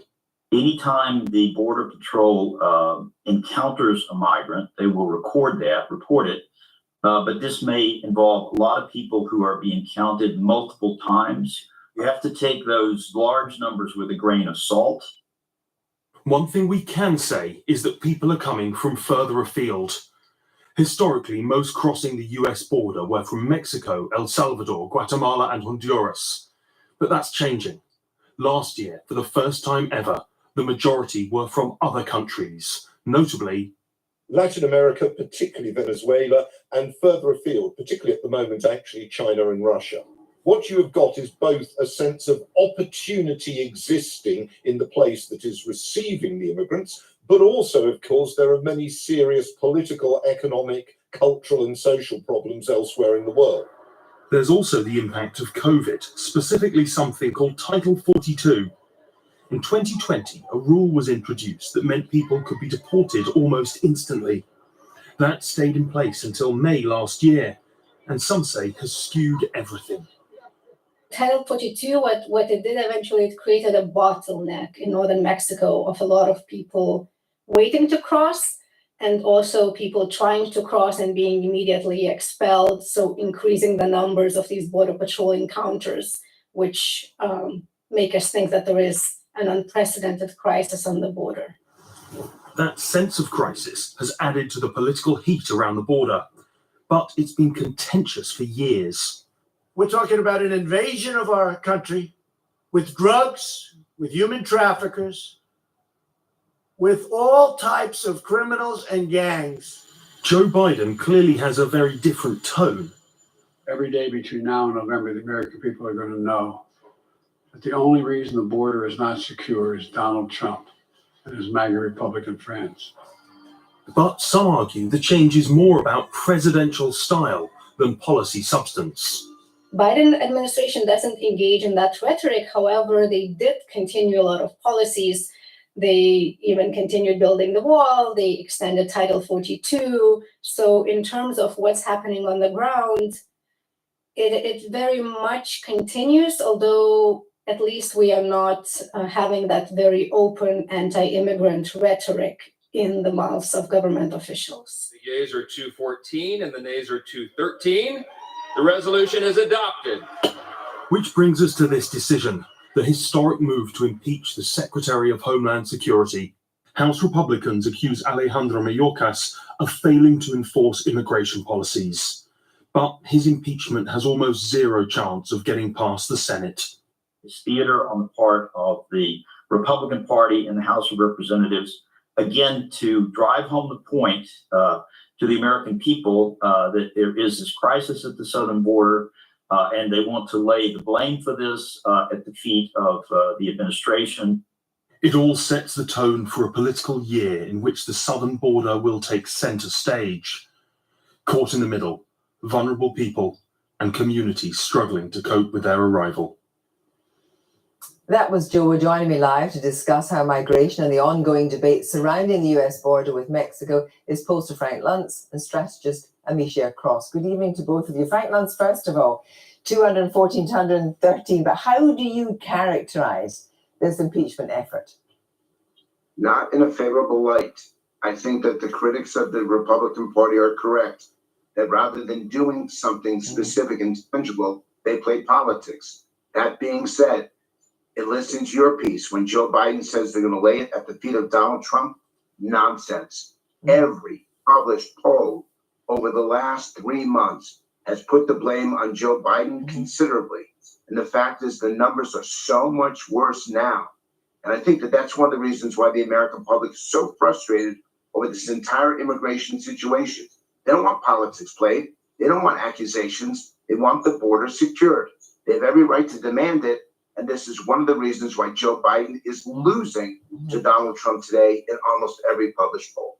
Well, Amicia Cross, was it a strategic error to try and suggest it was going to be a cross-party and independent bill? Because surely the Republicans were never going to go for that in an election year. That would be completely not in Trump's playbook. First off, it's Amisha. Thanks for having me. I will say this. What we saw is probably one of the most conservative immigration bills that this nation has seen in a very long time. The last one being presented to Republicans by former President George W. Bush. This was an immigration package that came forth with authorship by leading Republicans, and that Republicans were absolutely on board with until Donald Trump gave a call to the Speaker of the House and said, no, pull it back. So there was some disingenuousness at play here, specifically because Donald Trump knows he's got case after case after case and 90 plus felony charges that he's fighting against and needs something to run on. It can't be the economy because the economy has shown signs of significant improvement and only will increase in its improvement come summer. So the immigration crisis, the migrant crisis at the southern border is one that Republicans want to hang their hats on. It's one that Donald Trump wants to see get worse because he wants to continue to push a narrative that Republicans can solve it, even though once given the baton, Republicans kind of threw it back. So right now we're seeing politics played out on a major stage. It's really disappointing because the migrant crisis does deserve our attention and does deserve to be fixed, but Republicans just simply do not want to do it. But in the last 4 years, haven't we got an issue that border control, isn't it a fiasco? I mean, as it were, the queue has grown by 1 million.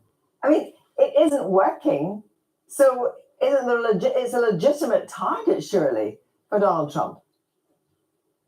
It absolutely is, but we also have not had a comprehensive immigration reform package that has been presented or across multiple presidencies, regardless of whether the president was Democrat or Republican. What Donald Trump is doing is trying to make this an election standpoint that he can run on and him solely. He wants to lay this immigration fight, this migrant crisis fight at the feet of President Joe Biden, who has worked with Democrats and Republicans to ensure that we had a package that made sense, that allowed for some of the reforms that are necessary to reduce the entrance at our southern border. And Republicans at the whim of former President Donald Trump, said no. They turned their backs on this because they Frank Luntz, you're nodding. You're shaking your head, not nodding it, shaking your head.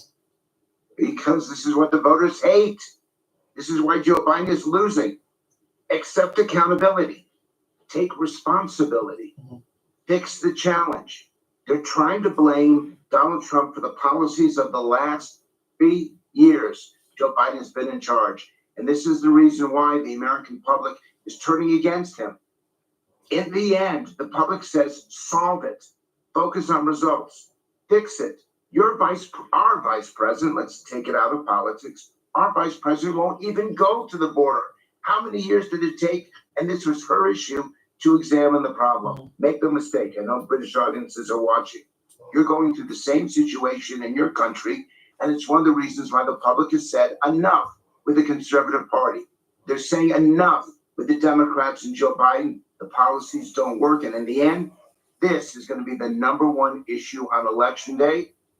And it's one of the reasons why Donald Trump is leading Joe Biden at this point in the polls. But after all, Misha, I mean, Joe Biden continued the policy that was brought in by Donald Trump of building the wall. He just didn't go fast enough. That's absolutely correct, and it's something that a lot of more liberal-leaning Congress people, as well as organizations representing various Latinos across the country, have had a major problem with.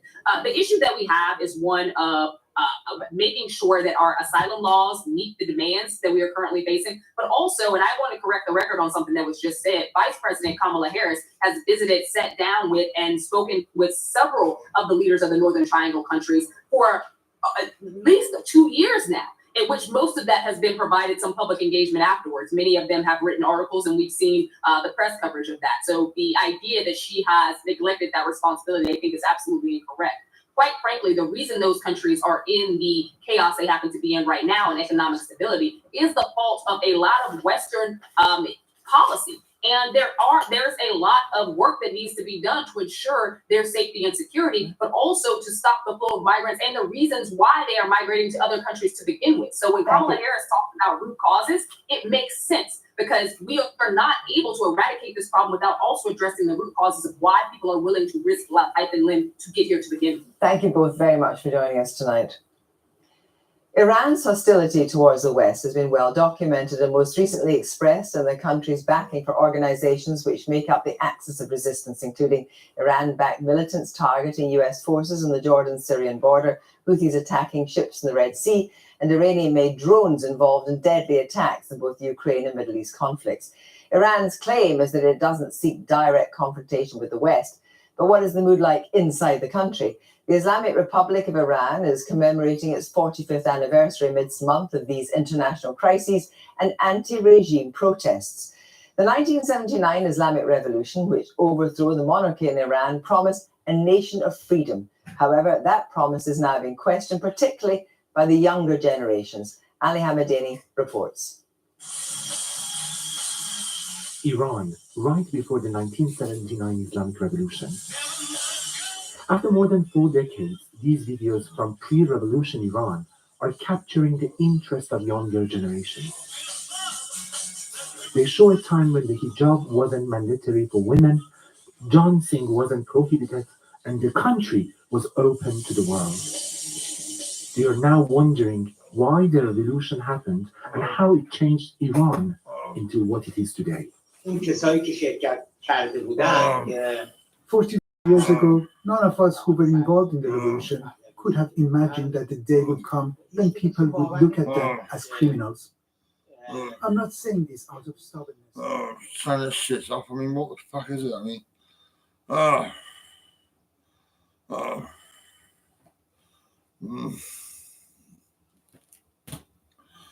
sandwiches, fuck's sake, look at this.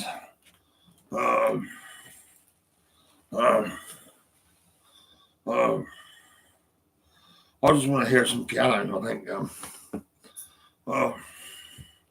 I just put cold water on my head. It's fucking, because I'm fucking knackered. I'm fucked. I'm really, really fucked. I can't believe it. Turn that shit up.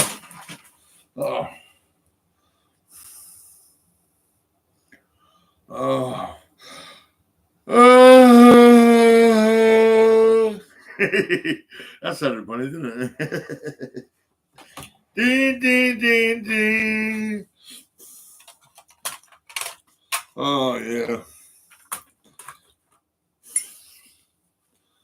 That's like a cartoon, that is. Yeah. Oh, fuck it. Right. Music. Mixed cloud. Piano. Give me a piano. Oh, I don't want drum and bass. I want piano. Fucking right. Oh, what the fuck? Oh, give me fucking piano, for fuck's sake. I want piano. I fucking do want piano this time. Last time we asked for piano and got fucking club music. It was crazy. Oh, healing piano. Oh, oh, oh.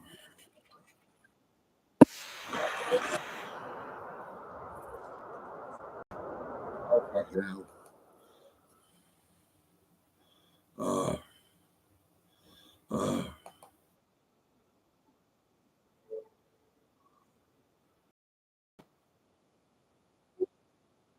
I do.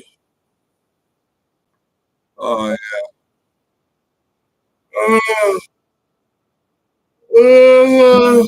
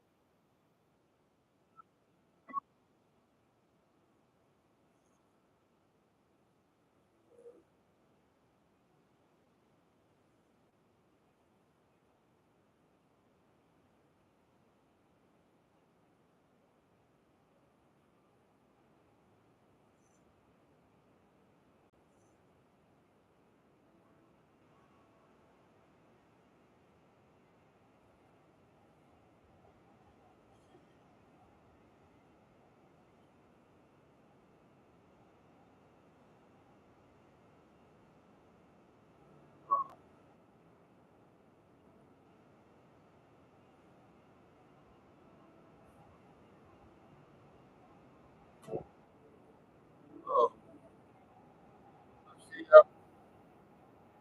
I'm on my way YouTube page. I can see it from the channel. Yeah. I'll just try to.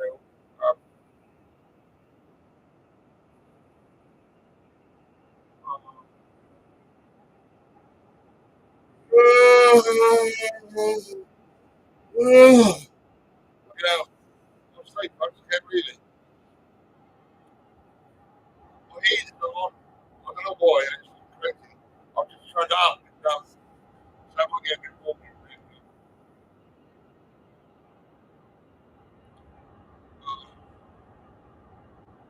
Mumbling. Am I mumbling? Really?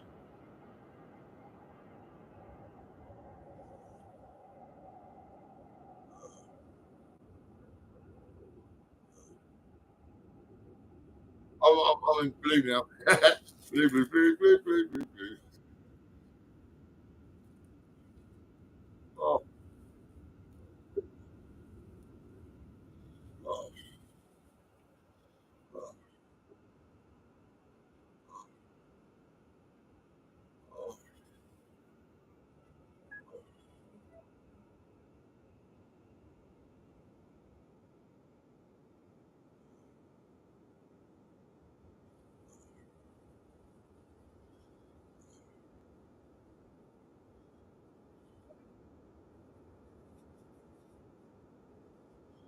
I'm such a fat bastard.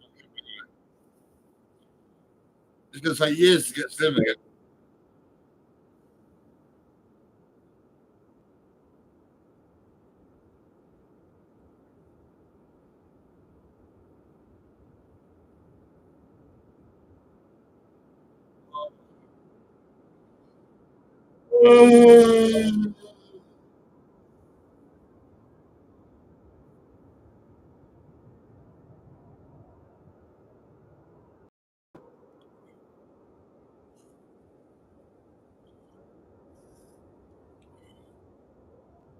Ah,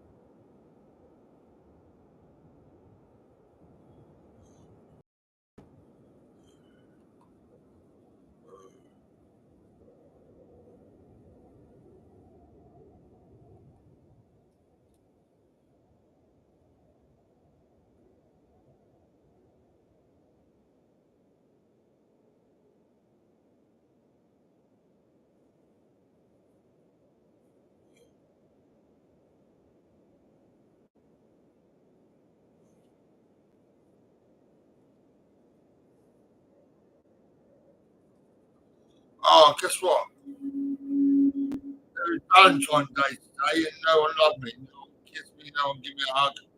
No one cared. I went out today, and nobody gave a shit about me.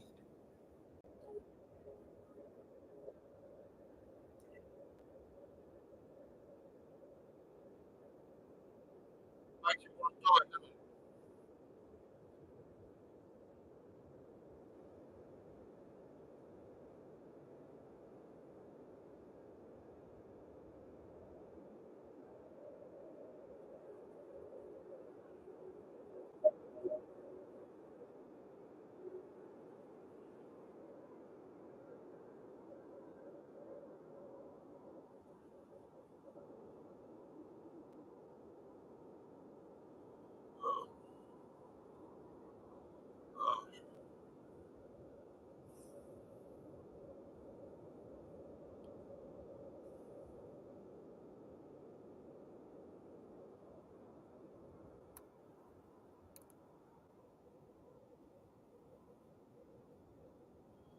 You know what? I can't wait until the day I die.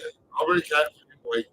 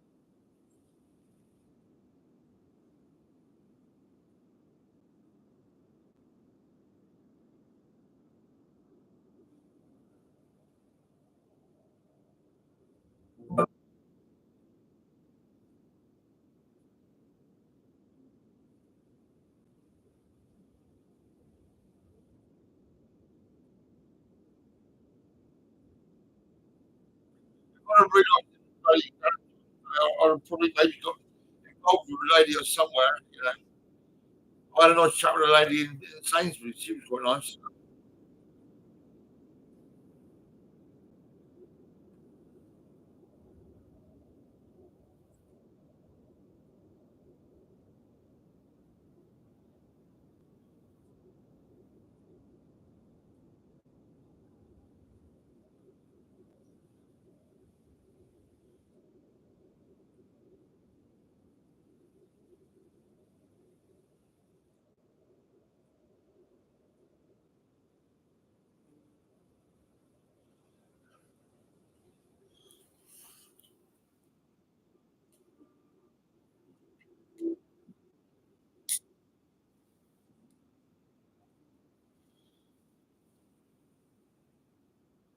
I got these today.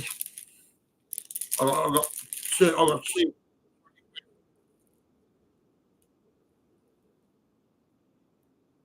I did meet an old man called Chris. £5.50 a packet. I've got these like £10 each. You know, I thought, yeah, I mean, I've £15 each. Right? And I said, look, I'll give you 20 quid for two. And I'll give him 20 quid now.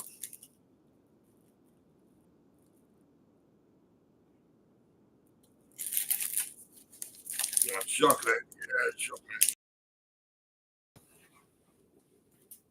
Oh, oh, oh, oh.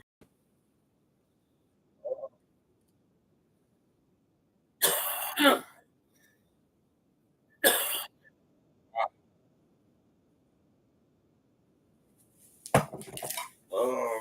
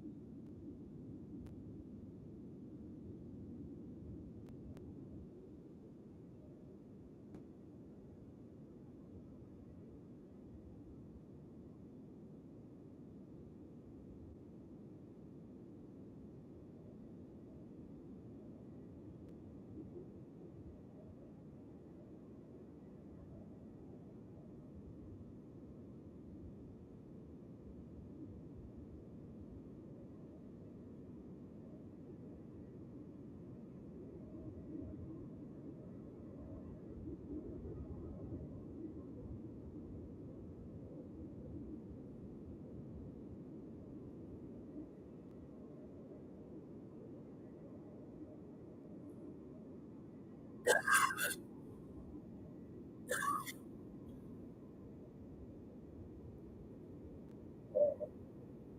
look on the homepage of eBay. There's every I'm like, what the fuck? And it's all medium. I'm like, medium, I'm fucking 5 X out. And they want like 2, 3, 4, 500 pounds. I'm like, what the fuck?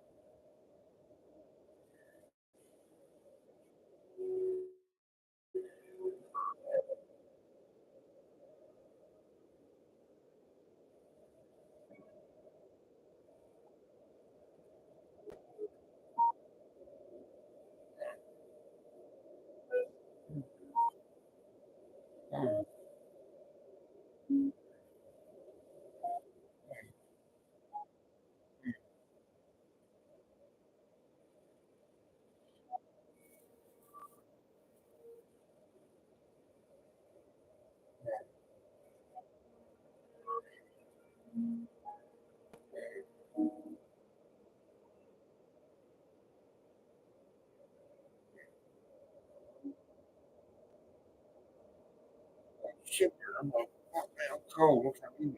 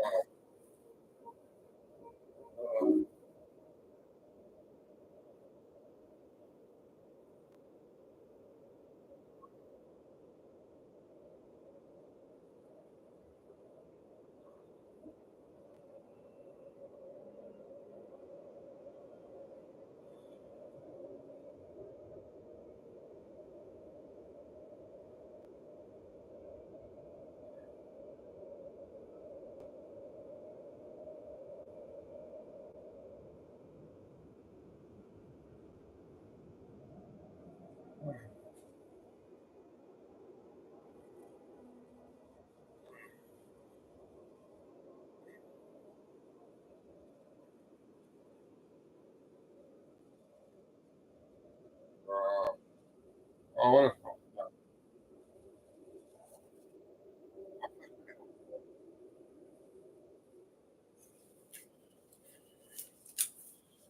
Oh, sure. Oh, there it is. It's fucking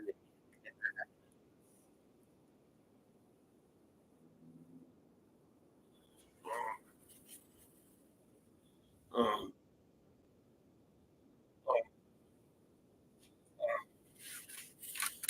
oh, oh. I don't know what um, oh, oh.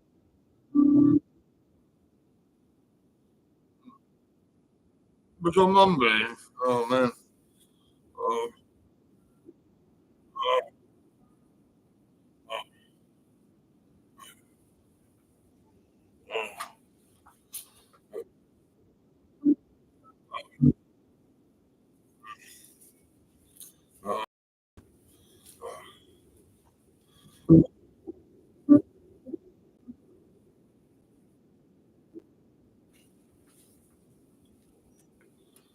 oh, oh, oh,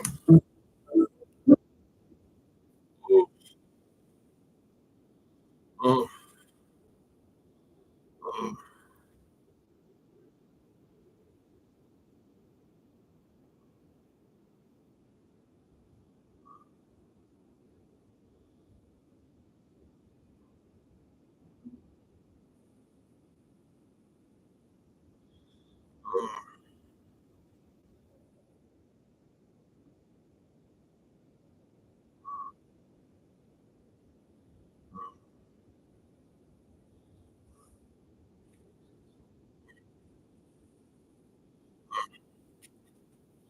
oh.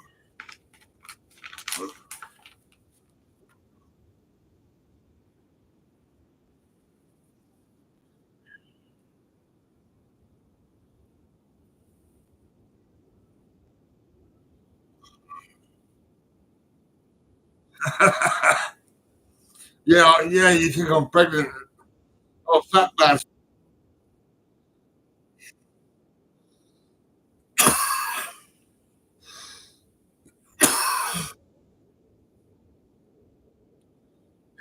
National Health Service and Matt's Bakers across the road that made me fat.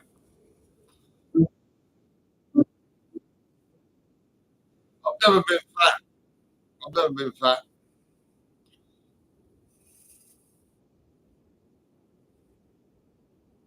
National Health Service kept dragging me out of my house, put me in cages and locking me up and fucking. Oh man, I'm sad. I was over at Matt Bakers, right, with me, the Saints football player. We're mates and all that, and I was probably buying, I don't know how much I spent, but I was actually getting food every day from the bakers and comfort and,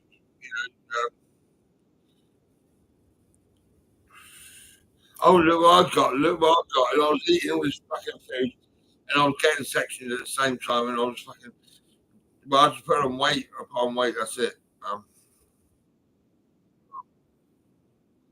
National Health Service, they've been investigated because it's on the telly about ladies and their children suffering because of sodium valproate. Now they forced that on me 3 times a day in section units. Sodium valproate. Yeah, they just forced it on me. Fucking loads. And they pin me down, 4 or 5 people pinning me down and sticking a needle in my ass, you know, the bastards.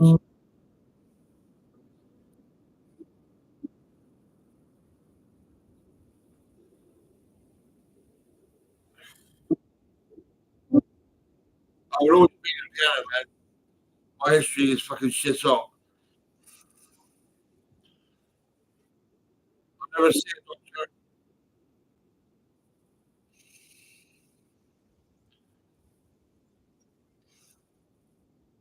My mum went to Desborough House.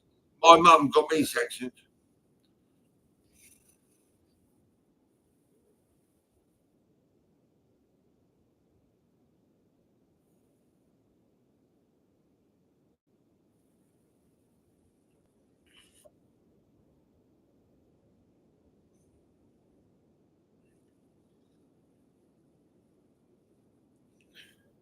I bet if she said to the lady that I was the piano man for RHP Pianos, that lady would never fucking ask me to get into an ambulance. I don't know what she said. Oh, she's fucking. Well, my brother's a drug dealer. Fucking. My other brothers were all smoking drugs in my mum's house and all that. There was always drugs in my mum's house. And I was selling pianos. And I'll go to my mum's to see how she is. So.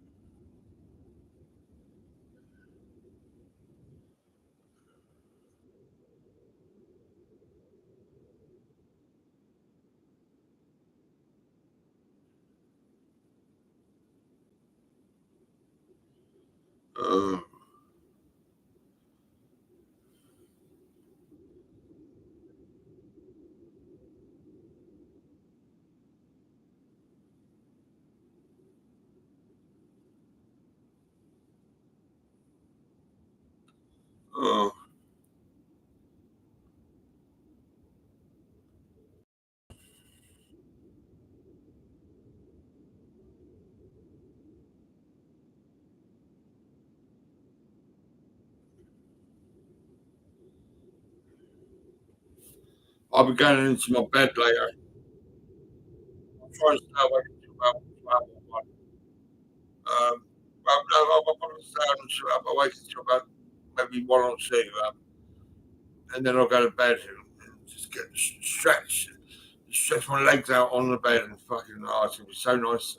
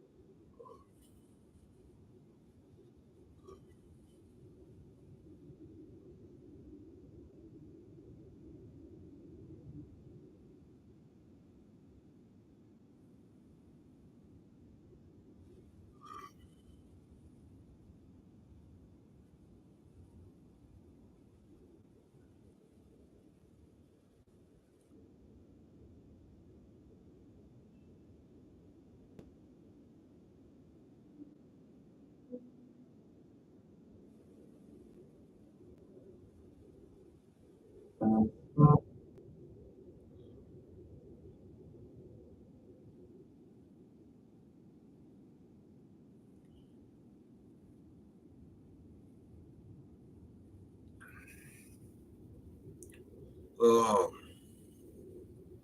Oh.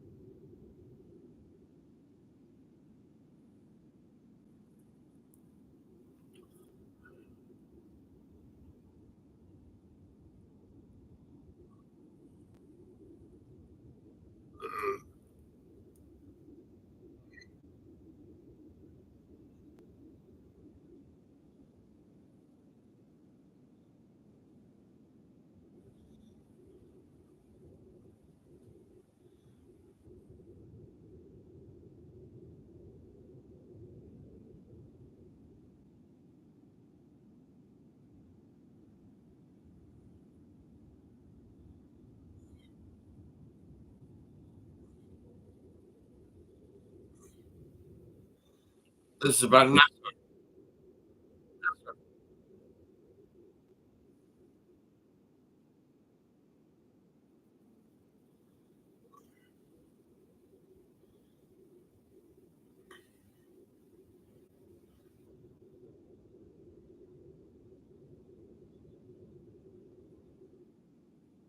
Okay. I'm interested. Yeah.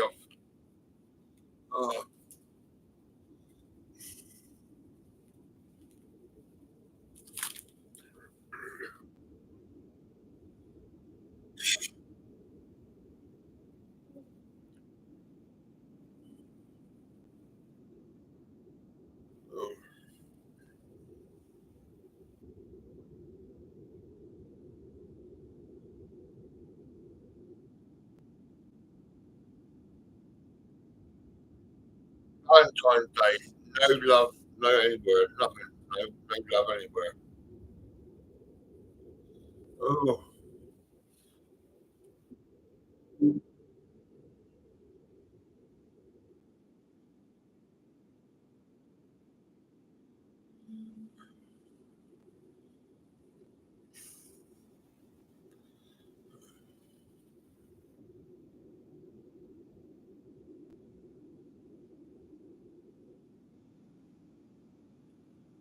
the TV is off.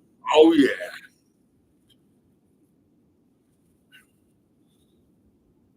I'm a bit fucking cold. I can't believe it. I'm not cold as fuck. I don't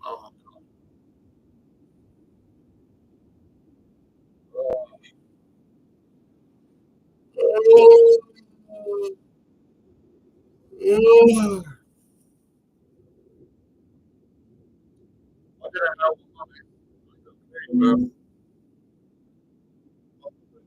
When did you fucking FaceTime or anything? He's a little wanker. He's just fucking a black eye.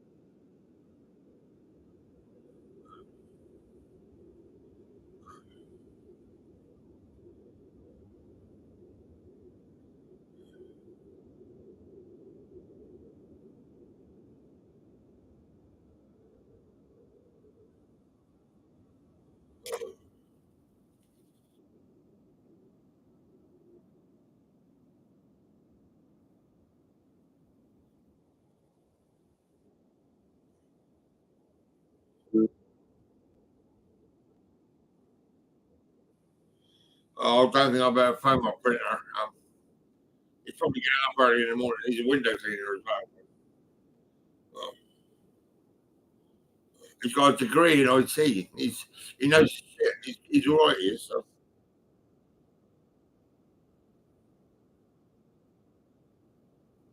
Oh,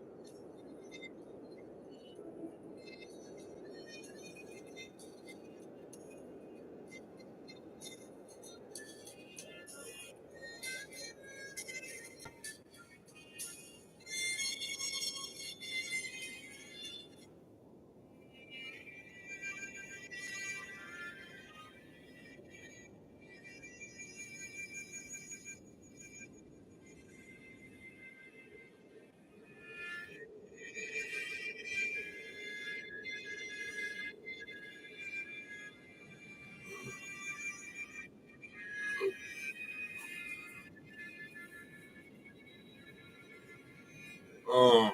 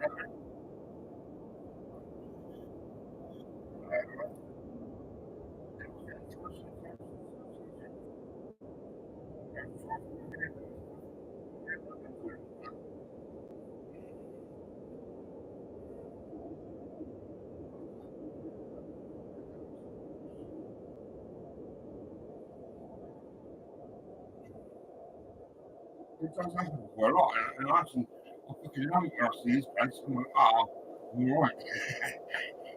Fuck yeah.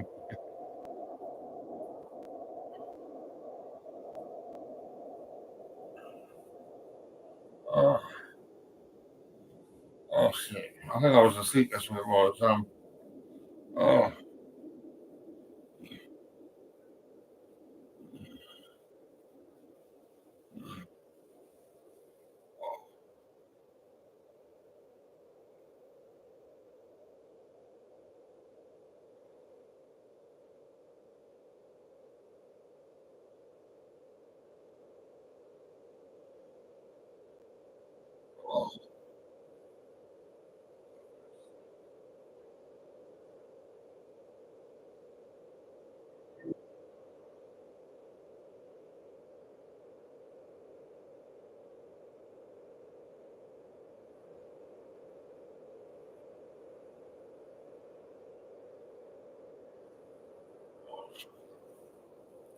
shit. What?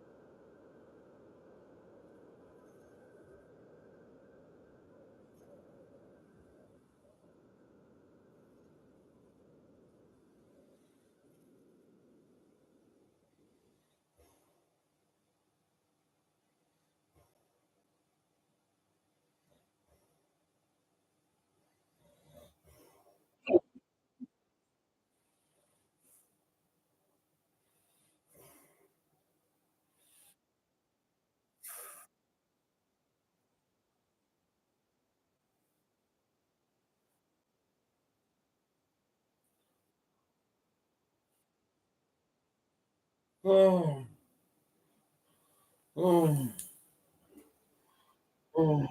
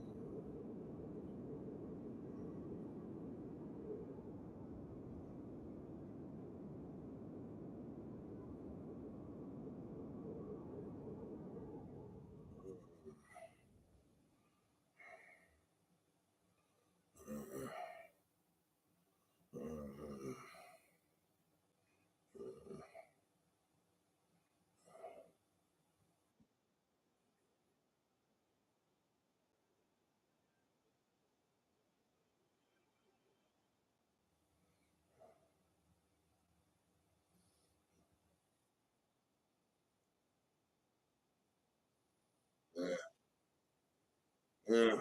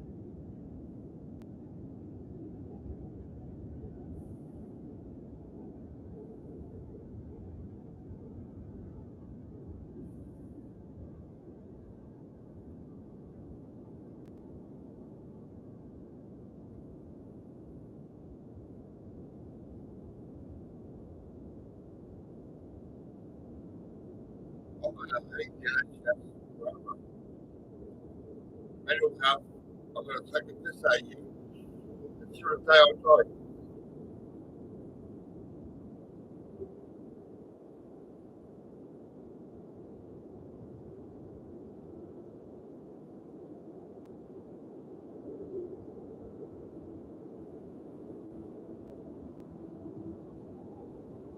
If someone blows up Tesla House, I'll be smiling. I'll be happy. I'll be like, yes, finally.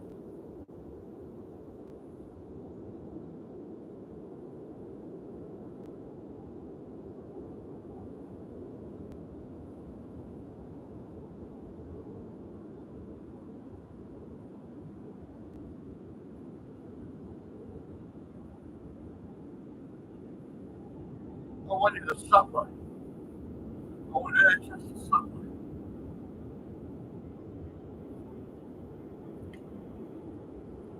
I want them to feel the pain, the anxiety, the need.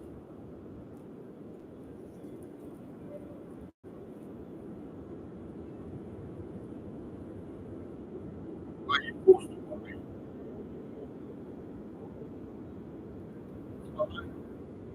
Please stand here, NHS. Fucking bastards. Why don't you fucking die?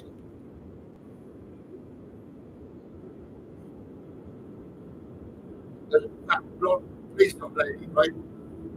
She said she could arrest me if I could call her a cunt again. But she must know she is a cunt.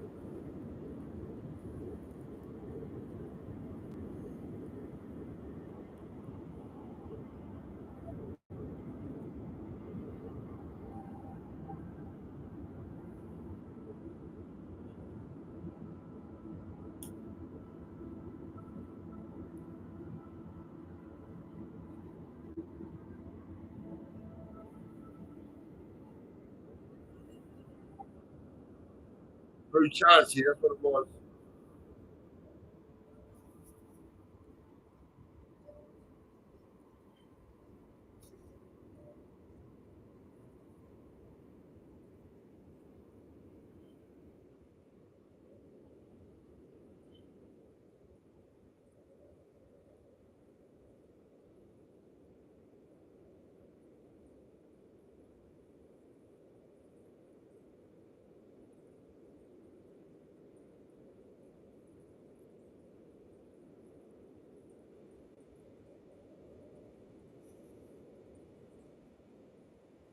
My mum thought it was a good idea to actually go to Desborough House, you know.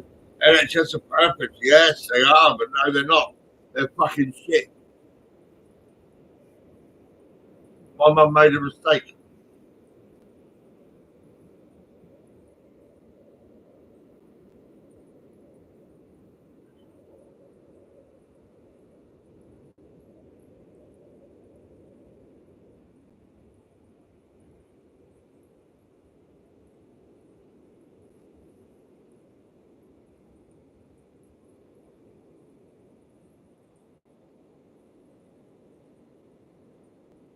No, I hate everyone. I'm going to fucking hate you. I hate you.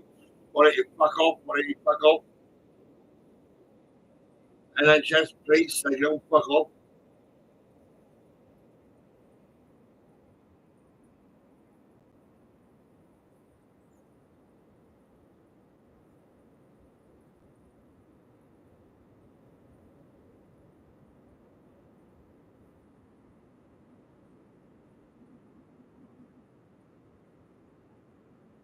Being a piano man helped me. All my memories, all the happy families, Somerset to London, happiness everywhere until I got sectioned. Thanks to my mother.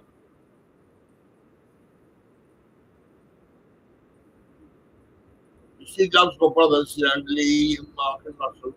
Mark was selling loads of drugs, never told the police at all, you know. No, he was always perfect. And so was fucking Lee and Russell. Lee and Russell, they went to Red Lodge special school because they're backward. They're fucking insane. Lee's a spastic. And he will attack you and punch you and knock you out. Oh, he probably don't knock people out because he ain't got enough muscle in him to fucking punch someone that hard.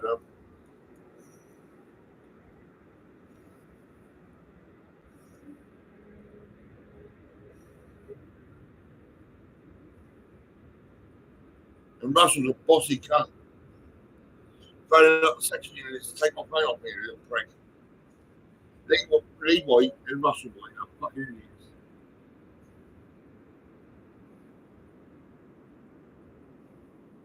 Lisa Terry, she goes out with Mark White, right? I told her, I said I was in a section unit in Western Superman. A man grabbed her and took me that way, right? And she stopped talking to me. But she knows she was with a drug dealer for many years. And there was lots of drugs in her house when they had children. And them children should have been taken away and put somewhere else away from all the drugs.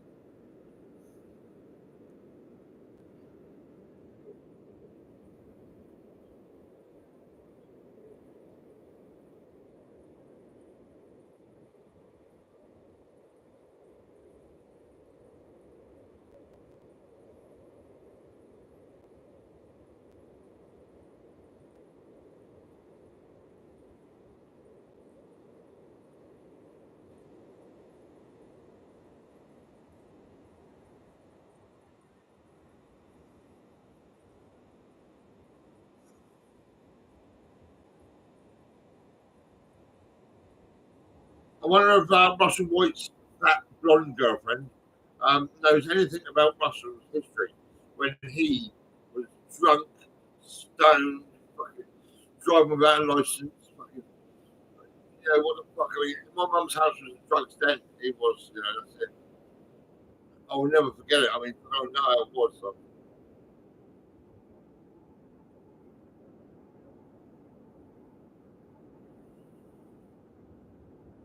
No, fat bastard. I can't believe it. I was never fat, never at all.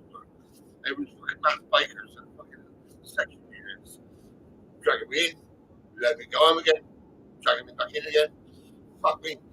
William Beanie, the section, right? I would sit with him and you know, I said he just a shoulder to the fire. I said, oh, I'm fucking stressed out to fucking pieces, mate. You know, fucking in and out of section units all the fucking time, eating fucking shit food from fucking Matt Bakers that made me fucking fat as fuck. But it was comfort. It was comfort food. That's what it was. You know, that's it. All my years of selling pianos, I was never fat. Never. No way. Not a chance. No.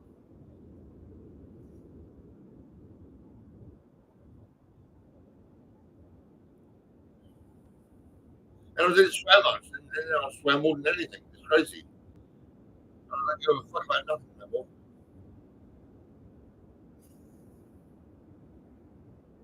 I was in the section unit. I said, why are you going to put me in prison?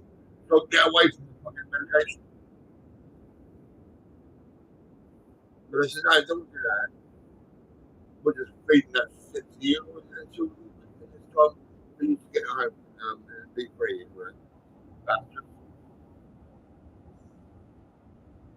Control freaks. This country's fucking shit. I want everyone to fucking suffer.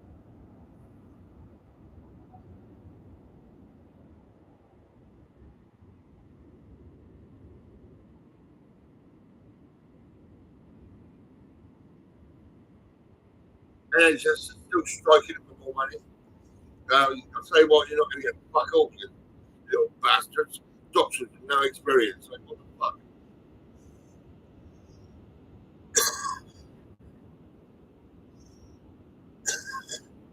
When I went to Western Superman, my brother Russell, he comes to see me with his two friends and staff in that hospital with us, worried and concerned because we were like normal people having chats and all that.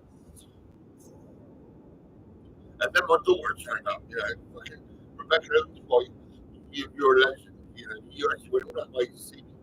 But we had a last night with a black bloke, fucking me, you, and a black, and you know, fuck's sake.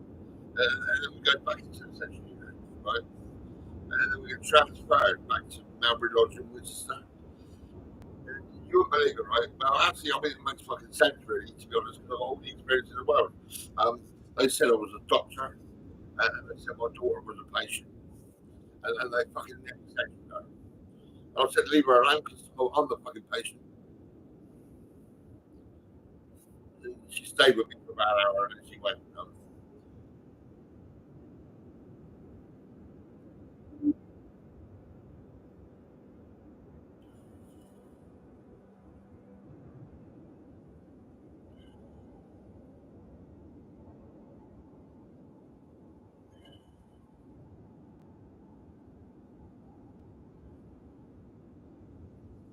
I was so down for fucking years, right? And I'll tell you what, I was a busy man all the way, 100%.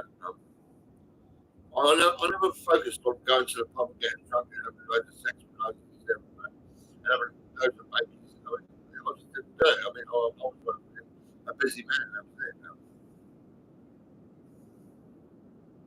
I'm shy as well, I'm quite shy. I don't really go out and chat with ladies all the time.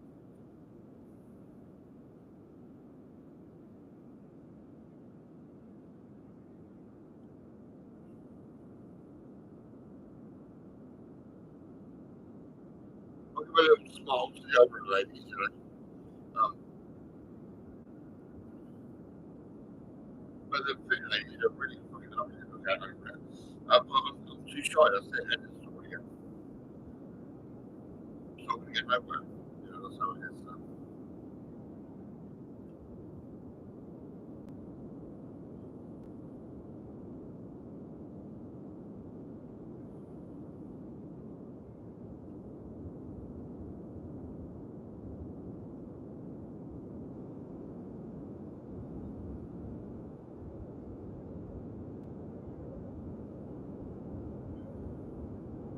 I needed that fight, oh my god.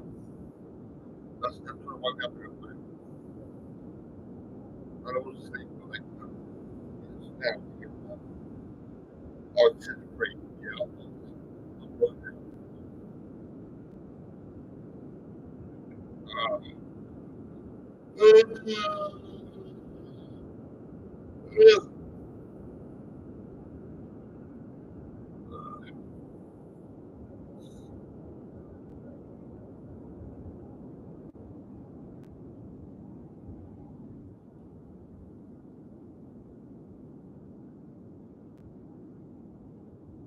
Do you know what? I went over to Sainsbury's. I was in Poppins for some time. I went to Sainsbury's. I had 3 bags with me. I sat on the floor, right, on the curb, right? And I couldn't get off the fucking floor. It's crazy. You know, the taxi driver went, fucking have to get up, move, you know, get off the floor. I was like, fucking hell, man.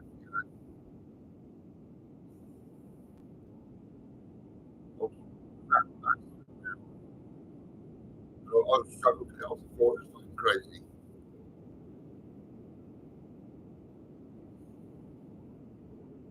He was kind of like oldish bloke, black bloke. He was alright. He had some bananas in the boot, and store bananas. That's what I got bananas. They're oranges. But I don't buy apples much because I've got no front teeth.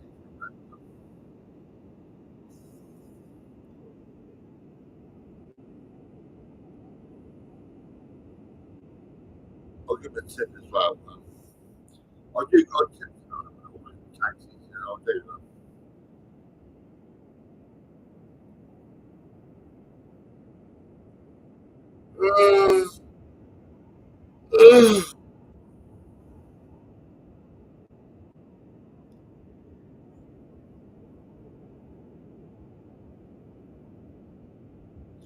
Yeah, I went to Pound there, right? First time in a long time. I've been there once, business, sports business. I bought some sandwiches. I have 125 a sandwich. I want 150, I think it was 125. And these, I think they're 125, I think.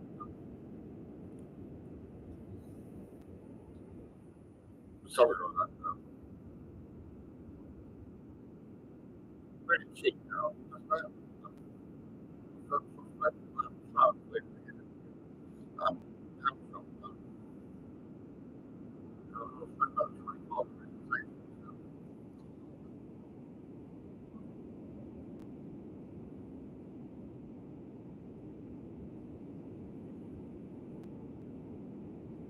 about £8 a go. About £7.20. And I'll give them £8.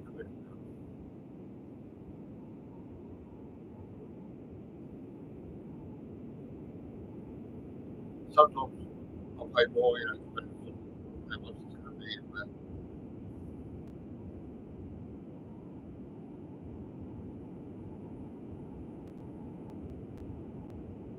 it's bad because I've got a lot of cars can drive and look and see it.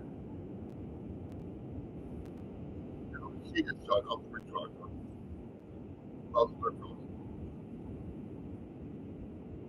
I've been on the road for years, it's like crazy.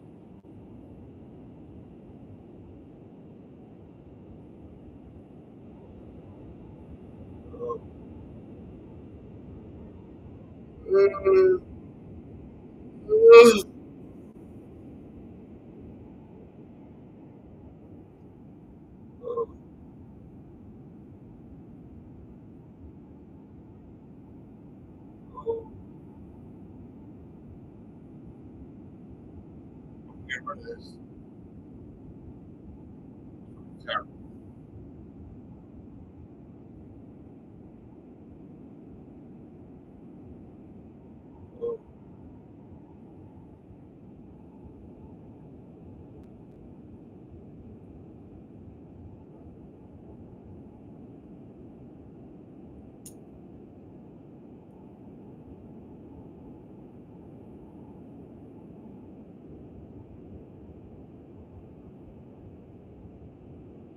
As long as you don't go to doctors, don't relate with the NHS, let the NHS fucking die.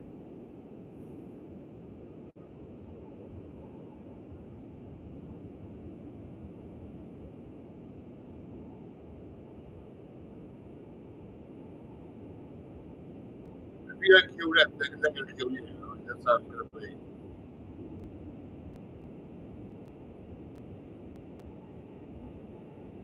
Keith Gordon over the road is dead. He's dead, that's it. Good man. He chucked me, I think, £5 or £7 for a latte at Costa in Winchester. But nice man. He's a good man. He's all right. But he's dead now. He couldn't handle the section here. It was fucking killing him.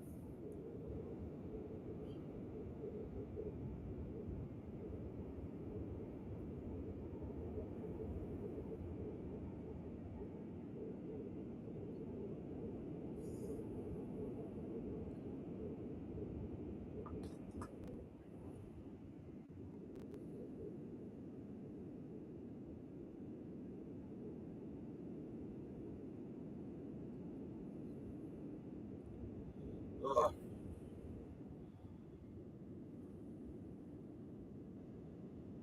I've got more cups coming. Different ones. And it mentions about child mental health.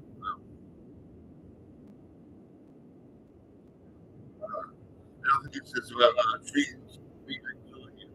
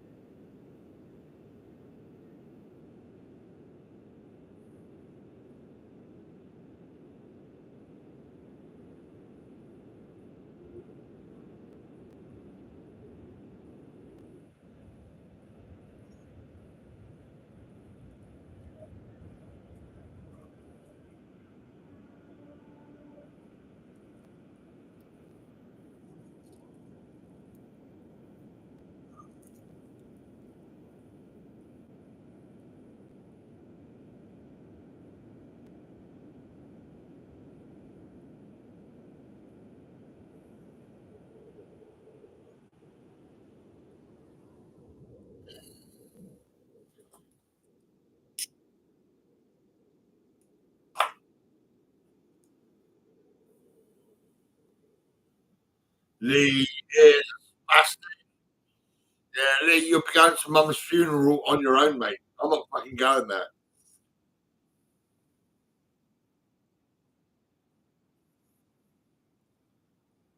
Lee, Russell will be holding your hand. Yeah, 'cause you quite close to you, Lee and Russell. Look at you two. I mean, you do hold hands. I'm sure you do.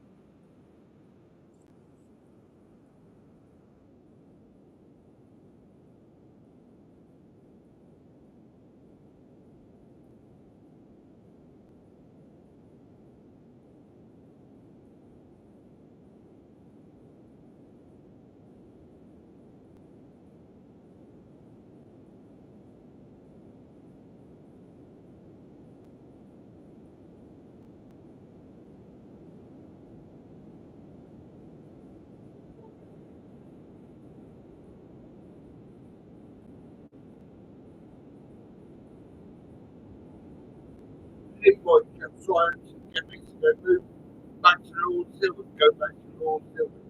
Lord Silver's fucking shit. Little cunt. Lord Silver.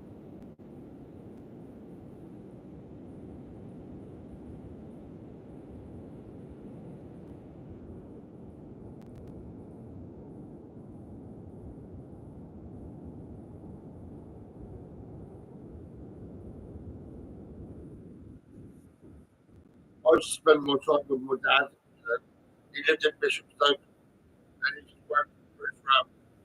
And we'd go to the Dutton Lane warehouse, not warehouse, the yard, to play poker. And we'd go into the British Railway, shoot, and get a bit drunk.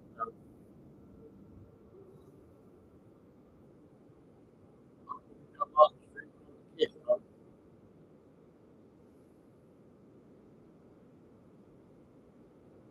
no, but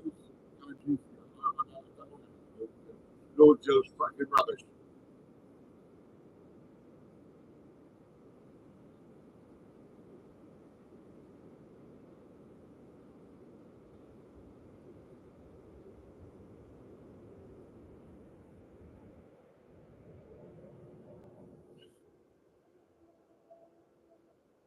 was fit. I was healthy.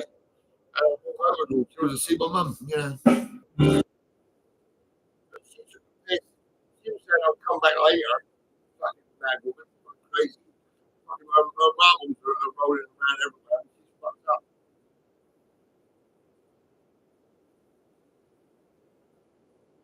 She was always high on drugs. Yeah, her house was a drug den.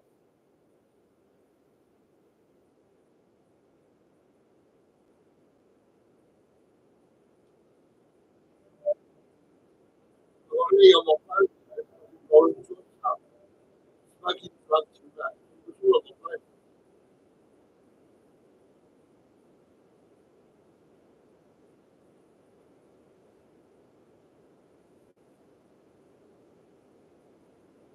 I got the NHS on my phone as well. And the police.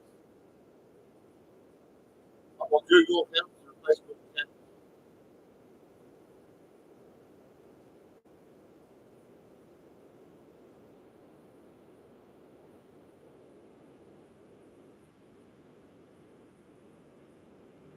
Brutality, 100%.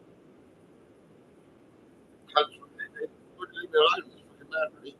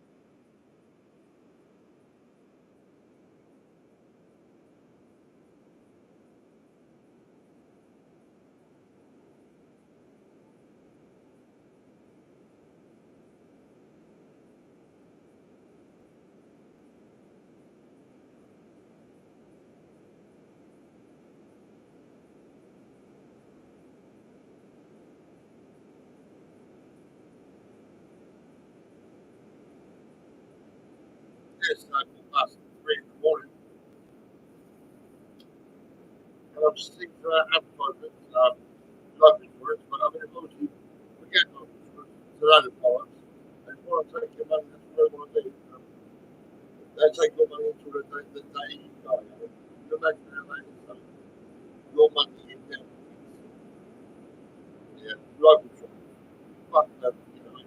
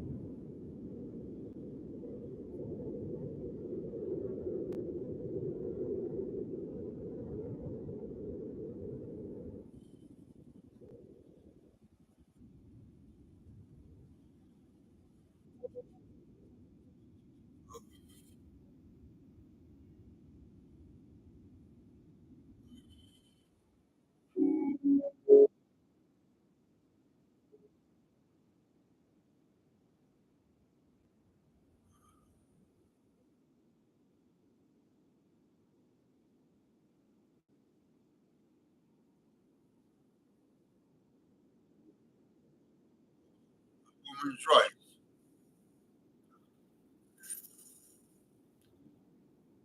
I don't know what to say really. I'm always polite to the ladies.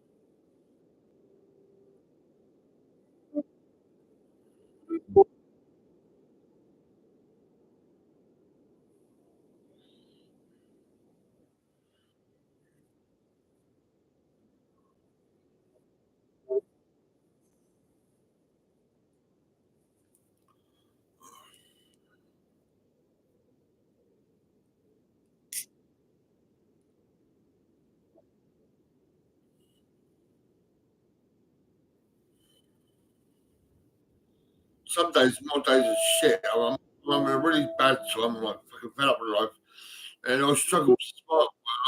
I do try and smile when I see a lady and all that.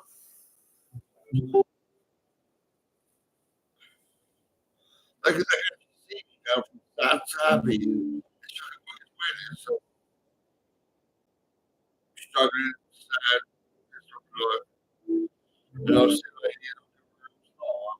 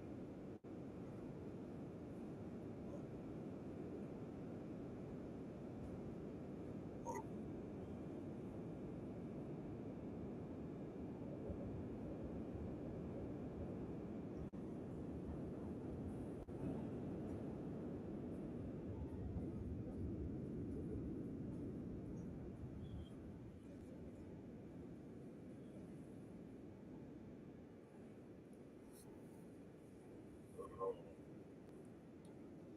go to bed.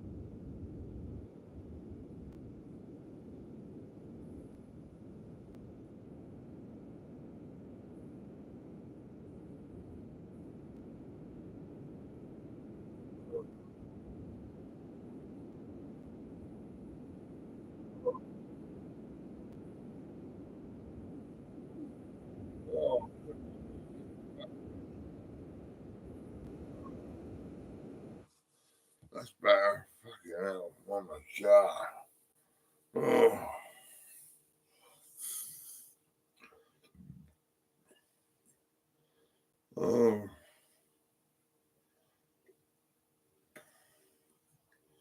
Oh. That's just you and me, YouTube. Facebook have ended it. Oh.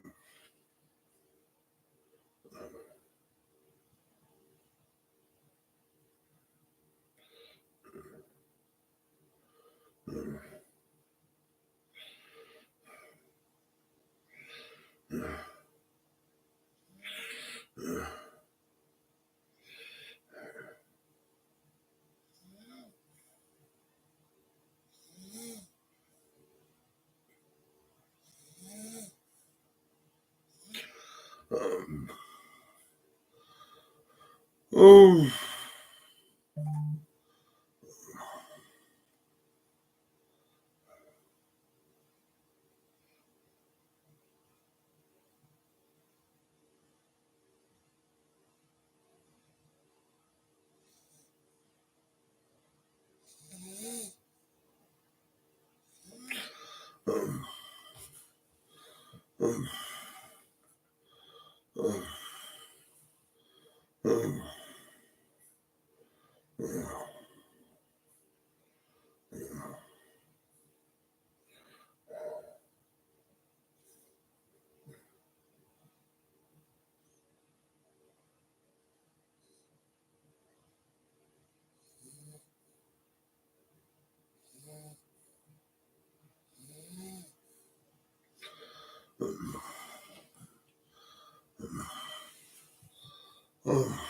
Oh, Emma broadcast. Fuck it.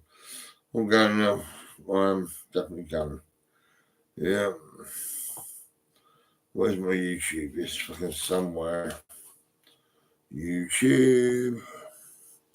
There you go. Oh. I'll see you later. Um,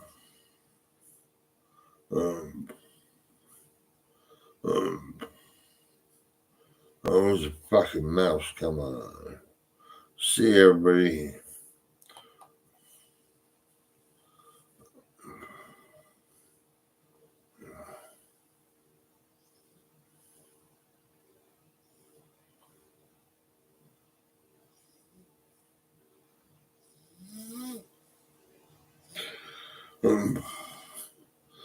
Oh. Oh. Oh. Oh. I'm going to bed. I'm going to bed. I'm fucking going to bed. I'll say. See ya. Oh.